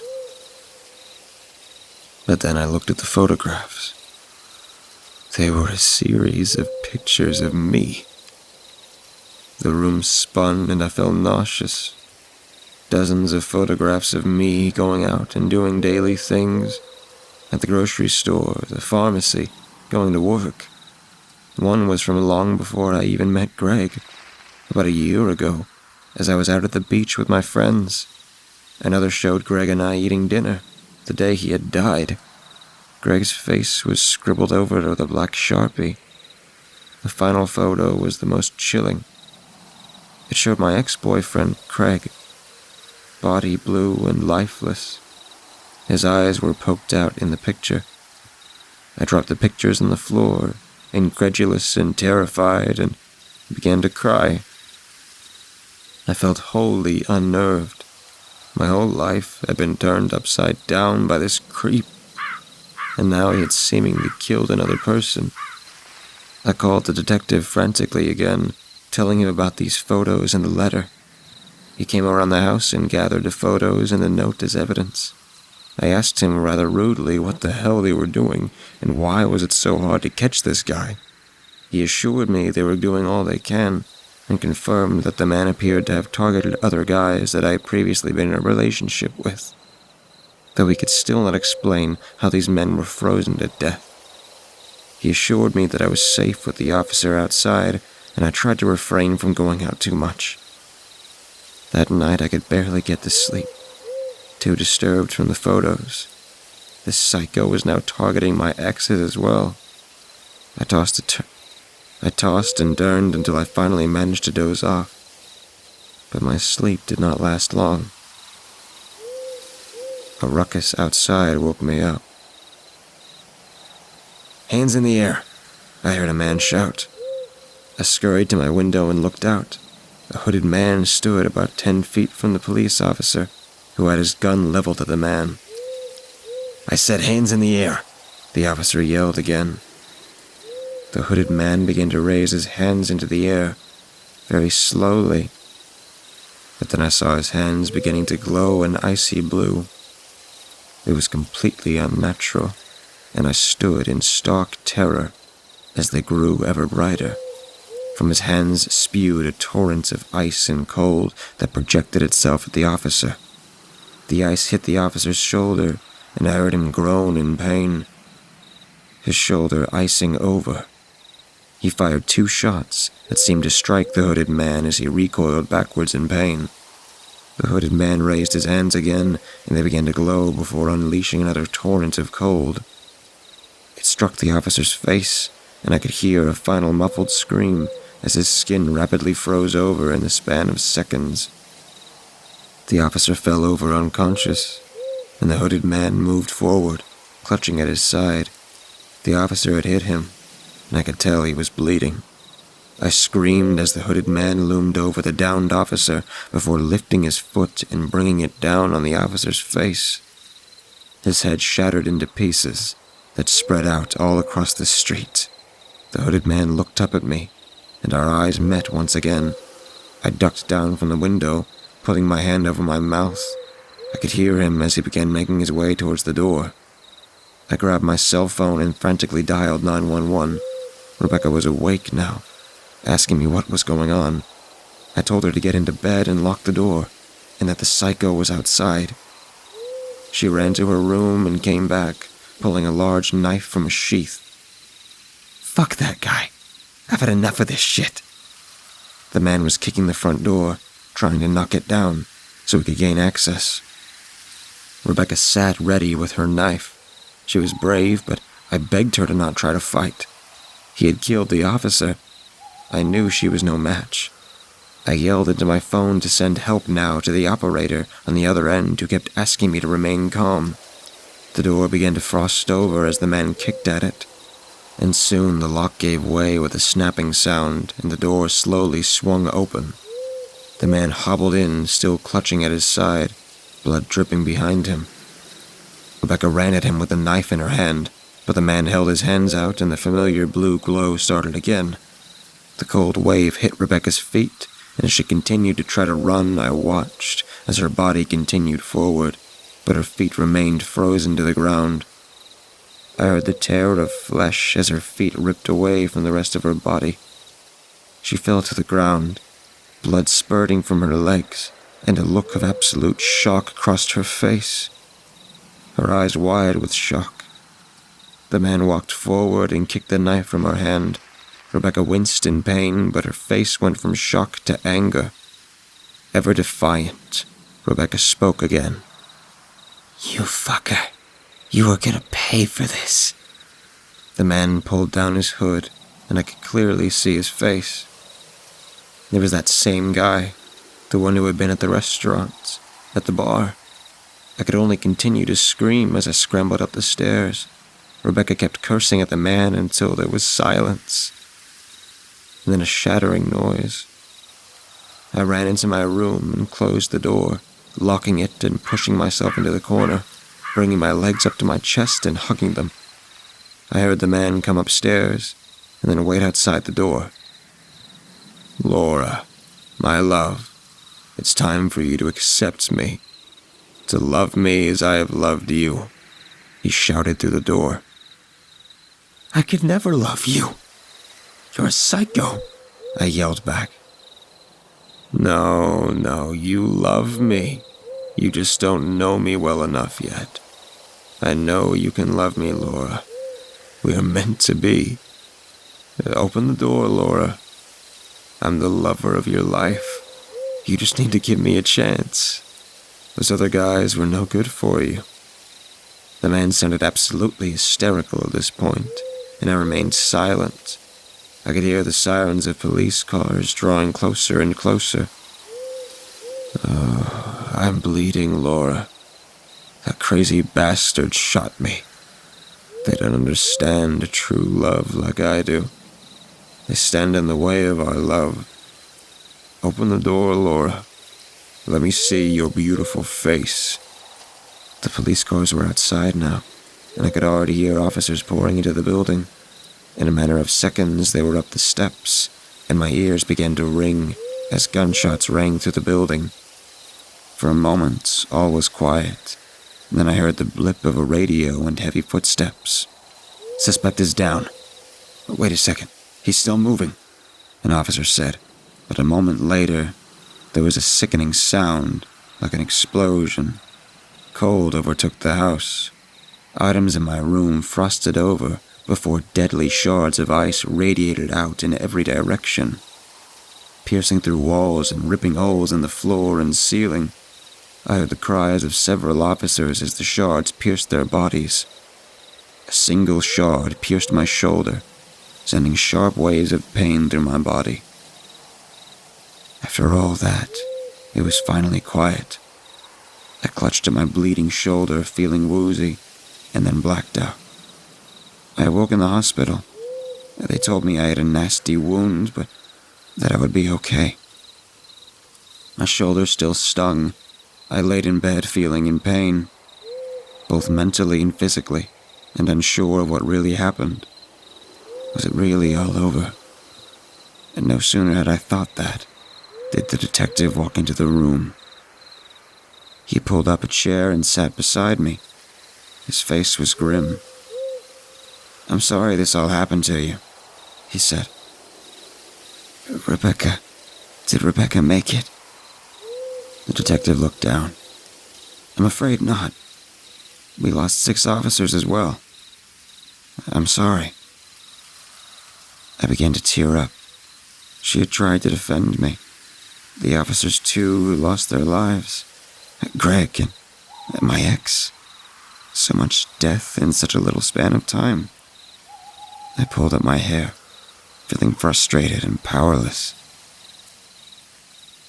"The man, though, he's dead. You got him?" "He's dead. This whole thing is over. I'm sorry I can't be as comforting as I should. I lost friends too in all this. I'm going to leave for a few weeks. I just wanted to let you know that the man is gone.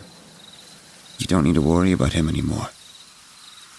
If you need anything, then give me a call," the detective said. I thanked him profusely, and as he left the room, I cried and cried. The whole ordeal had taken a huge mental toll on me, and for the next few years I was filled with grief. It took a long time to come to grips with everything that happened, but eventually, I moved on with my life. I found a nice man and got married, had 2 children. I finally put everything to rest and began to forget about those horrible incidents. It was a cold winter day, and I had just taken my kids to the bus stop to see them off. I returned to my house and sat down in my chair to have a cup of tea. My husband made real good money, so he allowed me to stay home and take care of the kids, the pets, and the house. I looked out the window. It was cold and gray. I felt a chill as a sudden burst of cold air permeated the room. I kept staring out the window, and to my absolute horror, it began to frost over slowly, but only in certain areas. It began to spell out something as I felt dread rise in my chest. "Laura, I love you."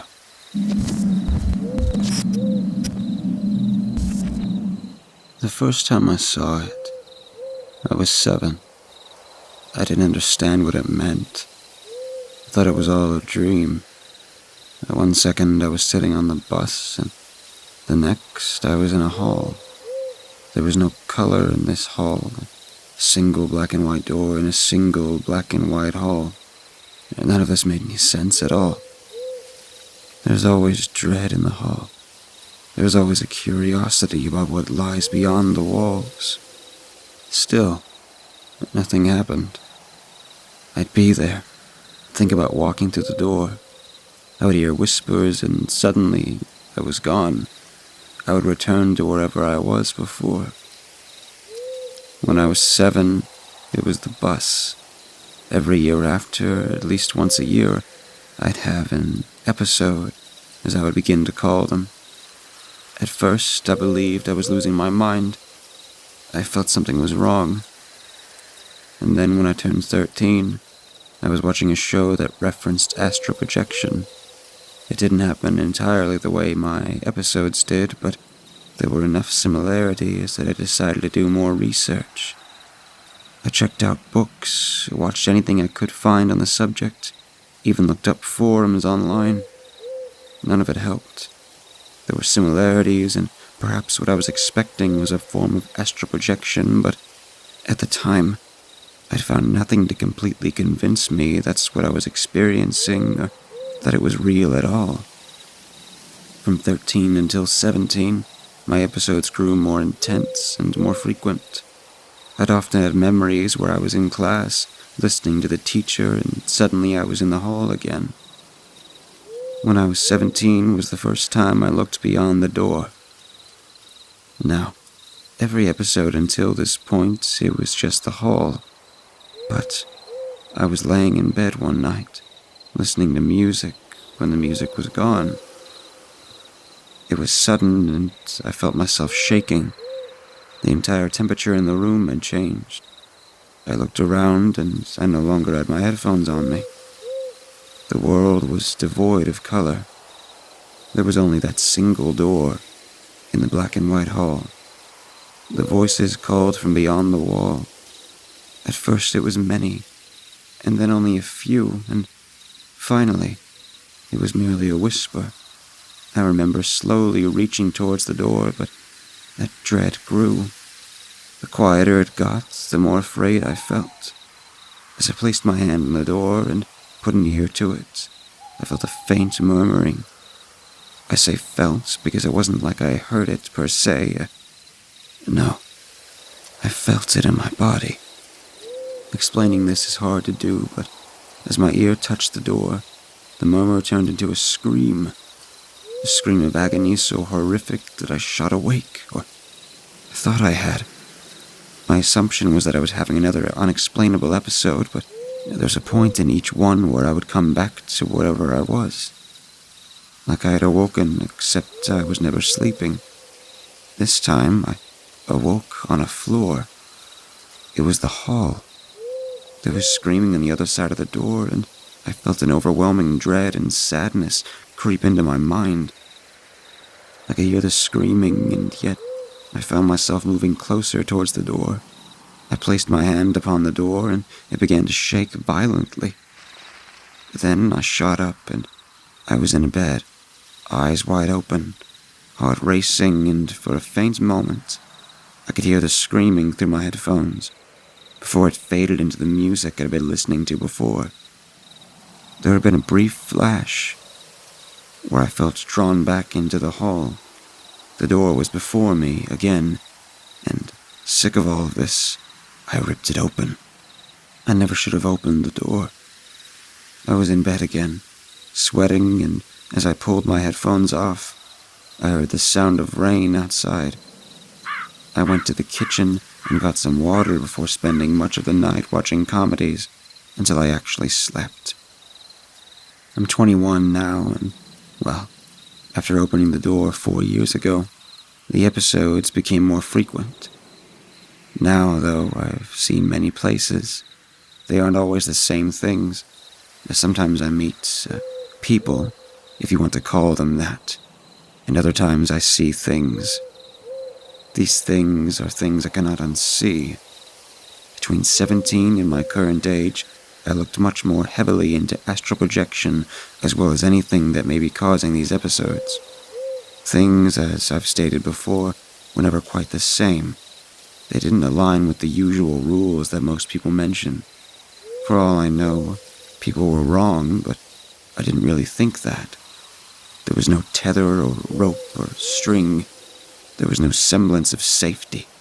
I'd read nothing could truly bring you harm if you were projecting, but my experiences, they haunted me.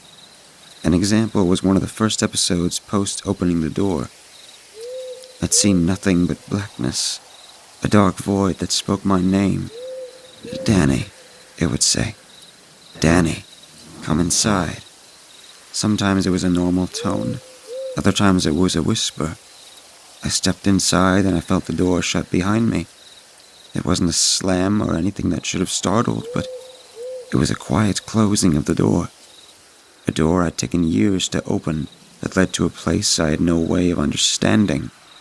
The door shut quietly, but the moment it shut, I felt a disquiet welling within my soul that turns to a fear I'd never experienced in my life. A single black and white flame gave light to the room, and more than ever, I wished it had never done so. I saw around me 6 sides to a room. There are 4 walls, a ceiling, and a floor. All at once, faceless shapes and formless figures clawed from all sides of the room. Tormented screaming accompanied them. It shook me to my core, and the candle within the room went out. I sat in a room, shaking, as the candle sparked alive once again. I saw a room of corpses, including a few that had been skewed on pikes. One hung from a cross, and I couldn't look away. The body was naked, and I felt my feet walking forward against my will. There was a moment of silence before this seamlessly lifeless corpse lifted its head. It twisted and slowed its head, moved and continued moving until the bones in its neck snapped from its skin, and it let out a strange moaning. Those formless faces, once within the walls, now formed inside the chest and body of the figure. I could hear their screaming, and then the candle, all light of any kind, went out. There was a sharp pain resounding from my hands, and suddenly I felt something piercing my skin. For a split second longer, I saw myself. I stared at myself, blood falling from my palms. Soon after, I was back in my everyday. I remember the pain in my hands. I had to take time away from my responsibilities for roughly a week after that. My hands weren't working properly, and they hurt in a way I'd never felt them hurt before or since. I can't explain it, but after seeing a doctor, they could find nothing wrong. They thought maybe it was in my head, but none of it added up. Having no answers, I was sent home. My hands would regain function, and the pain would fade with another week or so. Last year, things escalated farther.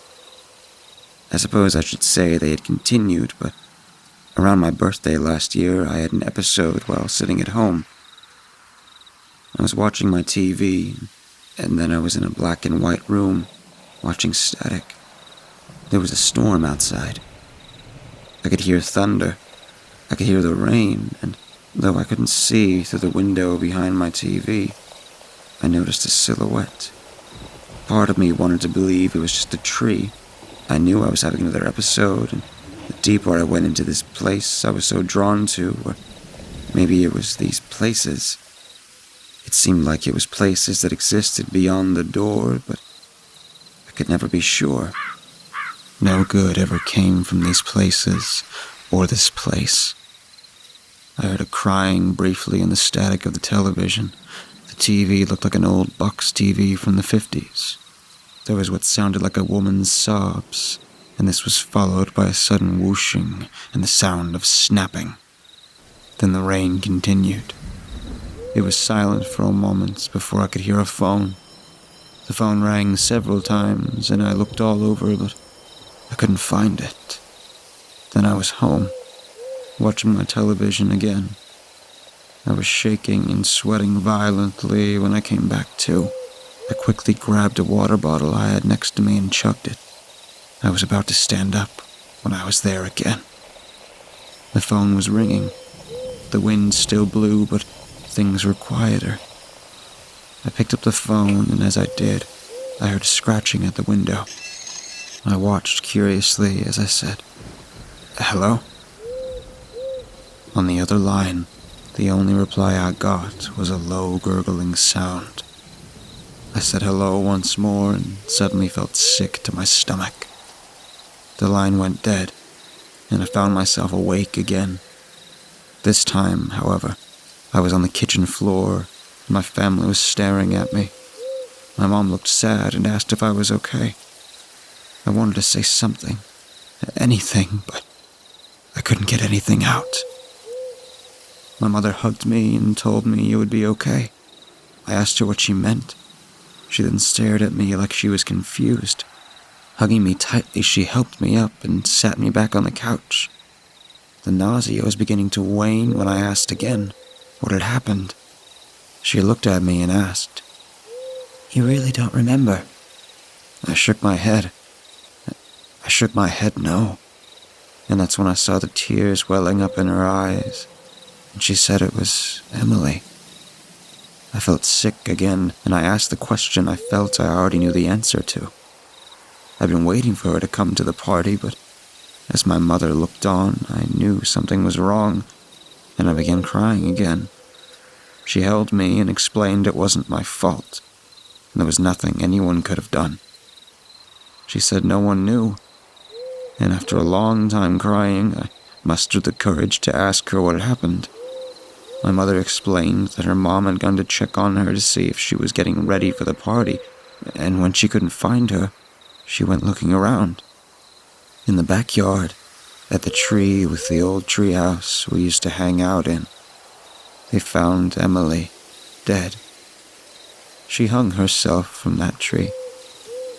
I was hysterical at this point and completely confused. Emily was a straight A student and the sweetest person I'd ever known.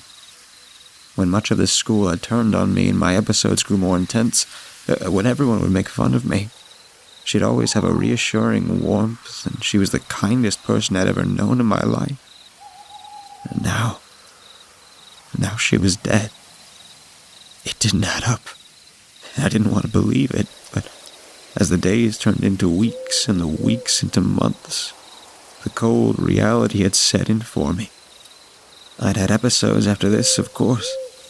It was becoming a daily thing. The things I'd seen were horrific, and I couldn't make any sense of them.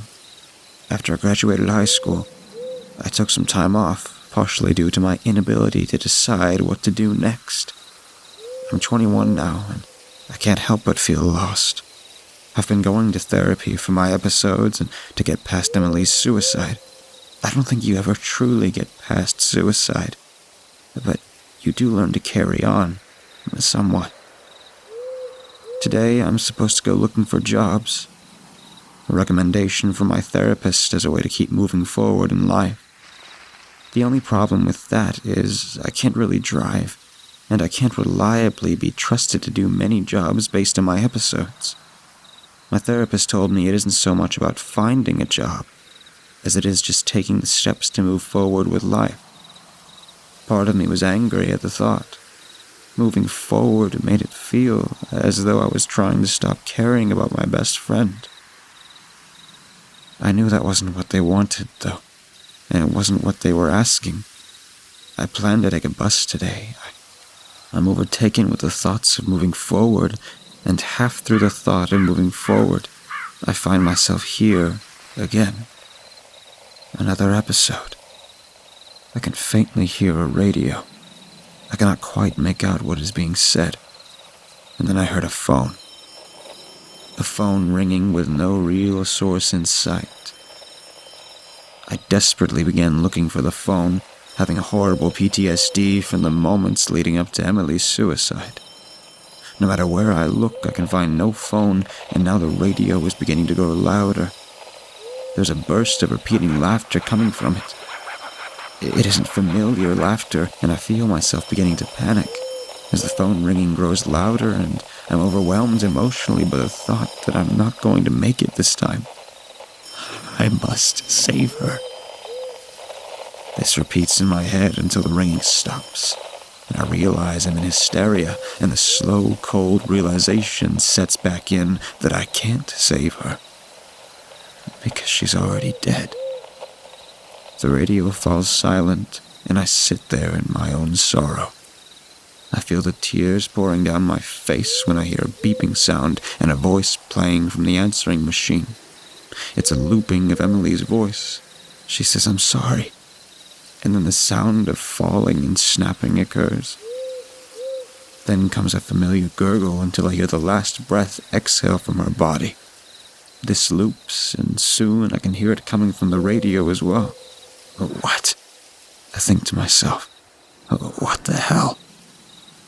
I want to stop this madness. I forcefully try to will myself out of this episode. I think to myself, it's an episode. You'll wake up soon. Nothing. None of it helps. I'm not waking up, and I don't feel myself growing any saner.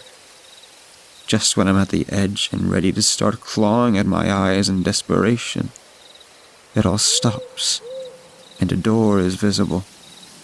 It looks like a swinging door, and as I approach it slowly, I slowly push, wanting to peer in before going to the next room. Unfortunately, the moment I give any form of push, I find myself in a dining room. I never stepped through. I'm simply here now. Sitting at a table are 3 people's emaciated bodies. There's an empty chair, and I look more closely. I begin to recognize things on these bodies. I begin to shake and cry, gripping my head, wishing and screaming internally that this will all just end. It wouldn't. At the far end of the table was very clearly my dead friend. To the left was the body of my mother. I recognized the necklace she wore and her wedding ring. My third body was my brother's. The empty chair had a white sheet of paper that read, "For you." No. I refused to sit down and tried to go back out the door I'd come through, but it was gone. Looking around, I could find no other way out. I began clawing at the walls in anger and sorrow. I want out! A guttural choking echoed from the far end of the room. I stopped at the sound of it and turned to see Emily's body, trying to say something. It was just the choking again and again, though. Afraid and unsure what to do, I reluctantly sit down at the other end of the table. I begin to cry, for I am not sure what other response to give. It is then it all fades, and I awaken. It's dark, and my mom is looking at me, asking if I'm okay. I wasn't sure what to say, but I was grateful to be back. She asked if I'm hungry, and I tell her I could try to eat. We walk into the kitchen, and she has already set the table. The food smells delicious, and I sit down to eat. There are burgers and sausage and all sorts of delicious meals. I bite into my burger, and I feel good until I taste something off. It is blood, but fresh blood. I don't eat my burgers any other way than well done. My mom has always known this. Partially this was because I don't like it, and partially this was because my dad used to eat his meat rare, and I hated my dad for leaving my mom. I asked my mom why she cooked the burger the way she had, and she turned back, saying it was how she wanted to be served. "What?" I asked. "Emily," my mother said. "It was how she wanted to be served." I felt myself growing sick, and the world turned to that familiar black and white again. I had never left. This episode, or whatever it was, had just been fucking with me. Looking down, I saw pieces of flesh in the food, and I threw up at the table. Looking around, no one was there anymore. I was alone at the table. In front of me were 3 sets of eyeballs and a bunch of meat with bits of skin in it, all covered in my vomit. Why? I know my screams will elicit no response. Still, screaming is the only thing I can do to deal with any of this. As I sit alone and sickened, I hear a swaying. It is the sound of a swinging door. I look up and turn around to see a door again. I get up and hesitantly step towards the door, fearing what sick shit might be on the other side. I touch the door and I find myself outside. Looking behind me, an unfamiliar house stands far away. It soon fades, and all I can see are dead trees. There isn't a leaf in view. A strange warmth permeates the air around me, and as I look down, I find a flashlight attached to a piece of a severed arm. Gazing closer, I find myself taken aback at the fact that the blood is fresh. I try to shake it off and tell myself it's just a trick of the mind or something this place has created to gross me out. I grab the flashlight and pry it from the fingers of the hand on the severed arm. The light flickers, but then stabilizes as I pan around the forest. Seeing no other way to go, I head forward. I just want out of this hell, I think to myself. But some parts of me feels the only way out is to keep going deeper. The longer the walk, the more I feel it all looks the same. It's all just dead trees. There is no strange noises, just an endless dead forest. As I continue my trek, I begin to think about the flashlight. By checking it, there appears to be no compartment for batteries. Convenient, I think to myself, before pressing onward.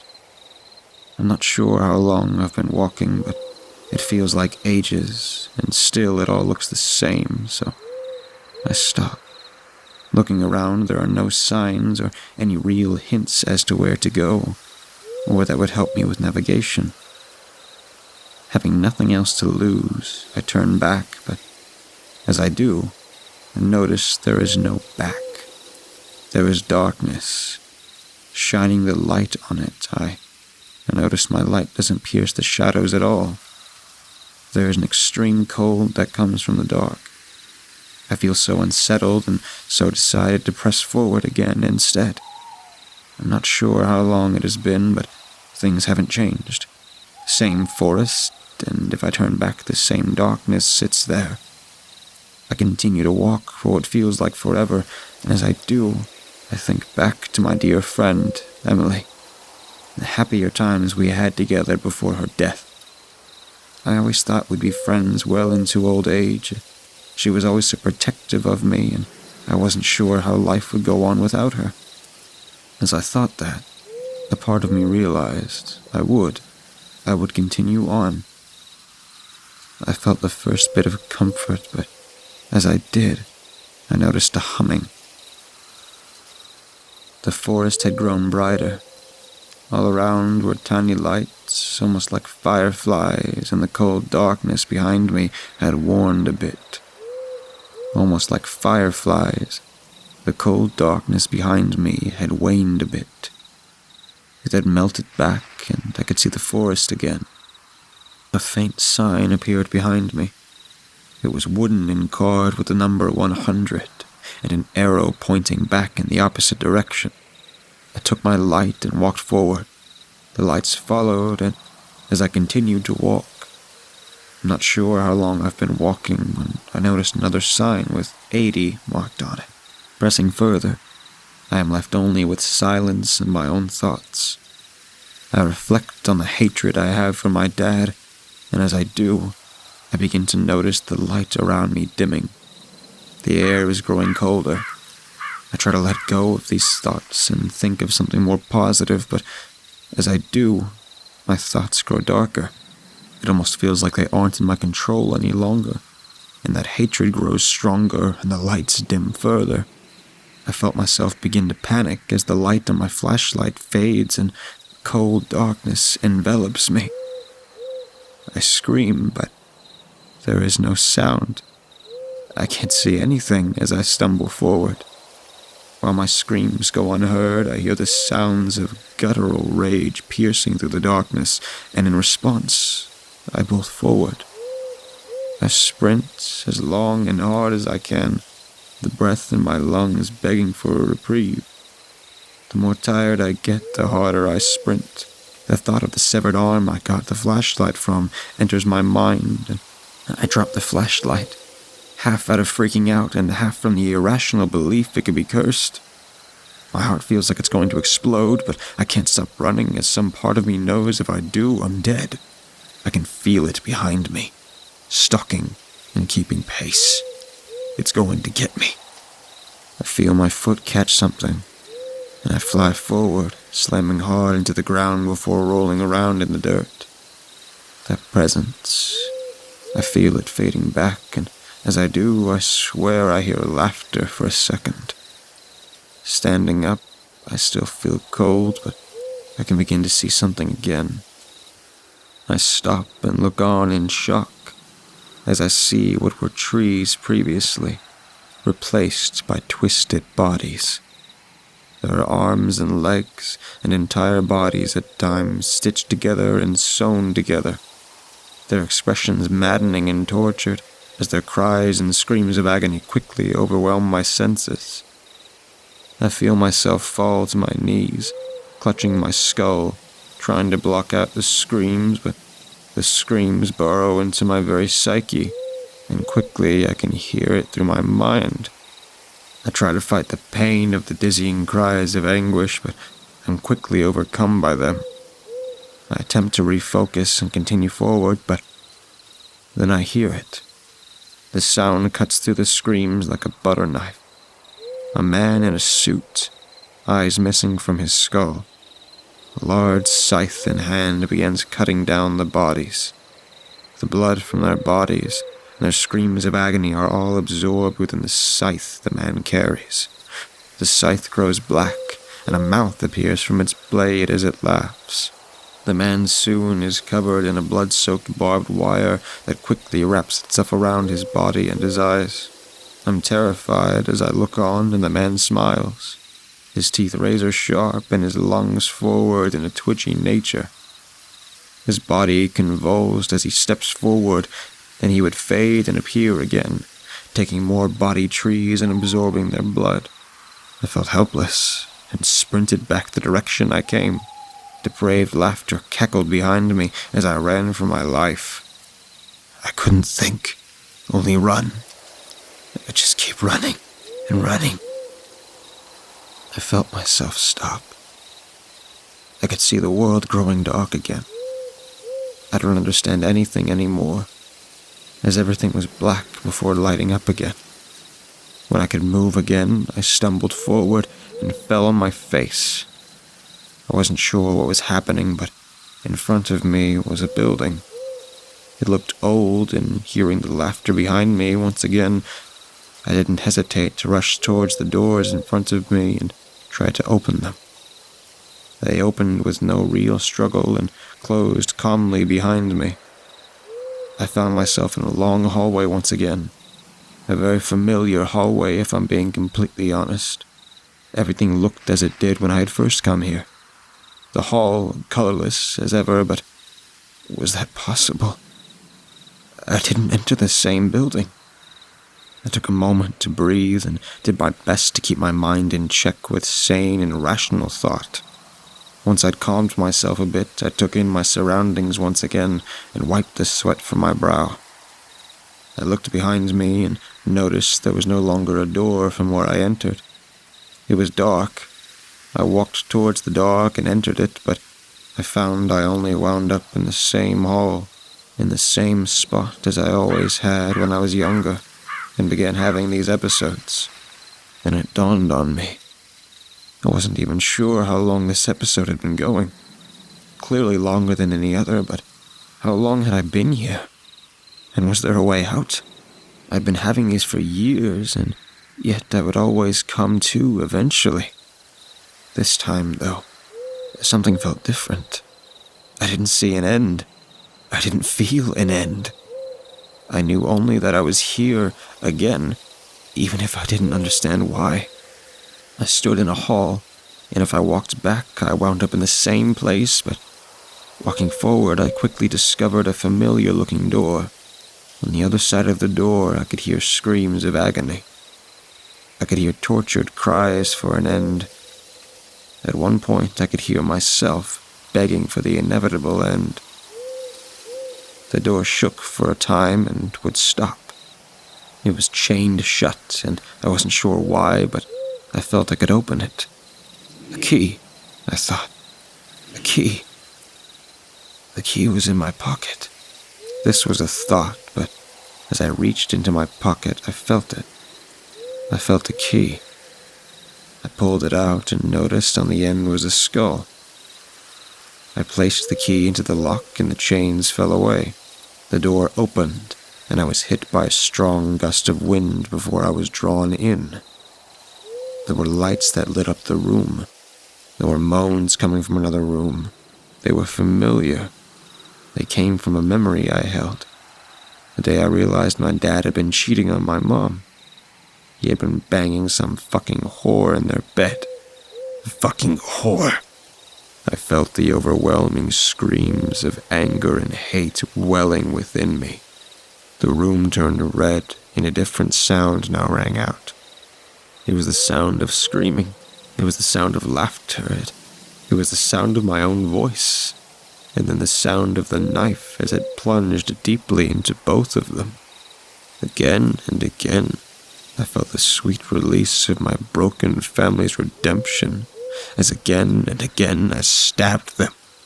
It took a moment for me to realize I was no longer standing on the other side of the door. No, I was holding the knife. I was feeling the warm blood, and I was smiling the entire time. I felt the insides of the whore. I felt my father's heart slowly stop, and I felt consumed by the madness of it all. It felt good. I saw visions of madness and things I didn't quite understand. I was outside my body at this point. One moment I could see myself stabbing into the lovely couple. Yes, lovely. Next, I saw the man in the suit with the smiling scythe, then back to watching their lifeless bodies lying side by side. I felt myself smiling once again, and then I was awake. There was all sorts of red. They were naked and dead. Yes, they were all sorts of red, and they were naked and dead. I don't remember much, but this morning I awoke in a strange place. I was informed I would be spending my life in prison. I was told I'd found my father and killed him and his wife. I was told I'd done things for which no one wished to describe. I've been told I'll spend the rest of my years behind the bars in this place. It's funny. As they tell me these things, I can see that door again. Behind it, I can hear screaming. The screaming isn't my own. The screaming makes me smile.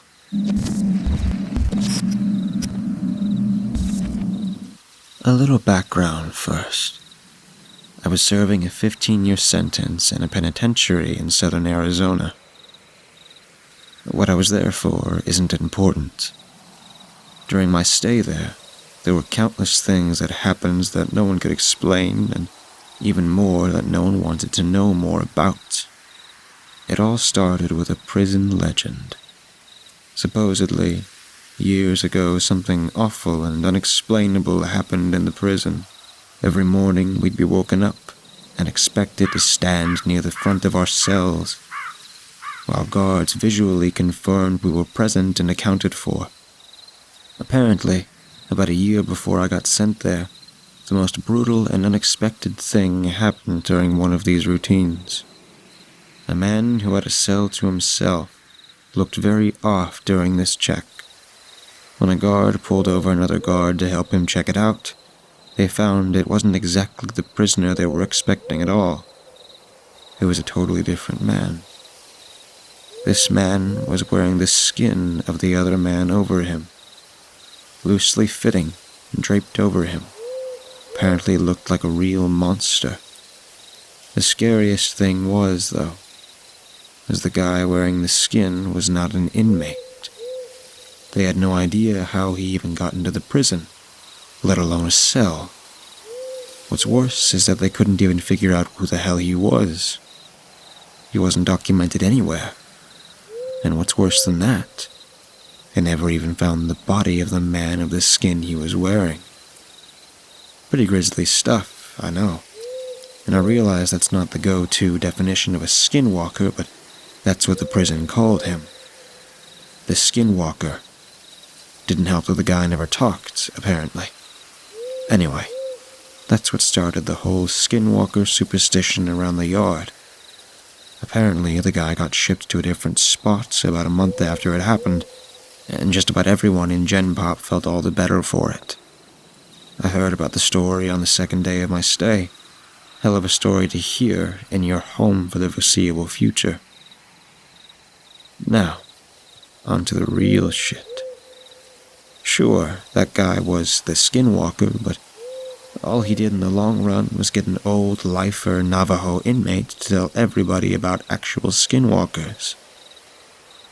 It seemed like a lot of the prison culture actually revolved around them. Now, apparently, skinwalkers are tricky to point out on the spot, but if you manage to survive around one for more than a minute or two, almost everyone can tell the mannerisms are all off. They can mimic human speech, but not replicate it. They twitch manically. They have an unnatural gait while walking. But apparently, they get no better with experience. The old Navajo guy, his name was Carl, said that he was sure there was an actual one among the prisoners. Slowly picking us off over the years.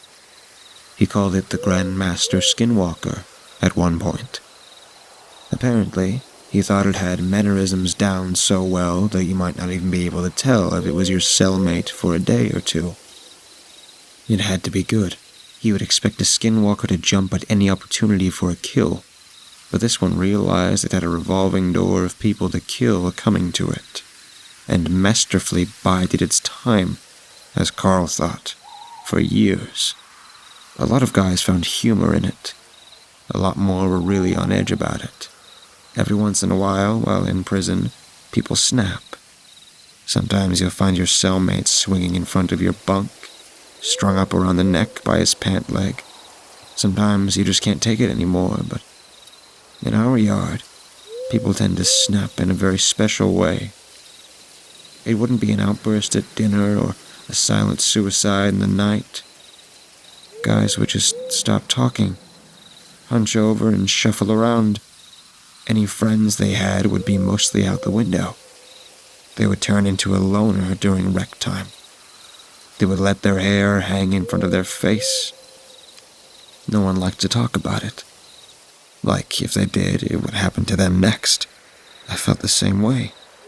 I didn't know if it was a skinwalker or just people going crazy. But I didn't want to find out. It wasn't clockwork or anything, but every time someone snapped in this way, it wasn't more than a couple weeks before they were shipped off or transferred to God knows where without anyone else knowing beforehand. Then, there were the nighttime occurrences.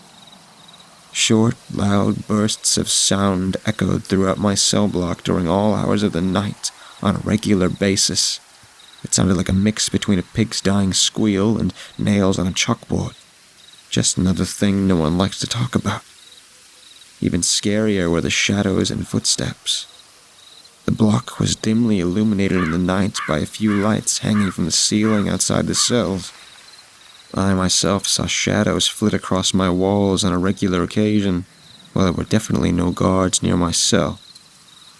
One time, near the end of my sentence, I woke up and looked at my back wall and found a perfect silhouette of a person standing there.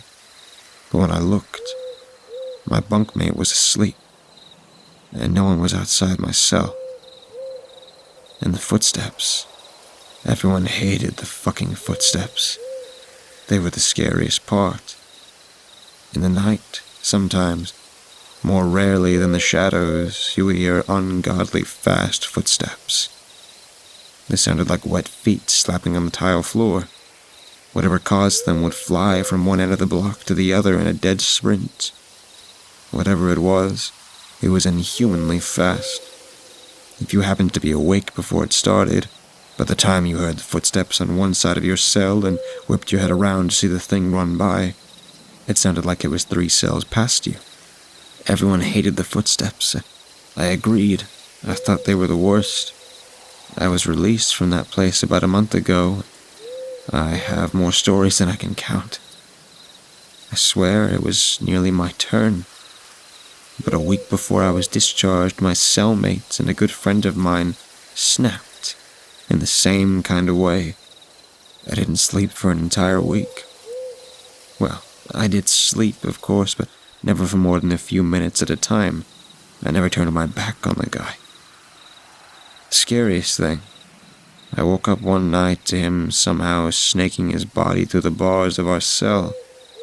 For reference, I couldn't get anything past my shoulder through them. The worst part, though, he was coming back into our cell. On the day of my release, I didn't say a word to him. I just left. He seemed fine with it. So was I. I had made it through 15 years of prison fights, gang disputes, and for all I know, skinwalker abductions. I left through the front gates, a free man. As I walked along the fence for the rec yard, I spotted my cellmate, standing off on his own, like he had for the last week or so. I shook my head, not even really sure if it was him anymore. I took one last look over the yard, this time from the other side of the fence. I wish I hadn't. There, standing off on his own on the other side of the yard, was Carl, slouched over, eyeing the other inmates, and twitching manically.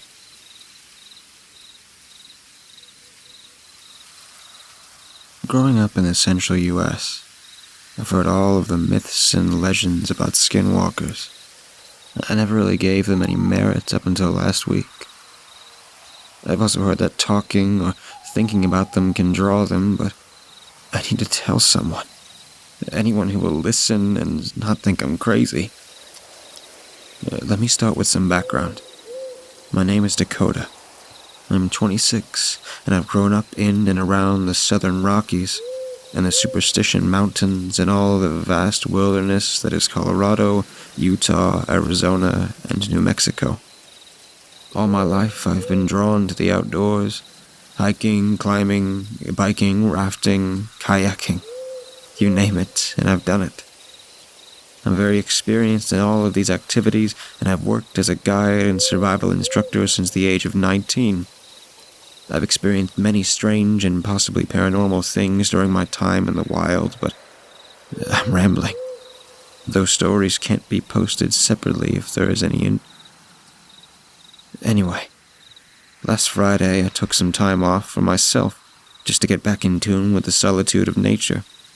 I packed all my gear, finished going through my checklist, and made sure to let some of the other guides know where I was headed, and when I'd be back a few days later. I then loaded my gun into my four-wheeler, made sure that Bear, my very large and very loyal and very protective German Shepherd, was comfy in the passenger seat. He is my lookout, adventure partner, and best friend. He never leaves my side, even to the point that all the small businesses around the long-forgotten mining town I call home welcome him happily. We set out shortly after 11 a.m., towards a canyon I'd recently discovered hidden away behind thick brush and an apparent rock slide. After about 5 hours of driving through the dusty and desolate landscape, the trail continues on between a narrow passage through the mountainous cliffs. When we arrived, I parked the four-wheeler behind a large outcropping of boulders, took the keys, and covered it. Not that I was worried about theft. I was possibly miles away from the nearest human. I covered it to keep out of the unforgiving sun to prevent any melting damage. After getting the four-wheeler stashed away, I donned my pack and my sidearm, a large caliber Desert Eagle. There aren't many large animals out here, but I like guns and target shooting, so who cares if it's overkill? It's a last means of protection, and it will do the job. I surveyed the area, There was thick brush and dry foliage all around us, with a small foot trail I cleared from the four-wheeler at our rear, and a large rock pile in front of us, with sheer cliffs on either side. I scurried around the rocks to the very narrow passage behind on the left side. It was a tight squeeze, and I had to remove my pack and pull it behind me. I had to side shuffle like this for about 20 feet, with cold, jagged rocks against my chest and loose boulders against my back. The trail narrowed near the end, and I had to suck in my chest and wriggle my way out into a large opening in the rocks where Bear waited happily for me, with his head cocked to the side, with a confused look on his face, almost as if wondering why I was struggling, while he passed easily. When I finally freed myself from the narrow crevice and looked around, my jaw dropped. All around me, the cliff walls were covered in ancient cave paintings and carvings, some of which I recognized from some other Native American sites, used as religious sites. But many of these symbols were new to me. The most notable was a large painting near where the trail continued on. It depicted a large figure whose head and antlers resembled that of a deer, but the body was long and narrow and, strangest of all, bipedal. It's at times like these I wish I brought some piece of technology, such as a camera or my iPhone, but I usually leave them at home and only bring an emergency sat phone. Intrigued, I left the opening and headed on down the trail. I was surprised by the steep downward slope that seemed to be heading down further and further into the earth, and was even more surprised when the trail ended at the mouth of a large cave. A cave I hadn't known about. This couldn't get any better. I set down my pack and pulled out my flashlight. It was getting pretty dark, so I figured I'd just check out the opening and then get settled for the night. I wandered in a few feet and abruptly stopped when the floor dropped down into a chasm. My flashlight barely penetrated the dark abyss below me. Disappointed that I'd need to return another day with my caving gear and possibly a partner, I headed back towards the mouth of the cave, and Bear, who had strangely stayed put and had not followed me in. He must be tired, I thought, as I suddenly started to realize my own fatigue after 5 hours of driving and nearly 4 hours of hiking.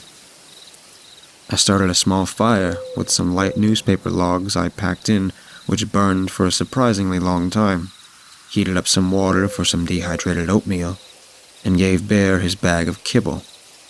After a not quite so satisfying meal, I unrolled my sleeping bag and got comfortable with the fire by my side and the distant view of stars peeking between the distant cliff tops that sheltered me from the rest of the world.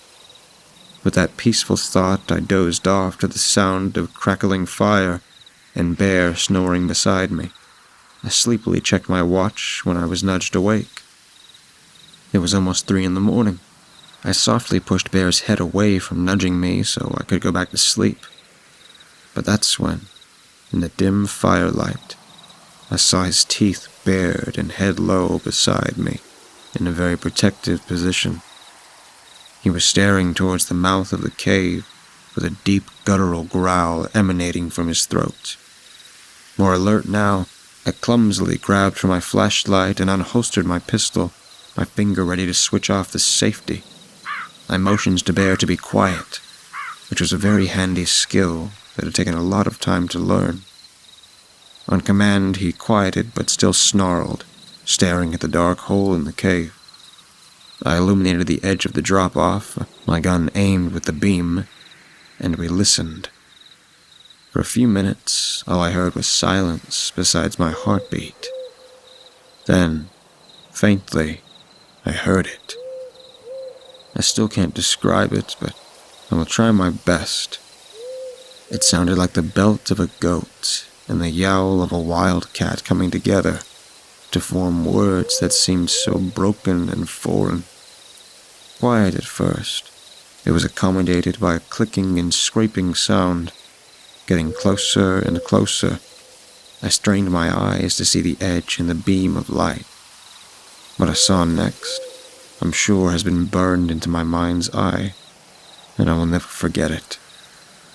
In the light, Long, rotten fingers with thick black claws curled around the lip and proceeded to pull something up and over into the cave. This thing pulled itself to a standing position. It was about 6 feet tall with long, deer-like legs, too skinny to support it, that ended in small hooves that seemed to float above the ground. The body looked semi-human, but a skeleton draped with rotten, stinking flesh and patches of mangled fur and ribs protruding from the chest. The smell was wretched, and I wanted to look away, to vomit and to run. But I was paralyzed with fear, and I kept staring at the long curled antlers, the warped and twisted body, long arms hanging loosely in front of claws scraping the ground, but mostly the disturbing, contorted mix of human and animal intertwined to make a face so haunting. I will remember vividly on my dying day, I'm sure. And when it locked onto my view with its empty, rotten sockets, it met my eyes, and then I heard it. Quiet, but all around me, that horrid howl managed words. Let me help you. With that, I snapped out of my paralyzed state, switched the safety off, and pulled the trigger. Once, twice, 3 times from only 3 feet away. In an instant, the horrible thing before me flickered and was 2 feet to the right. I fired again and again, and this thing twitched and jerked towards me, a terrifying nightmare continuing to consume my very being. I don't remember much of what happened next. Bear barking, us sprinting, flashes of gunfire, and the jerking and clacking, the putrid breath on my neck, and the voice, the evil voice, echoing around me. Let me help you. I remember the peak of sunlight, the roar of the side-by-side as me and Bear sped through the desert. We woke up in our shack, uninjured, but forever scarred by our experience. It's kept me awake every night since, and I needed to tell somebody, to warn somebody. Please, if you see the carvings of the thing, or see an unknown cave, please don't enter.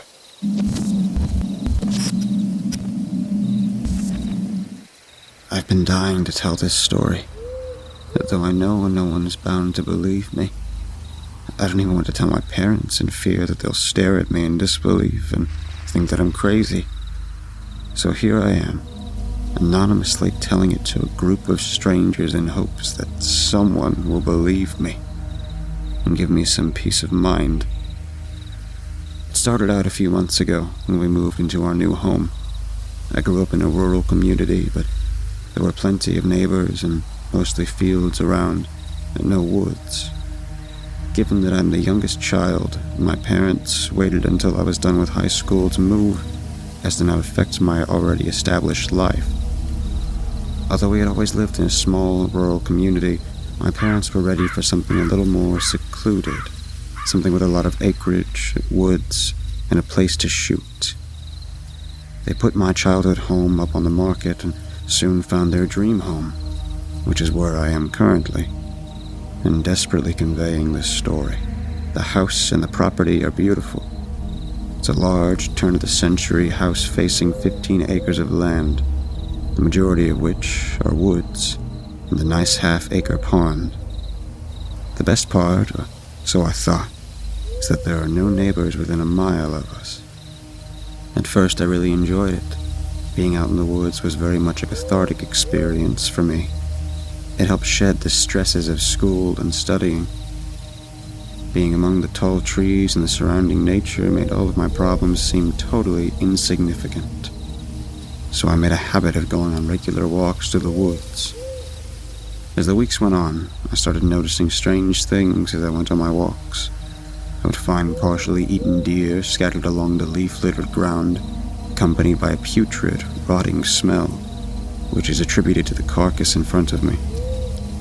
At first, I thought nothing of it. It was probably coyotes, I would tell myself. Other than that, I thought nothing of it. But I started carrying a gun with me on my walks in case I encountered the animal that was responsible for the carnage I saw in front of me.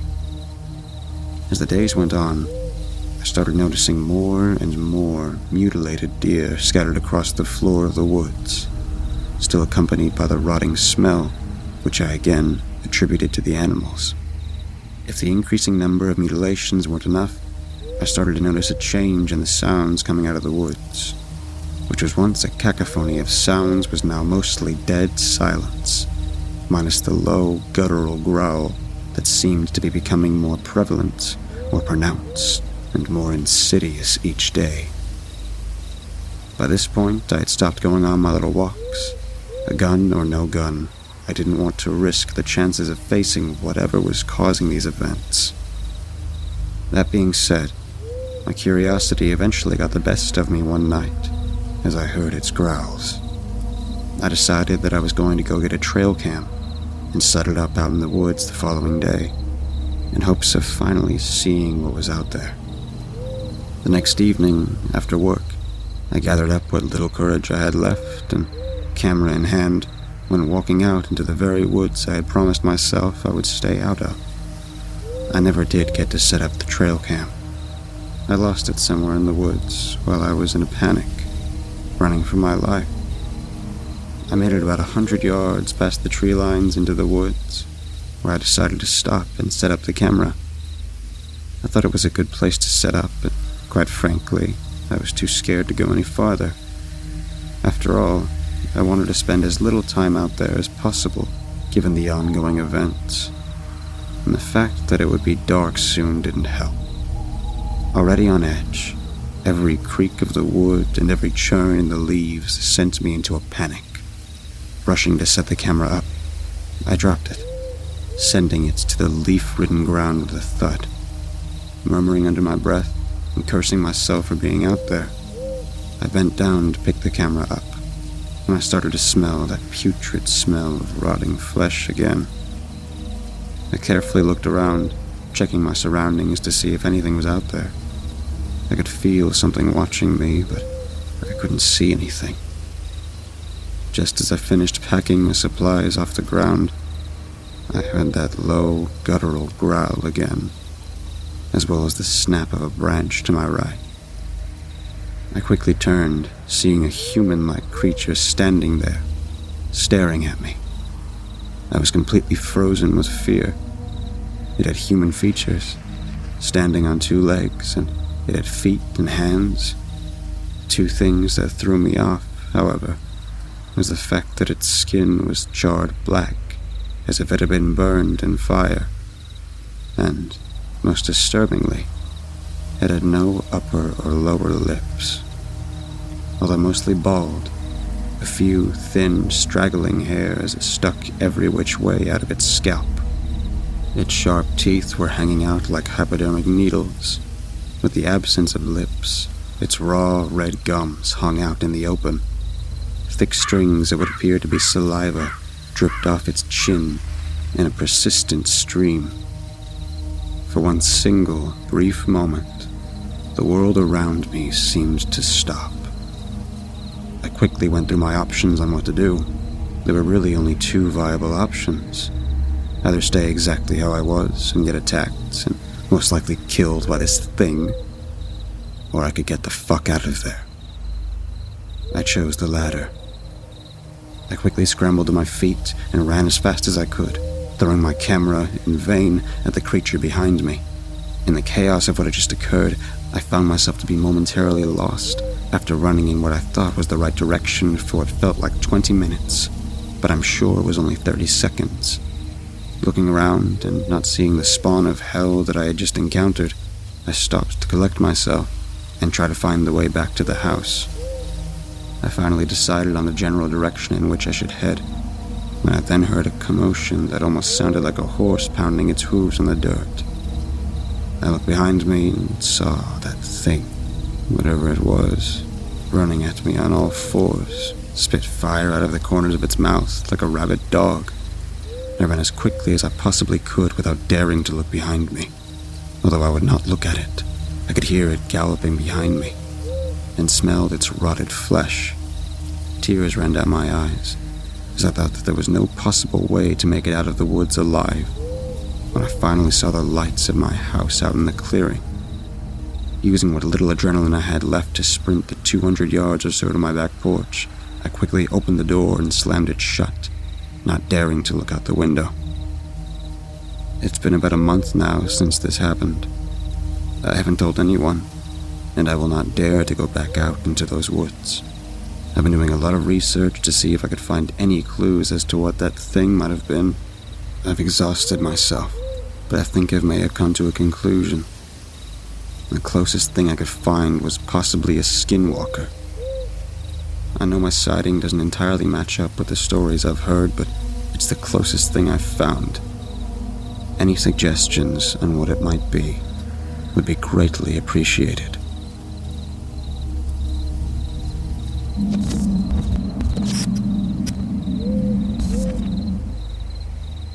I always knew exactly what kind of gifts my grandma likes for Christmas, because it's something very strange that happened to her when she was just a child.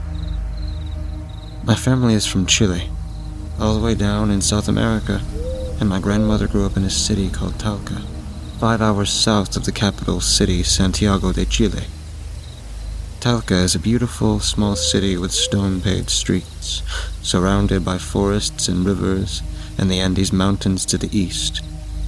This city is more than 300 years old, and my grandmother's house, the one she grew up in and still lives in, is more than 200 years old, an old colonial house with lots of rooms and a courtyard in the middle.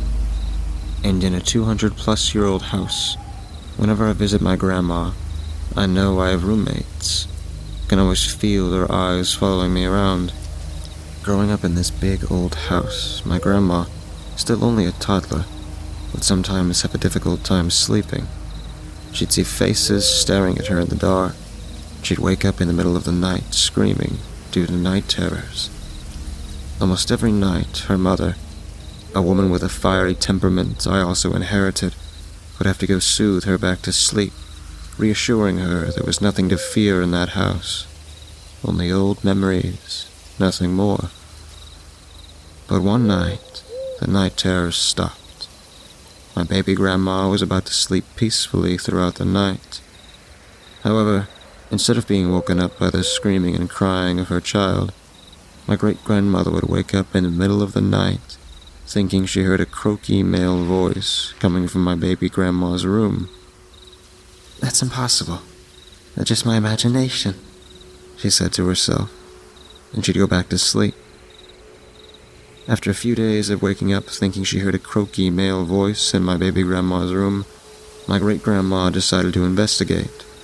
But every time she'd hear the voice and try to approach my baby grandma's room, the creaking of those old hardwood floors would give away that she was approaching, and the voice stopped. When she'd go check in the room, there was nothing there, only my baby grandma peacefully sleeping. One day, my great-grandmother took my baby grandma to play with our kids at a neighborhood park. In those days, during the Great Depression, there was not a lot of money to go around for fancy toys, so sunshine and good old dirt and lots of imagination had to do. And thus, my great-grandma was intrigued when she noticed my baby grandma was carrying along a beautiful porcelain doll they certainly hadn't bought for her. A pretty little thing with strawberry blonde hair and gray eyes. "Where did you get that from?" my great-grandma asked. "It's a secret," said my baby grandma. "Did you find it last time we were at the park?" questioned my great-grandma. "I can't tell you, Mommy. He says it's our secret."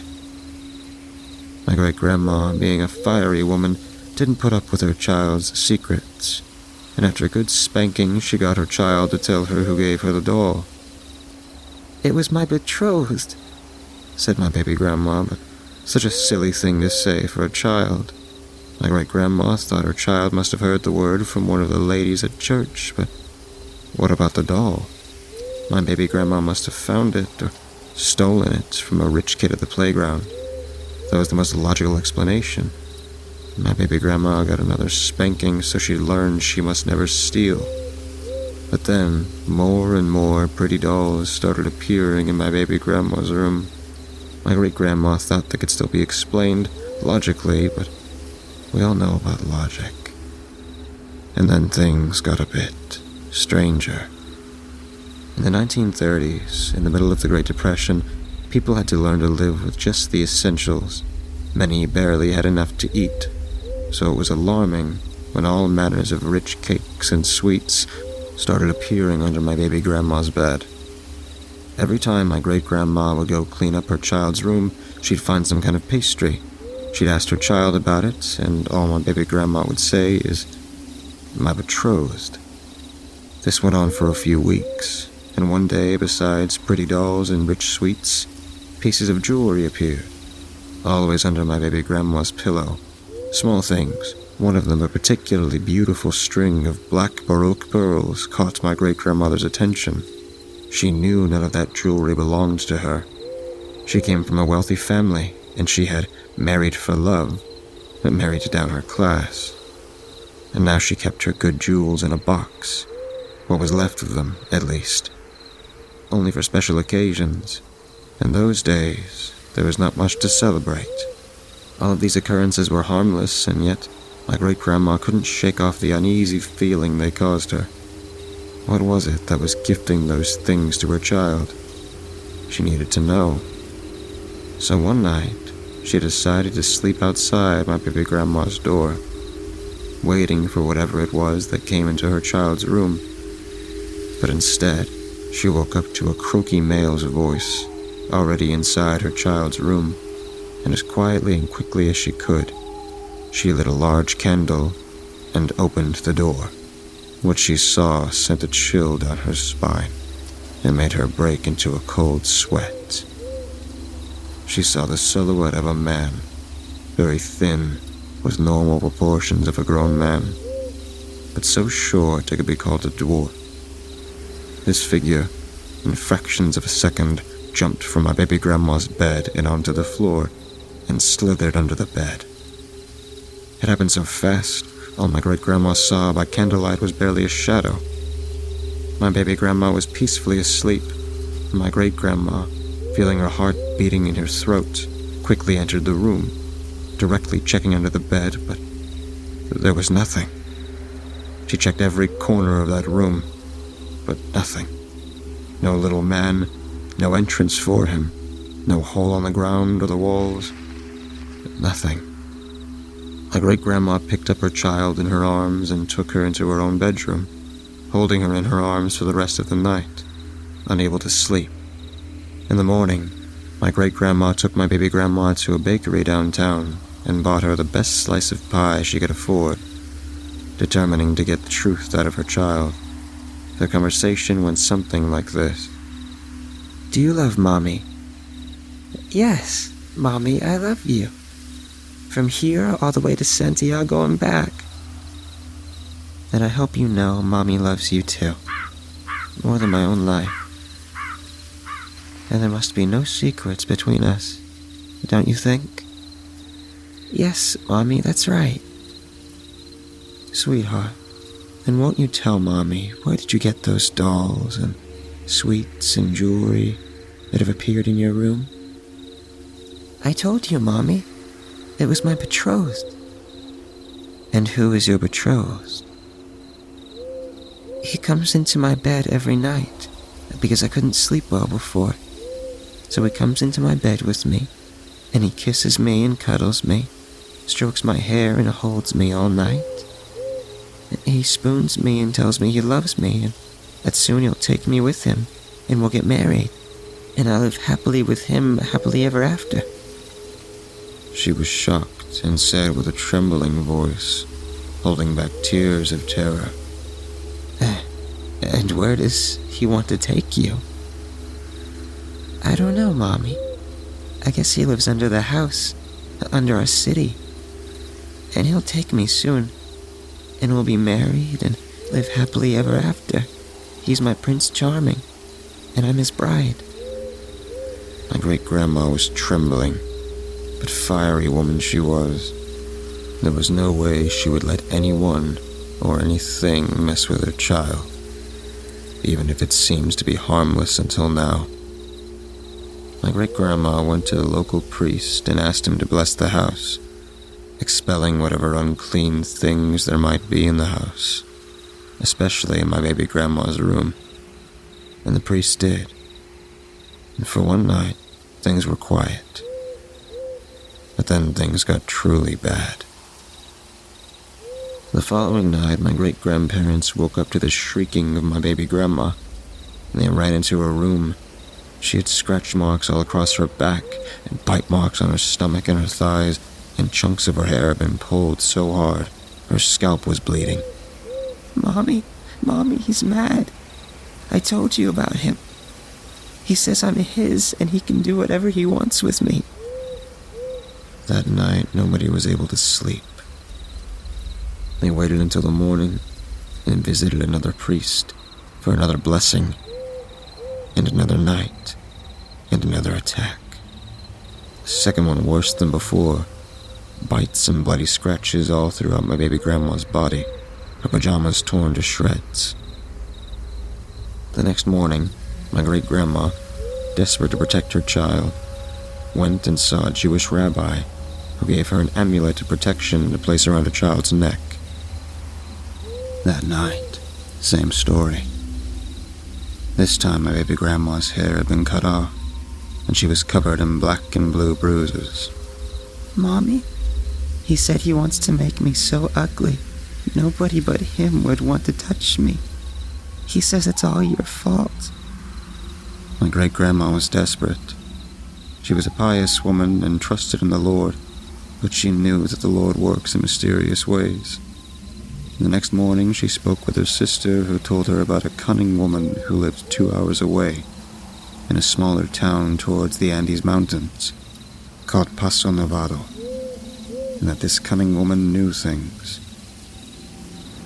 She was a Machi, a Mapuche shaman, an indigenous folk healer, and she'd know how to deal with what's going on. My great-grandma went to see the Machi, the cunning woman, and the Machi told her that these things, these dwarves, they like little children, and sometimes they become so obsessed with some of them that they take them away, and their parents never see them again. Nobody knows what happens to the children. There are only strange legends about their fates. But these things, they are very clean. They hate dirt. They hate anything filthy. That's why they love pretty children, because they never smell as grown-ups do. So the only way to make him go away is to disgust him so much he'd never want to touch the child again. They'd have to cover the child in human feces and let her sleep like that throughout the night. My great-grandma was desperate enough to try anything. So that night she scooped up some of her own filth from the toilet bowl and with her hands smeared it all over my baby grandma, asking her to trust her on this, as the child complained it stank so badly. That night they all went to sleep. Suddenly, my great-grandparents woke up to shrieking and screaming. This time, not the voice of my baby grandma, but a male voice, bellowing like a trumpet sounds through a hollow tree. When they entered the child's room, it was trashed. The mattress was slashed, feathers from the pillows flying everywhere, porcelain dolls smashed against the walls, a broken window, and cakes and sweets smeared on the walls. But my baby grandma was unharmed, and the thing was nowhere in sight. It never returned.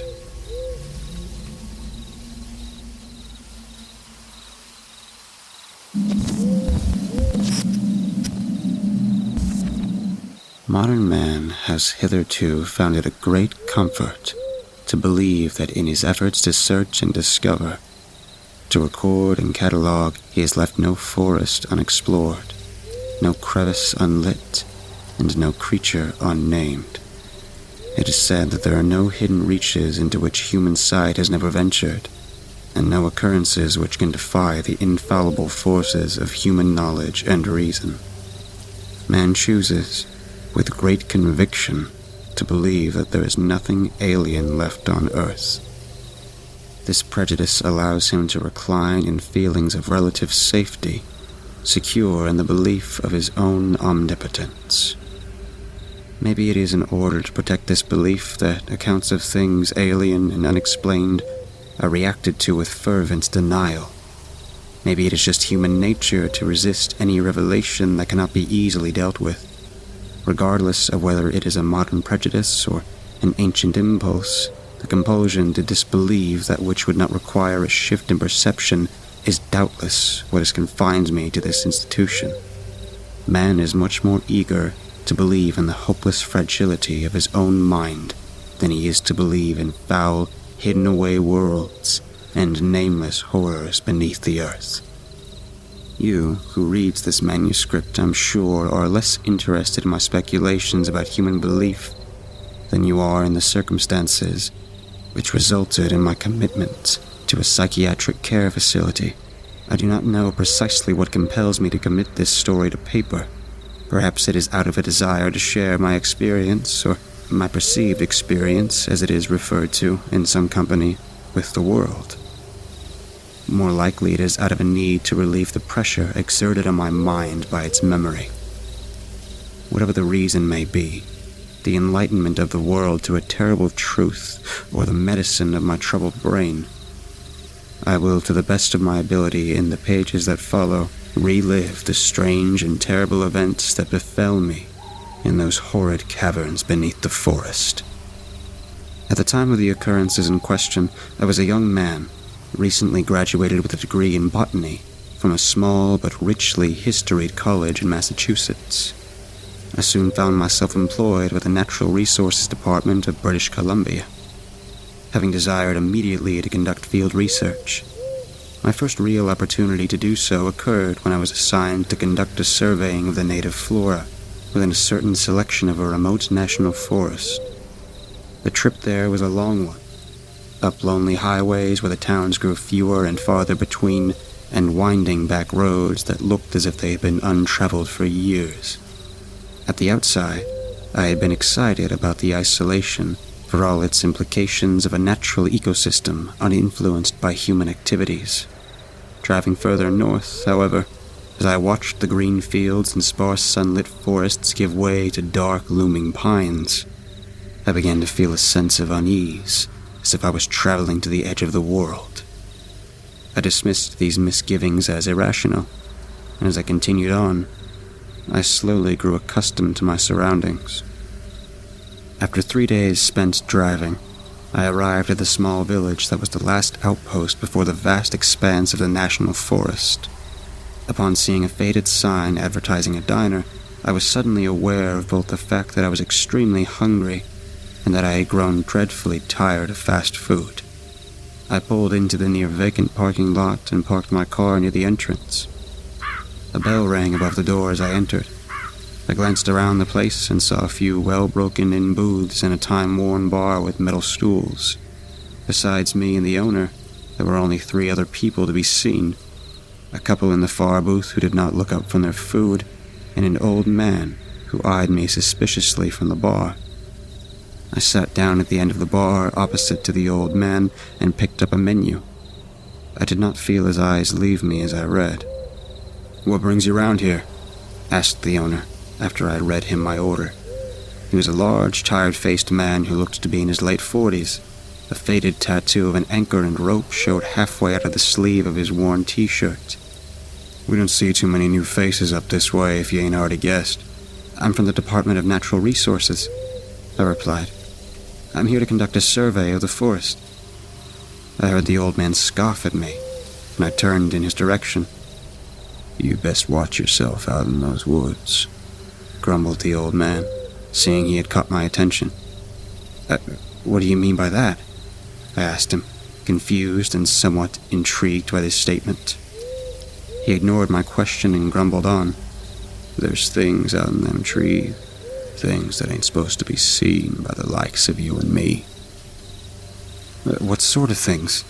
I questioned.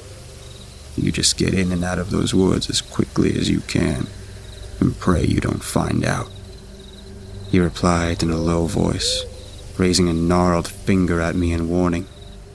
"Knock it off, Gus," interjected the owner. "Why do you gotta try to scare the kid with that nonsense? I'm just trying to tell him something he might need to know," the old man complained. "Yeah, well, he don't need to know none of your loony stories," the owner replied. "I was done talking to him anyway," grumbled the old man as he laid his money down onto the bar and walked out of the front door. I was left puzzled and somewhat unnerved by his words. "You don't mind nothing, old Gus says," the owner reassured me. "Thought it wouldn't do you no harm to be careful in those woods. Gets dark early in the thick of those trees. It's real easy to lose your way and real hard to find it again. There's been a few people gone missing in those trees." He cast his eyes to the door that the old man had just left through. Happened to Gus's kid. The atmosphere had become awkward after that exchange. I ate my meal quickly and left without another meaningful word. As I started my car and drove the short distance to the small motel that I had been told would accommodate me, I found it difficult to forget the old man's words. Surely it had just been a manifestation of backwoods superstition, developed after a life spent in the shadow of the mighty forest.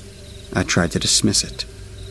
The motel fit the faded atmosphere of the old town exactly as one might have suspected.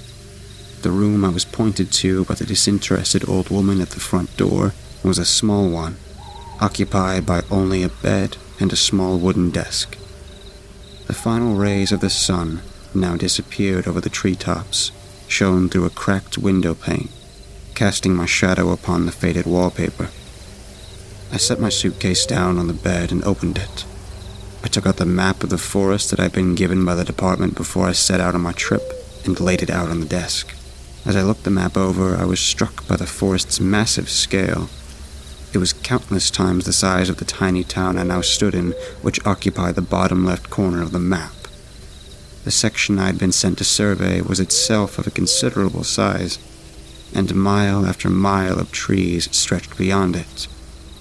Past the trees were a few small mountains, and scarcely another human being in that direction. The words I heard in the diner echoed in my mind. I pushed them to the back of my mind and planned the course I would take tomorrow. I planned to enter the forest the next morning at a point on the east edge of town and travel in a horseshoe pattern that would take me several miles into the forest and bring me out on the other side of town about an hour before sunset. Satisfied that there was no reason my venture would not be successful, I decided it was time I should get some sleep. A very peculiar dream troubled me that night. I found myself wandering amongst the trunks of great black trees. I was wrought with a feeling of great unease, as if I was being watched by some terrible entity that lurked in every shadow. I lacked the faintest idea of where I was or how I had come to be there, but I felt that I needed to find my way out of the strange forest with the greatest urgency. As I wandered, the sense of unease I had felt transformed into a feeling of imminent danger. I began to hear bizarre screeching sounds from just outside my field of sight. Upon hearing those dreadful noises, I broke into a run. I soon found, however, that I seemed only to travel deeper into the forest. The trees grew wider and taller as the sky grew darker and lower, until the two seemed to meet above me. The shadows closed in, and the horrible noises echoing out of them grew louder. My breathing grew faster and shallower as I ran deeper into the forest. The trees ceased to look like anything organic, becoming great pillars of black stone. The sky pressed down farther, till it was like a great stone ceiling. The sounds from the shadows grew unbearably loud and began to resemble those of metal screeching against metal. I had run until I felt my chest would burst when, all of a sudden, the ground in front of me fell away like a waterfall of soil and stone, leaving only a sheer vertical drop into oblivion. I stopped abruptly, inches from the edge, I stared for a moment in disbelief at the endless expanse of black nothingness that yawned in front of me, before something compelled me to whirl back around in the direction of the forest cavern. It was the sound. They had grown impossibly loud, and they seemed to be closing in. The shadows likewise closed in around me, bringing the screeching and scraping cacophony upon me. I glimpsed formless black shapes in the edge of the shadow, creeping toward me, patient for the advance of the shadows to allow them to reach me. One of the forms darted towards me. Unable to stop myself, I instinctively recoiled backwards. I tumbled back into the void. I sat up with a ragged gasp. I was drenched in a cold sweat, feeling of falling not gone from my stomach, and the echo of the abrasive noises not gone from my ears. Never in my life had I endured a dream of such vividity. I blamed it upon the strangeness of my environment and the peculiar warning I had received the previous night, but it had still shaken me. I fell back onto my mattress and laid my hands over my face as I caught my breath. When the physical symptoms of terror had left my body, I sat up once more and surveyed the room. Nothing was changed from the night before. My suitcase still lay open on the floor beside the desk, the light of morning streaming in through the window. I knew I needed to get started on my day's plan, and with a shuddering sigh, I lifted myself out of bed and got dressed. It was a cool, dry morning. Only a few wispy clouds hung over my head as I got in my car and drove back to the same diner where the exchange likely responsible for my nightmare had taken place to eat breakfast. This time the diner was completely empty, except for me and a young man behind the counter, who looked as if he would much rather still be asleep. I ate my breakfast without a word. Though I had decided I would forego lunch that day and knew I would likely soon be stricken with hunger, I felt little desire to eat. My mind was still plagued by the recollection of the nameless shapes that lurched and crawled through the shadows of my nightmare forest. If the sleepy youth behind the counter noticed my tension, he did not show it, and I left without any sort of conversation. I climbed back into my car and tried to clear my mind as I drove to the mouth of the thin trail that would lead me on my expedition. I rolled down the windows to let in the cool morning air and took a few deep breaths. I began to feel better as I watched the morning sunlight stream across the branches of small trees and cast dancing shadows upon the quiet old buildings of that little town. It was just a dream.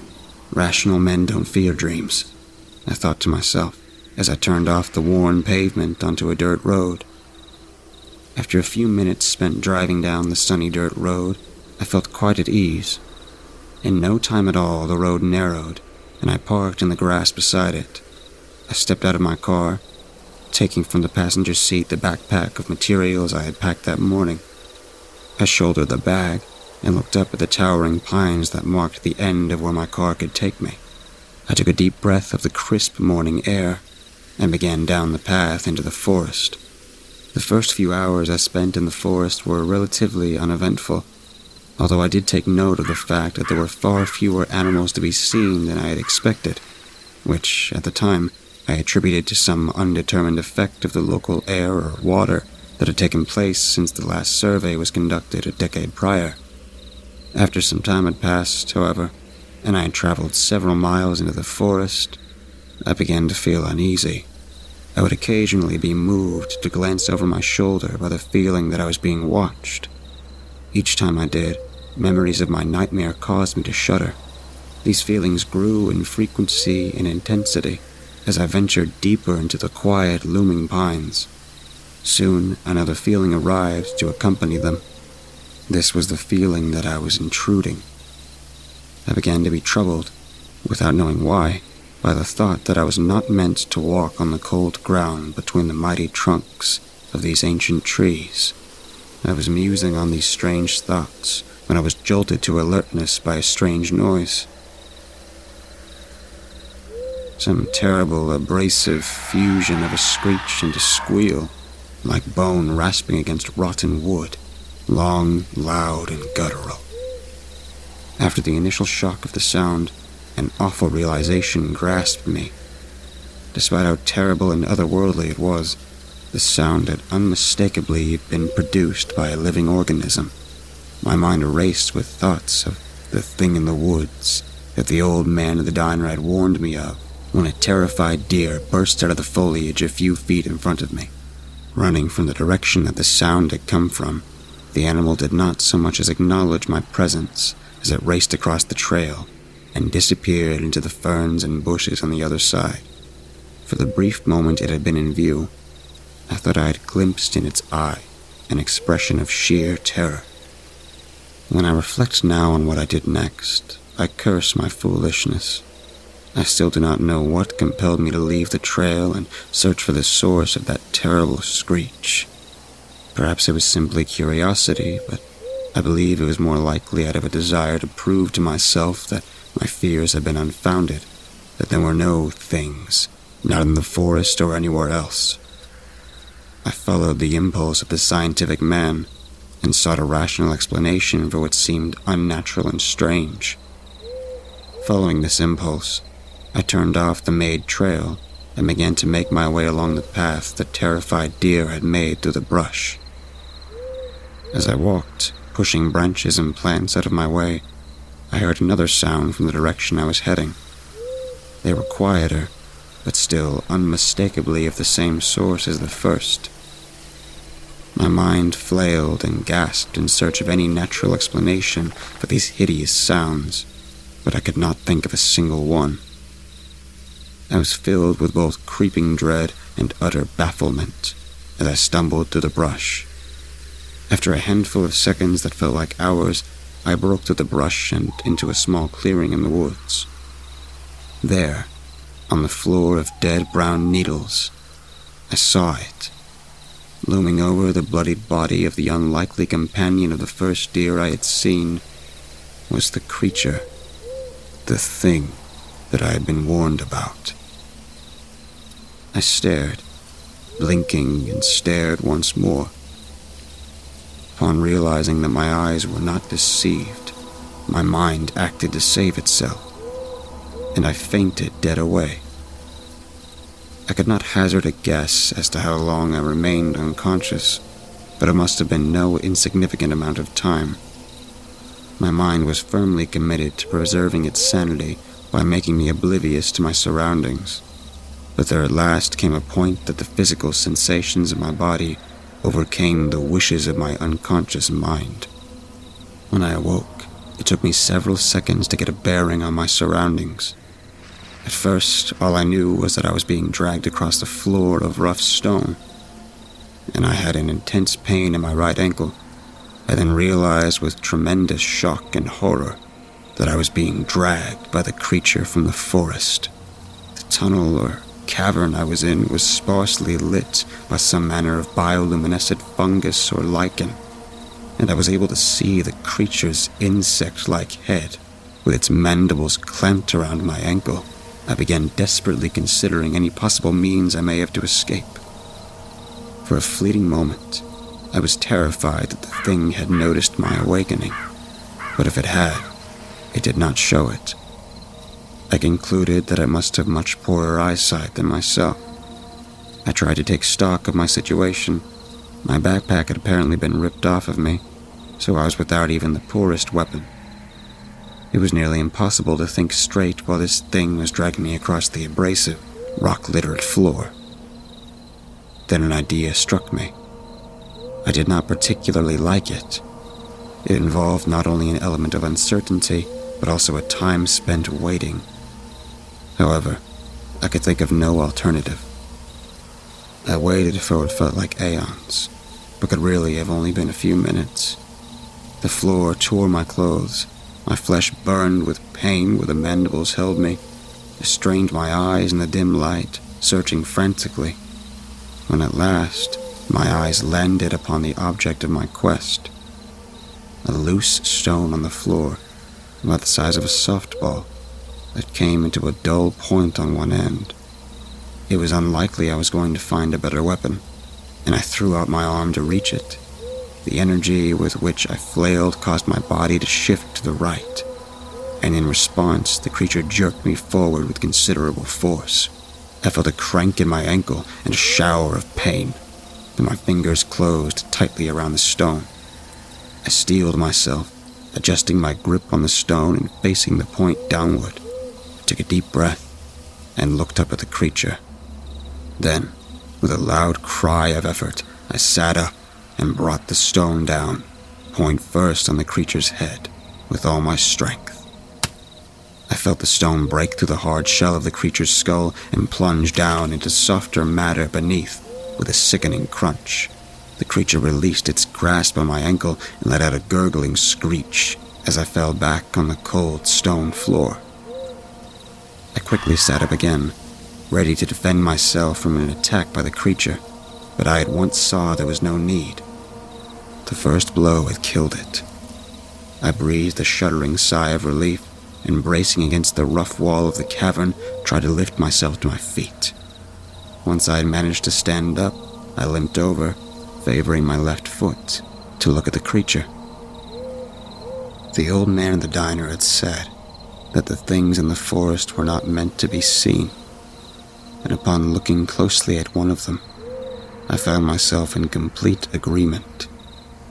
The thing that lay on the stones before me, illuminated by the dim glow of the walls, was a sight never meant for human eyes.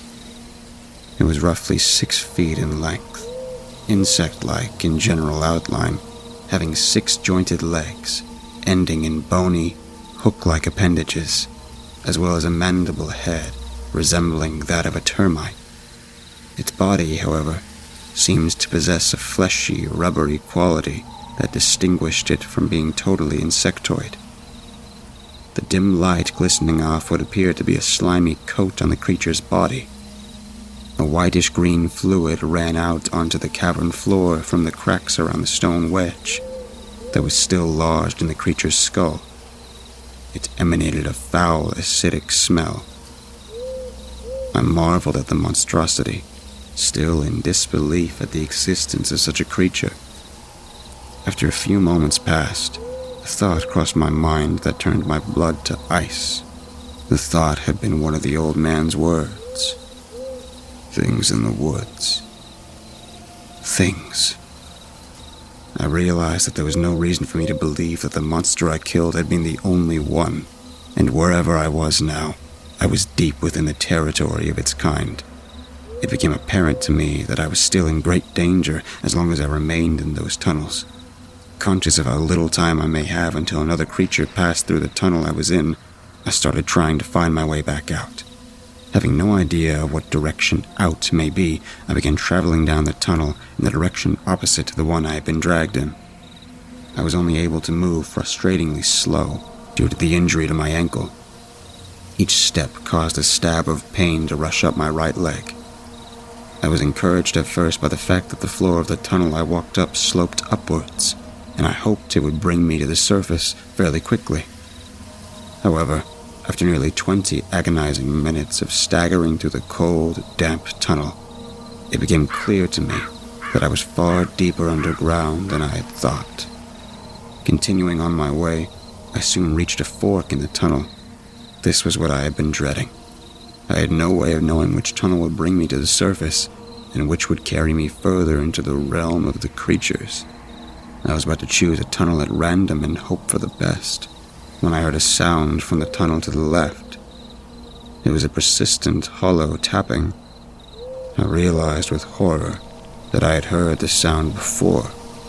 I had heard it when the creature was dragging me down the tunnel. Footsteps. Listening closer, I could hear that the sounds coming from the tunnel before me were faster and more irregular, and growing louder. By my reckoning, this indicated 2 or 3 creatures traveling down the tunnel in my direction. My breath caught in my throat. I immediately ducked into the tunnel to my right and started to scramble down it as fast as I could, dragging my right foot behind me. After a few minutes moving at this pace, I stopped to catch my breath. When my heart stopped hammering in my ears, I became aware of a quiet sound drifting back down the tunnel from the way I had come. My heart skipped a beat and then resumed its hammering. One of the creatures was moving down the tunnel behind me in my direction. Suddenly, my exhausted limbs blazed with energy. I lurched and stumbled down the tunnel, heedless of the pain that stabbed upon my ankle. Heedless of the pain that stabbed up from my ankle. Heedless of the fact that the tunnel I now traveled was sloping downward. The only thought that occupied my mind was that in my current condition, facing another creature in the narrow, dark tunnel would mean certain death. I staggered on further, urged forward by thoughts of mandibles and hooked insect limbs tearing my flesh from my bones.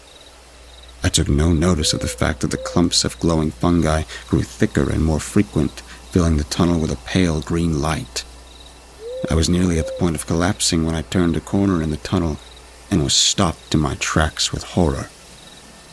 The stone before me fell away into a steep vertical drop.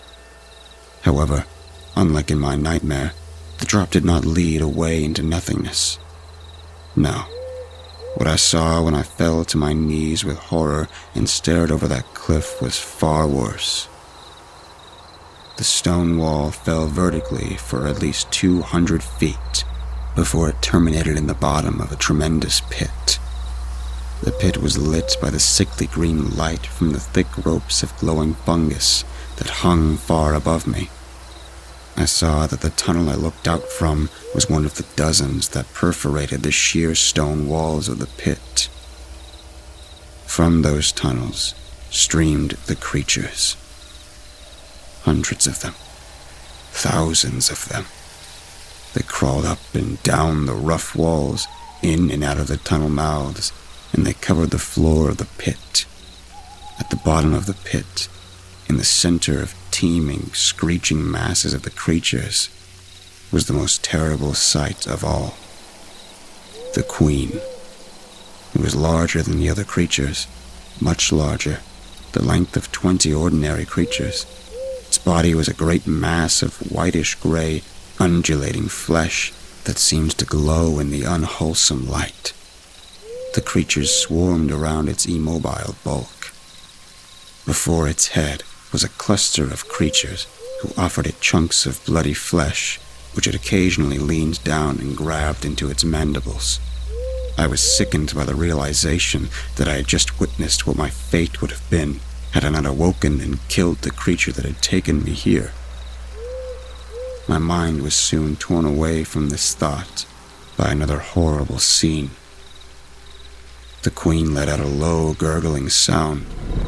Its sides collapsed inward. A wriggling white larva emerged from its abdomen, and at once 2 adult creatures took hold of it and carried it off deeper by way of a tunnel in the base of the wall. At once, I was on my feet. I turned back and lurched up the tunnel from where I had come, heedless of the creature that may still occupy it, caring only about distancing myself from that foul chamber. My mind spun as I stumbled, bending under the strain of what I had witnessed. I heard the sound of my own hysterical laughter echoing off the walls of the tunnel. I felt tears running down my face. Pain. Terror. Then, mercifully, darkness. I have no recollection of what else occurred that night. I only know that I must have escaped the tunnels, for when I next awoke, I was in a clean white bed in a brightly lit medical ward, with my ankle in a cast. When I inquired as to what happened to me, I was politely informed by an orderly that I was found by a search party 2 days after I had ventured into the forest. I had apparently been hysterical when I was found, and had told the search party all of what I experienced, and I had been committed to the Clearview Sanitarium. I have been kept here for the past 2 years. I have been told that what I experienced was, in reality, the sudden onset of a mental condition. My broken ankle had been explained as the result of stumbling in the forest. My scrapes and cuts have been explained as the result of running through brushes and thorns. My story has been dismissed as a grand hallucination. My warnings of the rapidly multiplying legions of nightmare creatures in hidden caverns have been dismissed as deluded paranoia. In short, I have been labeled a madman. What most torments me in this facility is the knowledge that humanity still remains ignorant to what I have learned. I have learned that there are places on Earth that man does not own. There are creatures that man has not faced and must never face, for they harbor no fear of man. Every day that man reclines in the serene illusion that he is master of all the earth, the creatures who live outside his sight grow in numbers and strength. Each day that man remains ignorant, he grows weaker in comparison. I pray this ignorance does not destroy us.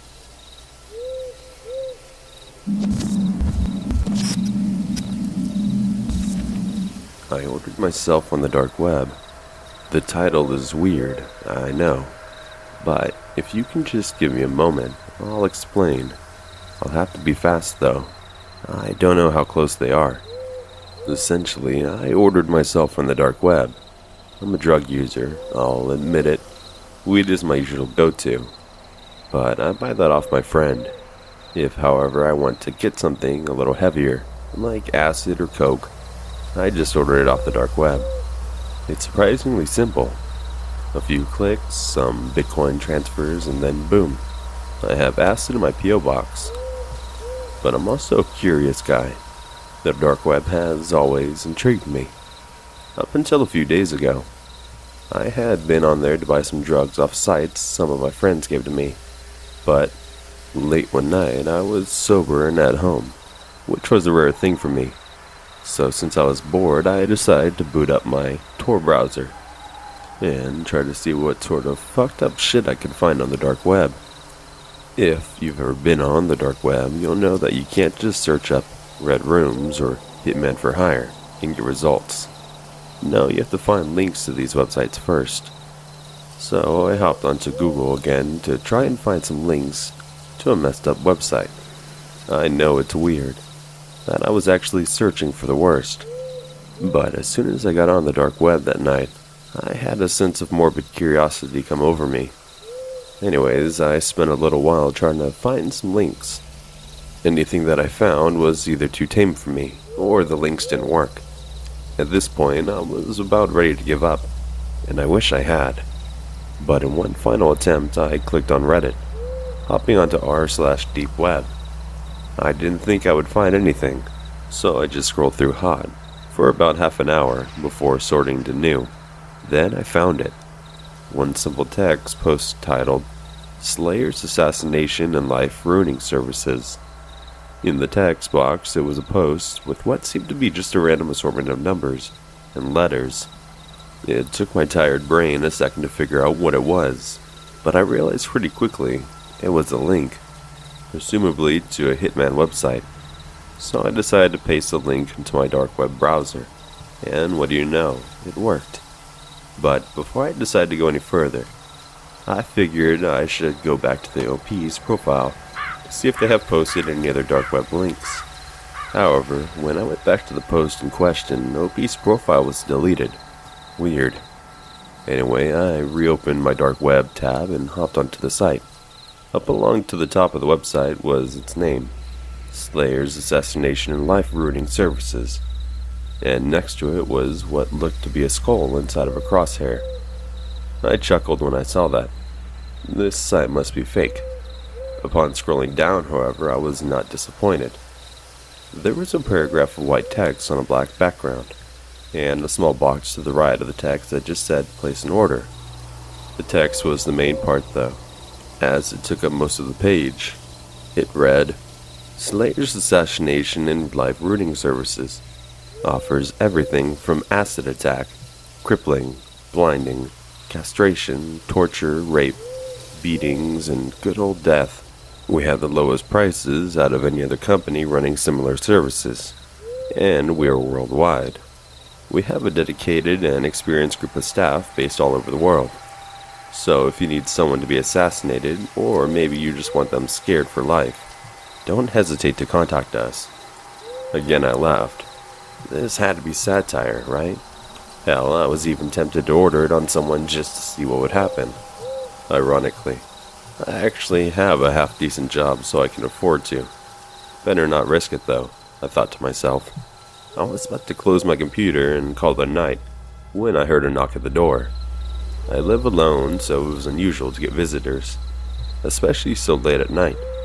But when I opened my door, it was just my good buddy Mark, who also happened to be my weed plug. As I opened the door, he didn't hesitate to let himself in, and shove a big baggie full of pot on my face.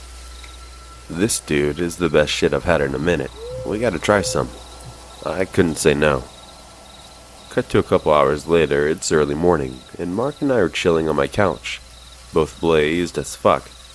He suddenly decides to get up, and I assume he's going to get some leftover pizza. But he walks over to my desk and my computer. "Slayer's assassination. Are you gonna kill someone or something?" he mutters. "What?" I reply. "Your computer, dude. It's got some hacker shit on it. It's the dark web, man. Don't fuck with it." At this point, I'm still on my couch, half asleep and not paying full attention. However, I sat up pretty fast when he said the words, "Hey man, let's order a hitman on you." I hopped up and walked over to my PC. Part of my brain was screaming no. What the fuck are you doing?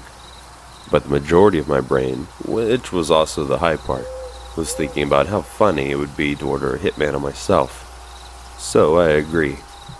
I did make him get out of my chair though, because I didn't want him seeing what my credit card numbers were as I transferred some Bitcoin.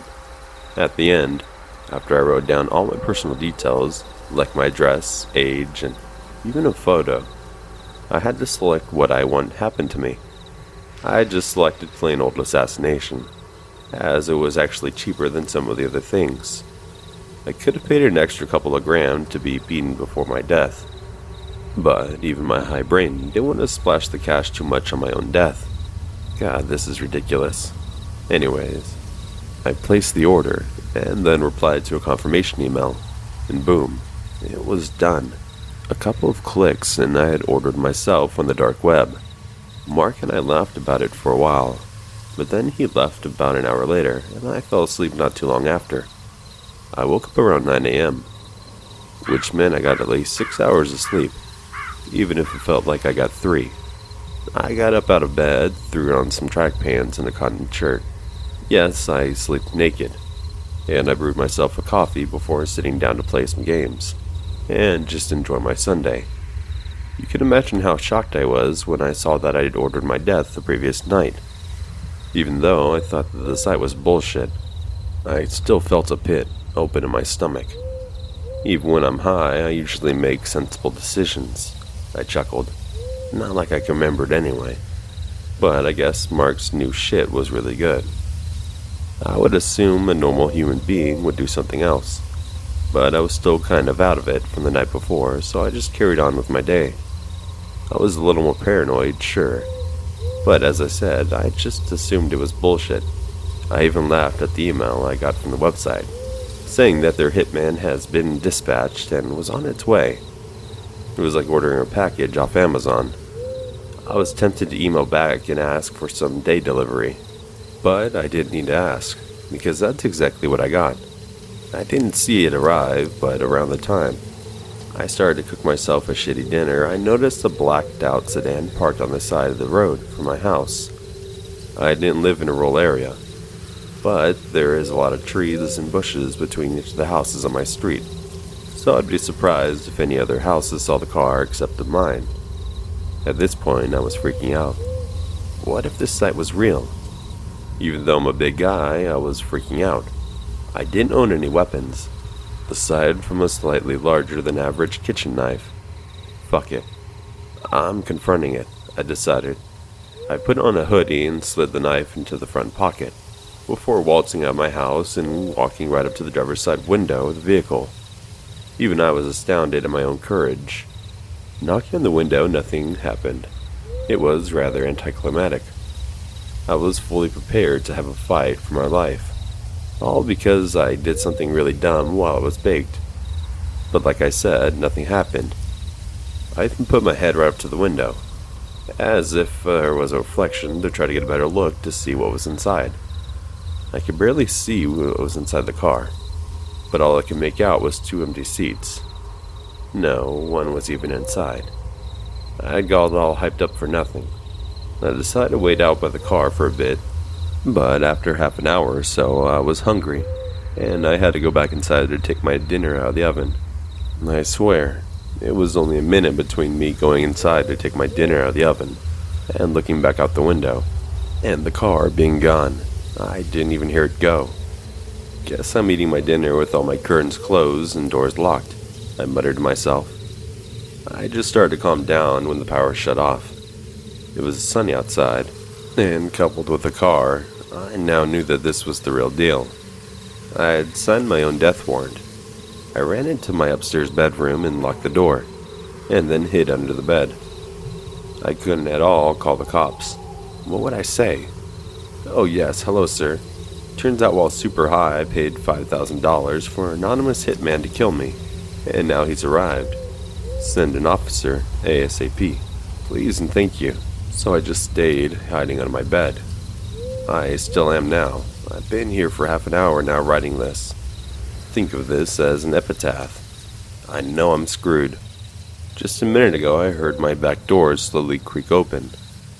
This piece of writing may seem humorous to you, the reader, but in reality as you read this, I'm under my bed, praying to a God that lost all faith in me years ago to spare me, to let me go. But I know that won't happen. My bedroom door just opened, and I can see a big pair of black boots.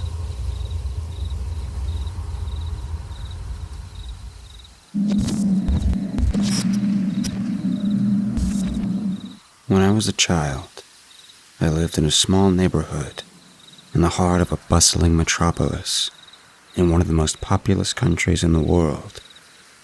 It was the era before smartphones, flat screens, and social media. The internet was in its infancy, a tool for those in the know instead of a commonplace necessity.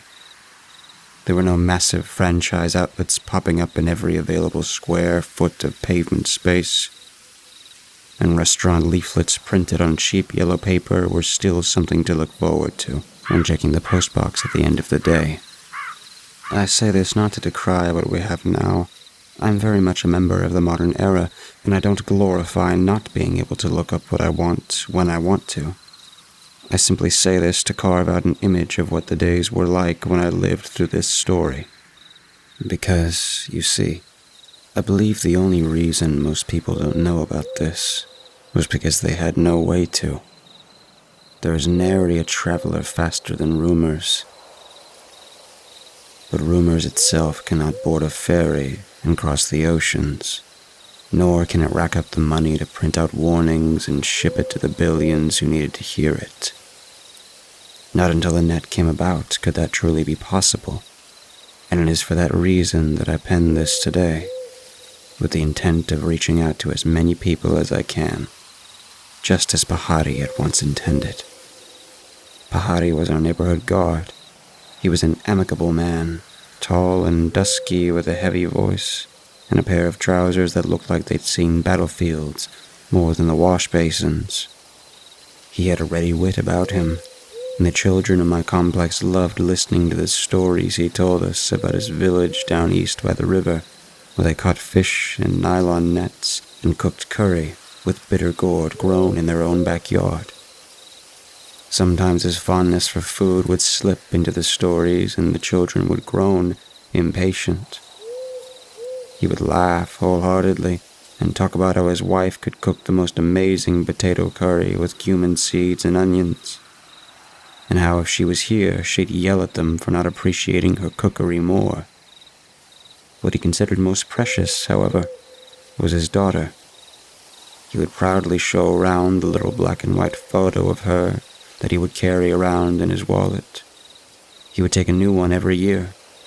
So for someone like me who would talk to him often, it was like watching her grow up before your own eyes. He would rant about how she'd inherited her mother's cleverness and her father's good looks, and how she would tease him, saying she preferred his nephews and her mother's company to his drab stories. Listening to Pahari every day, however, was a privilege afforded to only a select few. For despite being a guard, he never stood behind a door or sat at a table in the garage of a still, silent apartment complex to keep miscreants at bay. He patrolled the neighborhood at night, from 11 to 7 in the morning, and slept in the afternoon atop a straw bed he'd made himself, laid under the shade of the tree in front of our house. During monsoons, when the rain would break through the canopy and cover the tarred streets in a muddy torrent, he would calmly sleep on the roof of our building with a tarpaulin sheet pulled tight above him, tied to the corners of the roof with twine he'd gotten from the sweet shop nearby. Therefore, it wasn't particularly easy to get a hold of him, and it was only through sheer luck that I'd often run to him getting ready to sleep outside or up on the roof. That was when he'd started telling me his stories. He'd speak of the children in his village, playing at make-believe with carrots tied to the sides of their heads to look like horns, of how when the storms ravaged the riverside, they'd often have crocodiles coming on shore, trudging a mere feet from their bedrooms, of wizened men shutting their doors and lighting candles at their threshold of the most auspicious days of the month. My favorite stories were the ones he told of their local legends, the half-man, half-tiger demon that haunted the riverbanks after the witching hour, the two-headed stranger that only came out on the third full moon of the year, thirsting for the blood of human children and newborn calves, the medicine man who would step out from the ashes of a bonfire in the ruins of the old school on the East Shore, and, most importantly, of the doorman. While all of his stories would delight and enthrall, the tales of the doorman would stand out to me. They were the kind you'd dream of when you sat in the dark, awake and aware late at night, listening to every scratch and jolt and squeak ringing out in the slate-black shadows, and imagining the unseen machinations behind them. The doorman always seemed more than just a story when I heard Pahari talk of him. Somehow more rooted in reality and in the terrors of the mundane, more than the other fiendishly horrific specters he would tell us about. The doorman isn't a human, he'd say, neatly folding a betel-nut leaf in half and sealing it with sweet syrup. No one knows what he is. He's not of this world or any world that you or me or our ancestors have any knowledge of. He lives in the shadow behind the door, the shadow it casts when it opens completely against a wall, and he's lived there forever. Which door? I'd whisper, trembling as the evening skies turned darker and darker, and the rains beat against the tarpaulin above his straw bed. Every door. If it's a door that leads into a room, the doorman has lived in the shadows behind it. Perhaps he still lives there. He isn't of this world, and there are no worldly laws to tether him to our way of life. He is everywhere at once, and he is nowhere. He will come out during great misfortune, when the night is at its darkest, the lamp is burning at its lowest, and the shadows it casts are at their strongest. At that moment, if you are awake, you'll hear a scratch at the first door to your house.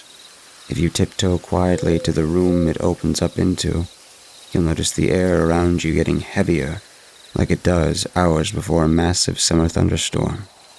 With the sweat trickling down from your brow, you will see the faintest hint of something dart in from under the door.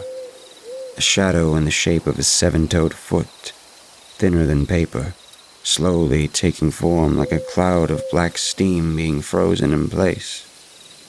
Then, as you're rooted in place, you'd see the rest of him, coming through the door, jarring it from the center outwards. What does he look like? I asked, as thunder rang out behind me. Like nothing you could comprehend. It'd be like looking upon something vast and unstoppable and describing it with nothing, save words later. You can hear them on the radio talking about a 60-foot tidal wave or a 1,000,000-kilometer forest fire, and you could convince yourself you'd grasp the sense of their magnitude, of their terror. You would tell yourself that this is as big as a building, or as wide as 10 cricket stadiums, but you will only truly understand the scale of terror they inspire if you see them. There is no yardstick, no measuring tape to convey what horror he'll bring into your life. All that is certain is after he's done, they'll never find you.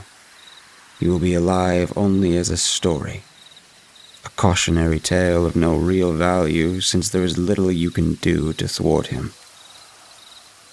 Isn't there any way to stop him? Not in this day and age.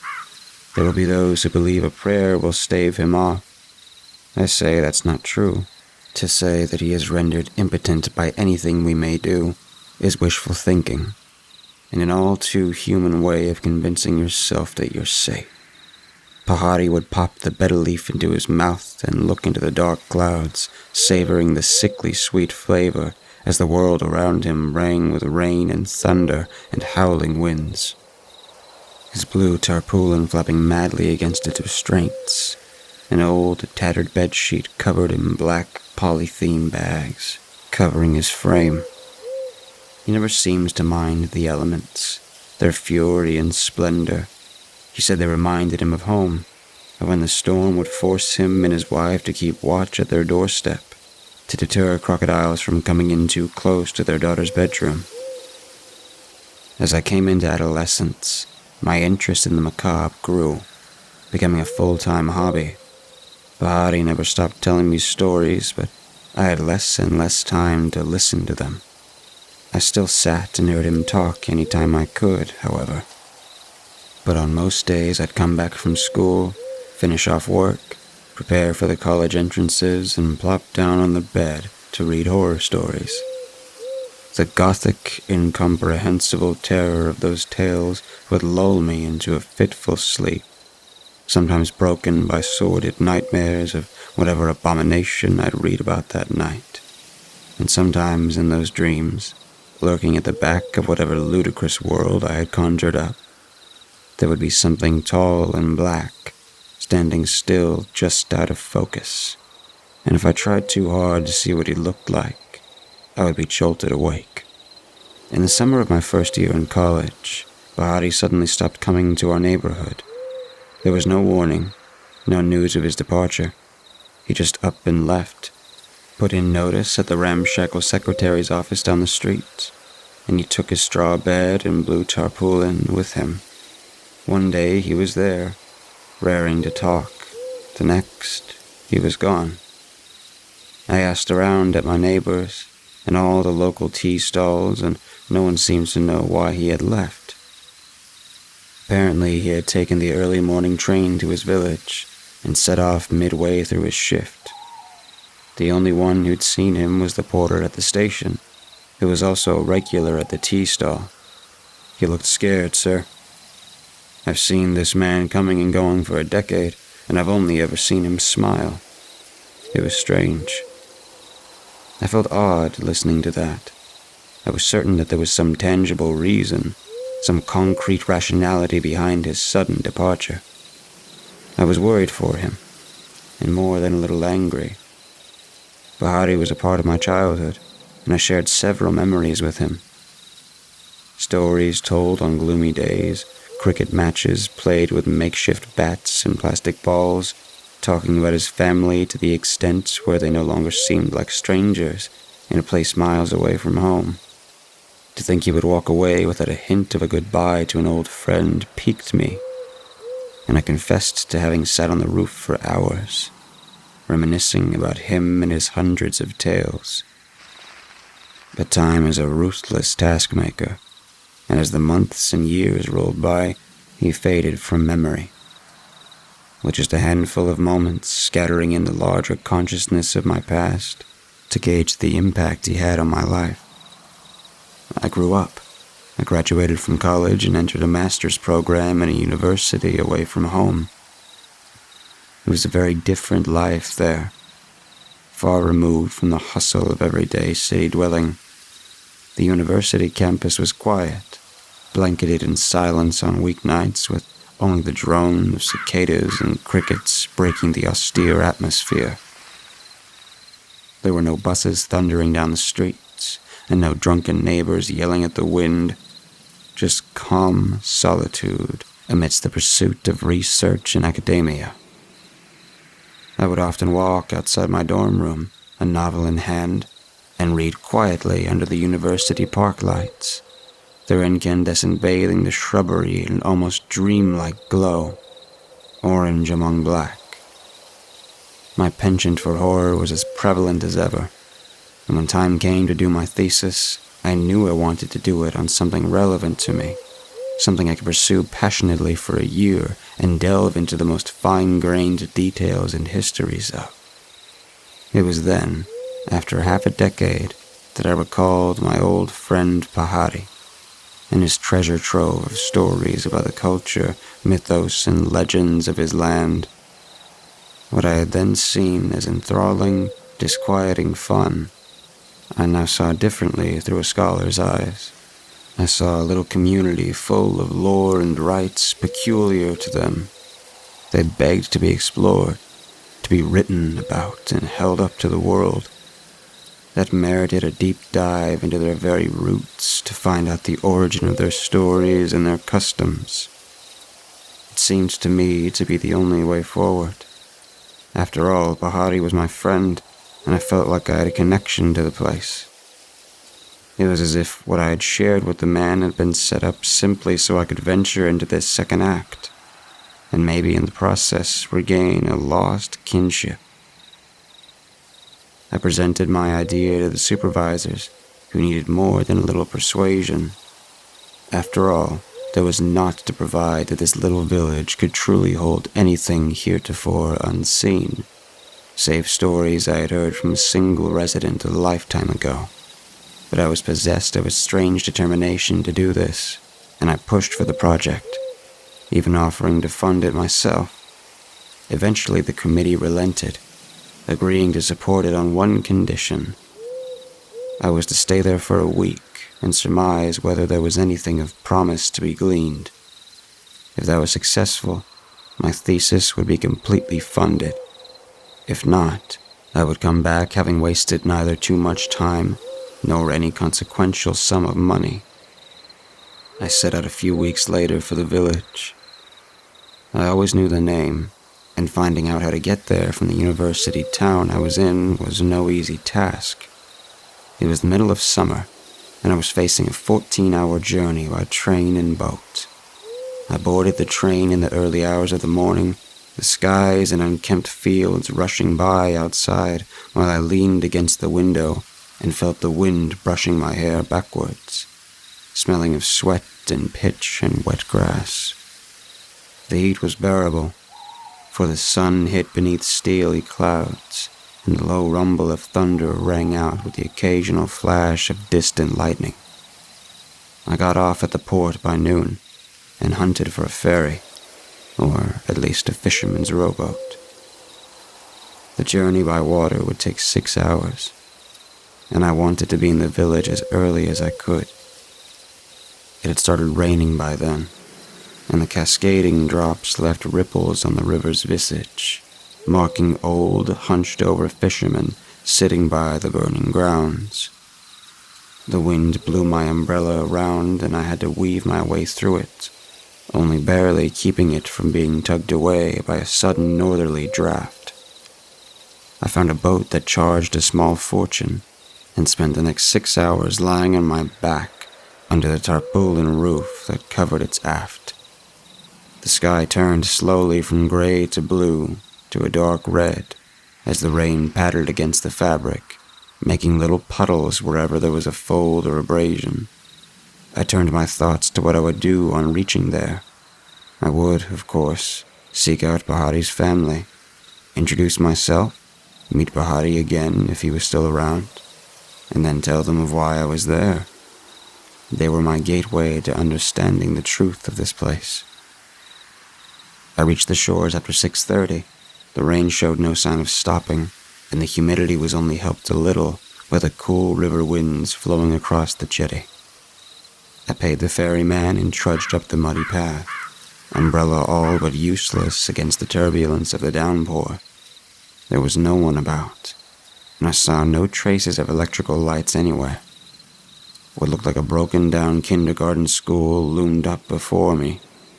white walls covered with colorful paintings of children and books and cartoons. I knocked on the door. Nothing. The wind picked up, and I almost immediately regretted having gone there, as it began to dawn on me that the village might be farther down from the shoreline than I expected. Once I reached there, money would buy me a bed and some basic meals for the night, but if I couldn't make it to the community before 8, they'd likely all be asleep, and I would have to spend the night out in the elements. I had my tent and a sleeping bag, but it would be far from ideal. I made slow progress on the wet mud, walking with my foot slightly turned to provide a better grip. The noise of the jungle and its emptiness couldn't quite overtake the patter of rain, but it loomed beside me, lonely and imposing. The path was all but washed away, and I only managed to stick to it by following the clearing through the multiple trees that decked my surroundings. Almost an hour later, I saw the first settlement, a single, thatched hut with mud walls popping up against a darkened horizon. There was only a single family about, cooking on the balcony with a coal oven, while clear tarpaulin protected the pots from the rain. 2 children played inside, wearing shirts that looked about 5 times too big for them. I approached the woman fanning her cookery flames. She looked up at me in surprise. "Hello? I'm looking for Pari's family." I yelled over the torrent. "What?" She strained to hear me. "Pari's family. I'm a friend of his." She finally seems to understand. I told her I was from the city, and that I knew Bahari for almost a decade. She called out to her husband and asked him to talk to me. The man who came outside was well-built and dark, with calloused hands and a strange shirt that seemed too small for him. He smelled of sweat and metal, and, oddly enough, of sickly sweet honey. The lantern in his hands lit up the little house, and I felt a little chill run down my spine. I didn't understand why, but it was as if a primeval part of me, conditioned to instinctually heed something unfathomable, kicked in and pulled me backwards. "Come in, sir." I snapped out of my daze and looked at him. He was pointing to his door. I shut my umbrella and followed him. He heard my story and assured me he'd take me to Bahari's house tomorrow. His wife served me a simple meal of lentils and rice, and I devoured every morsel. They laid out an old mat for me to sleep on and insisted I sleep inside. I was far too tired to refuse and laid down, zipping up my sleeping bag, and fell asleep in that tiny room, lit by the light of a dying lantern, throwing long, flickering shadows on the gray, clay-baked walls. That night, for the first time in years, I dreamt of a man in black, stood too far away to discern any features, yet just close enough to feel the terror of his presence emanating through me and into my insides, churning and twisting and ripping. I woke up with a start at around midnight and looked around, slowly gathering my bearings. The lantern had burnt out, and the room was pitch black, with the sound of rain bombarding the frail wooden door. The shapes of the sleeping farmer and his family lay against the wall farthest to me. I looked closely at the door again, trying to understand why the thought of entering this home had suddenly filled me with dread for a second. But there was absolutely nothing. It was a simple wooden door, painted a fading green, with rusted hinges. There was nothing here to scare me the way I had been, yet a sense of unease still gnawed at me. I got up, silently pulled back the dead bolt, and then pulled the door open to a world of incessant darkness. Gone were the trees, the path, the ground, the rain and the wind. It was just black nothingness as far as I could see. This house and me were suspended in it, like a rowboat on a perfectly calm ocean on a moonless night. I gaped and gawked and sank to my knees. I slapped myself in the face, pinched my arm, and screamed for the farmer and his wife to wake up. Not a sound from anyone. I stared out, aghast. This had to be a dream. It must be a dream. It had to be a dream. The blackness outside suddenly came alive, seeming multifaceted. Impossible structures and patterns glistened in the dark like diamonds under moonlight. Stairwells that twisted and opened in on themselves, cheating geometry into accursed shapes, materializing out of thin air.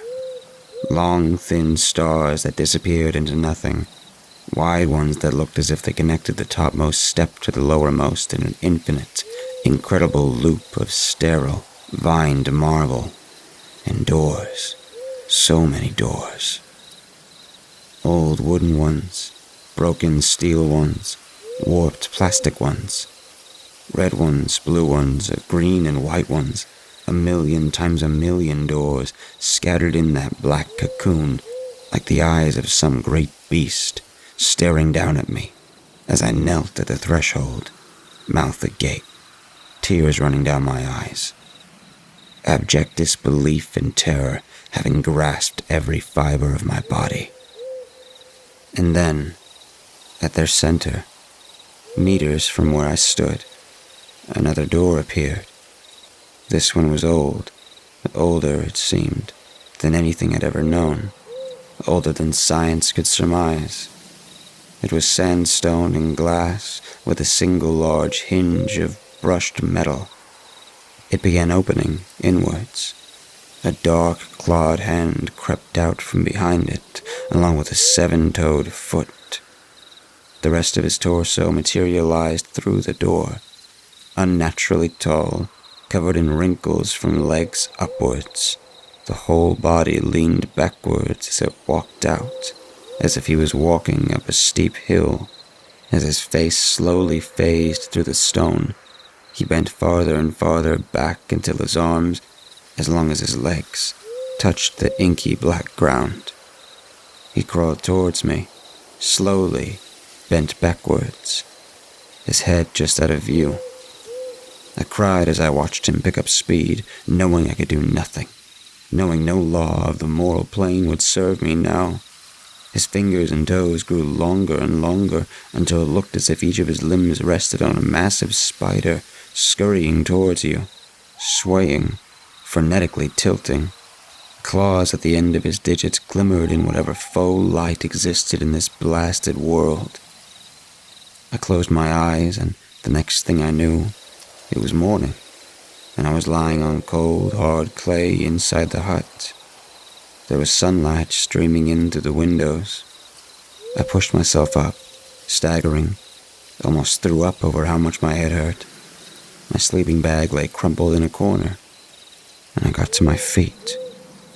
The farmer and his wife were nowhere to be seen. All that remained were the man's stained shirt and a gold ring I remember the woman wearing. Now that I looked closer, it seemed like the stain on the man's shirt was blood, dry and flaky, but unmistakable. The ring, too, seemed to have traces of dried blood on it. I knelt back and caught my breath against the wall. The door seemed to have a giant scorch mark on the inside, spreading outwards from almost the exact center of the creaking wood. Old damage from a kerosene fire gone wrong, I was sure. I hadn't seen it last night because of the dark. For all I knew, I'd gotten soaked in the rain and had a massive bout of shivers, despite having dried myself off before sleeping. I had definitely hallucinated everything. If there was any other explanation, I would never pursue it, nor accept it. I gathered everything I had and set out. The clouds had let up, the rain had stopped. The sounds of birds' song and the cacophony of winds and waves rose ahead of me, calming me, driving from my mind the nightmares from before. The sun shone on a still muddy but discernible path. I reached the community proper in half an hour, where I inquired at the tiny post office about where I could find some food. They pointed out a place by the local market where laborers gathered to eat. I thanked them and asked after Bahari, and asked about Bahari.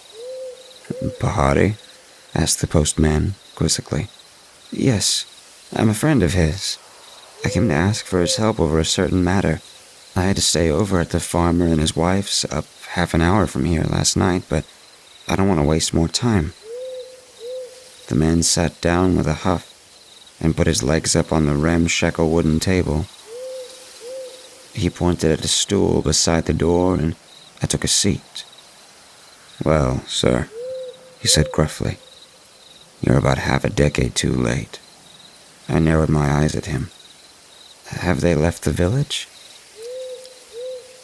He looked at me for a while, then looked down as if unsure, and when he finally spoke, it was with measured gravity. Yes, they did, but I can't tell you where they went.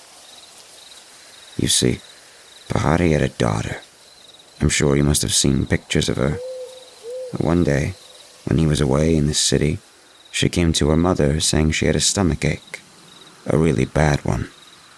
When she was taken to the village nurse and got to know what had happened, her mother traveled 3 hours by boat to the nearest island with a phone line so she could let Bahari know.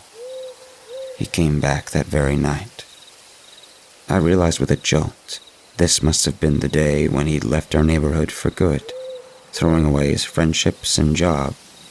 The day he left mid-shift and got the earliest train home, taking his blue tarpaulin with him.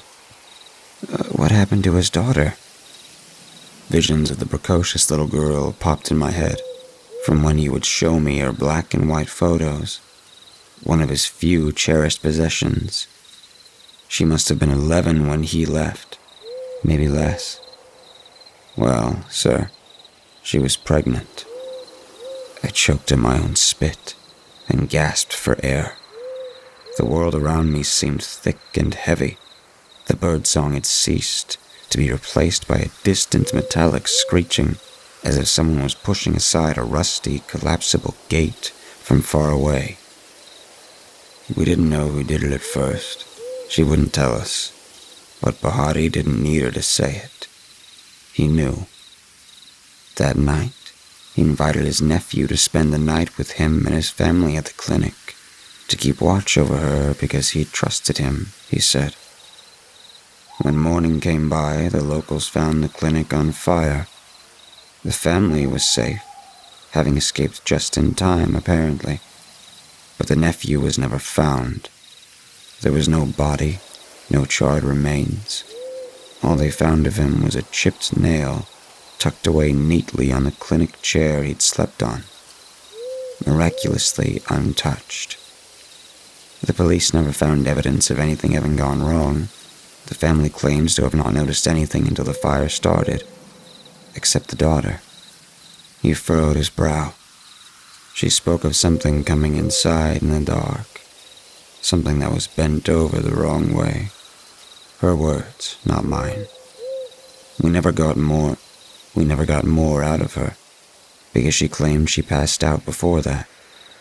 The next day, the entire family left, and they've never come back. As he stopped, he drew in a deep breath and closed his eyes.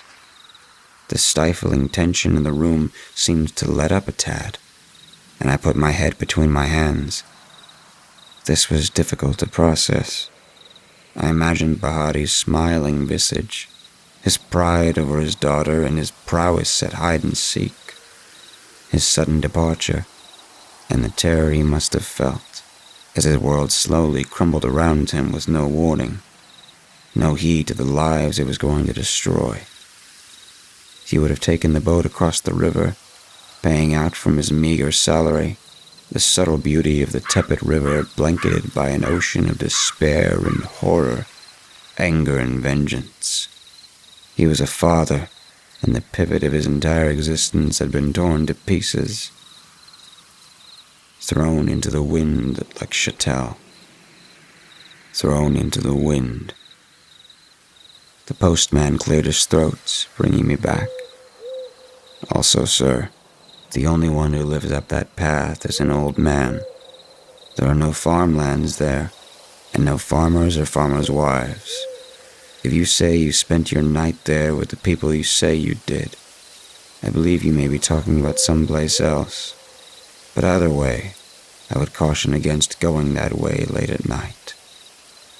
Why's that? I asked. There's a family of honey-gatherers from across the border that have been spotted up there, and they are a bloody lot. They'll sooner kill you in your sleep if they think you have coin, than make you a meal. I bent over and threw up. The world spun and tilted and collapsed in on itself, and I passed out. I dreamt of him again, inching out of the door, scuttering towards me, his talons gleaming, ready to rip and shred and take me away to his own world, where he could have his way with me. When I came to, it was evening. The sound of crows and storks resounded in the distance, preparing their perches for a long night. Glowworms were floating outside my window, pinpricks of yellow and white that appeared and disappeared of their own accord. The air seemed cooler. I was in a brightly lit room on a clean white bed, with the smell of mosquito repellent permeating the air. I gathered that I was probably lit by a generator, given that outside my window I could only see lanterns and wick lamps. This must be their clinic, I thought. Probably built on the foundations of the old one they burned down. There were definitely patches that looked like they weren't replaced and had instead been reused from the burnt building to cut down on costs. The window frame was far older than the walls or painted wear, and covered in darkened patches where they had been scorched. The little white table was steel but bore burn marks on its legs. Even the door itself had a large scorch mark, emanating from the center and outwards. I paused. It was as if someone had plunged me into an ice bath and was holding me down, refusing me a single breath of fresh air. The hair on the back of my neck stood straight, as the pieces slowly came together in my clouded mind. That day, I ran faster than I'd ever ran before. I left all I had, save for the clothes on my body and the wallet in my pocket. I woke up an oarsman sleeping near his boat and paid him 10 times the normal fare to take me away from there, as fast as he could. We made the 6-hour journey in 4. I got into the first train I found going my way and got on, my heart racing me the entire way back. I reached university in the wee hours of the morning, panting, spent and exhausted beyond measure, and slept for a day and a half. Then I told the supervisor that the project was a bust, and I looked forward to working on something more theoretical, as I felt that was more to my taste. I assume he must have noticed how bedraggled I was, how bedraggled and inhumanly tired I looked, because he set me working on something I would never have to set foot outside of the campus for.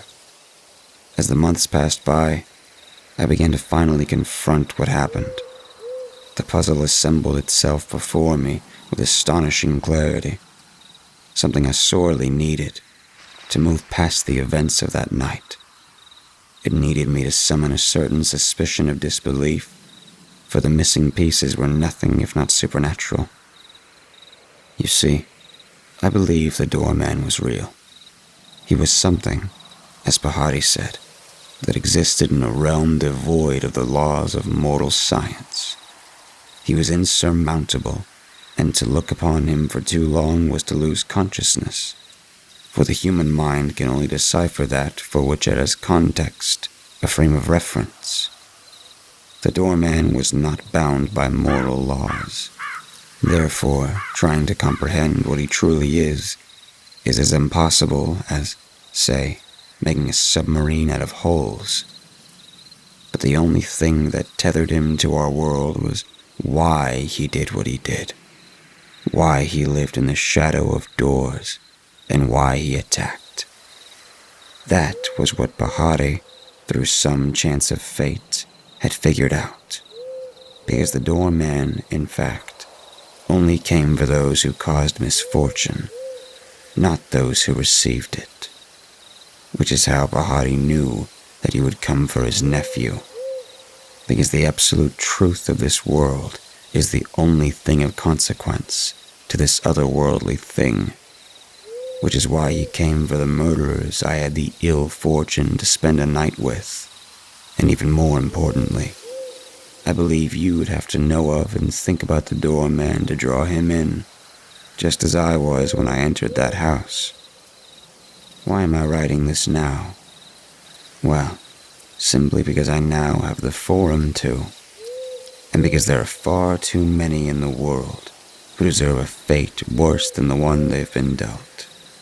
Because if there's a witness to a crime, there is a way to exact justice without relying on the machinations of a broken world and its broken system. Because there may be something behind your door, and there are those, I believe, who should fear it.